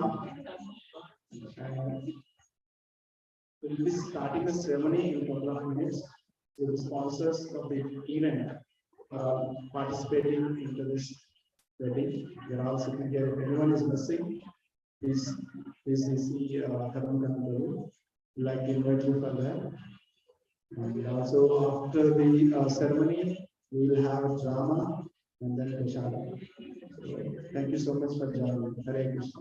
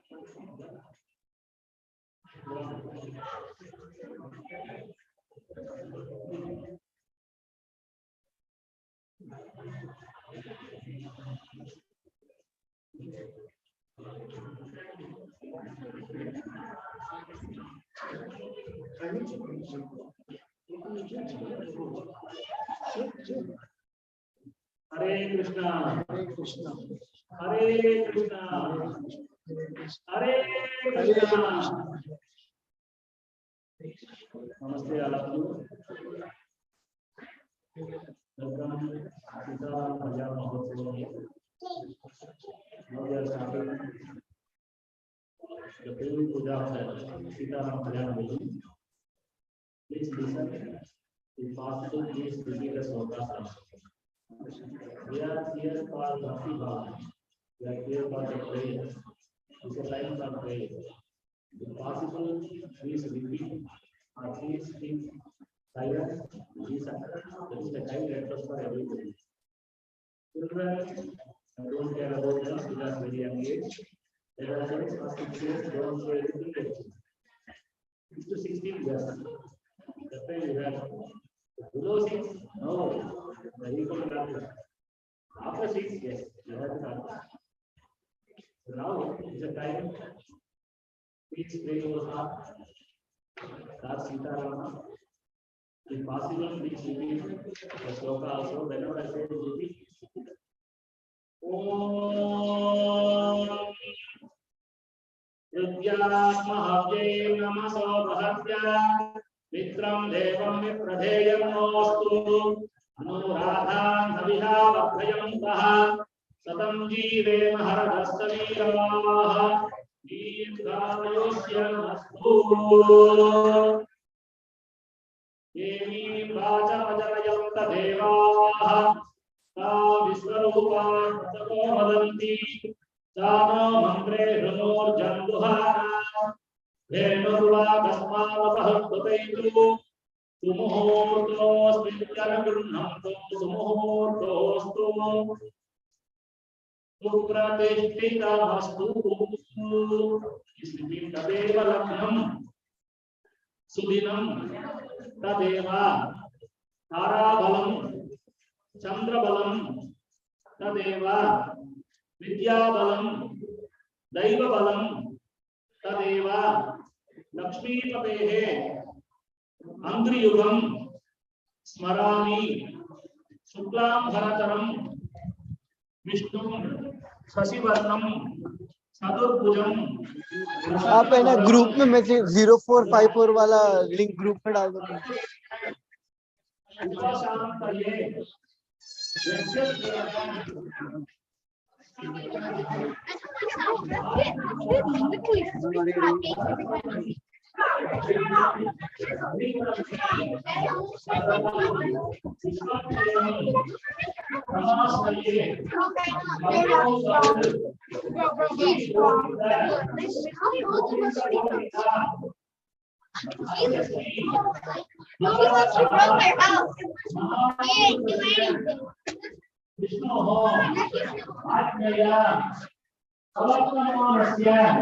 ये लगाना है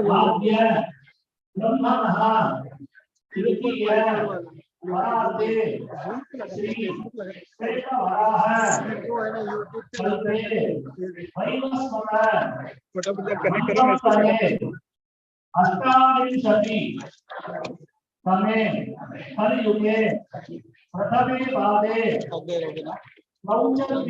वो drive की है लेकिन हाँ वो थोड़ा टायर्डनेस लग रहा है वही शायद वर्षा नाम संवत्सरे उत्तरायणे वसंत ऋतौ ये रियल दिखता ही नहीं शुक्लपक्षे एकादश्यां शुभतिथौ स्थिरवासरा युक्तायां आश्लेषा नक्षत्र वो जयपति युक्तायां विष्णु योग वो जयपताका महाराज के शुभ योग शुभ करण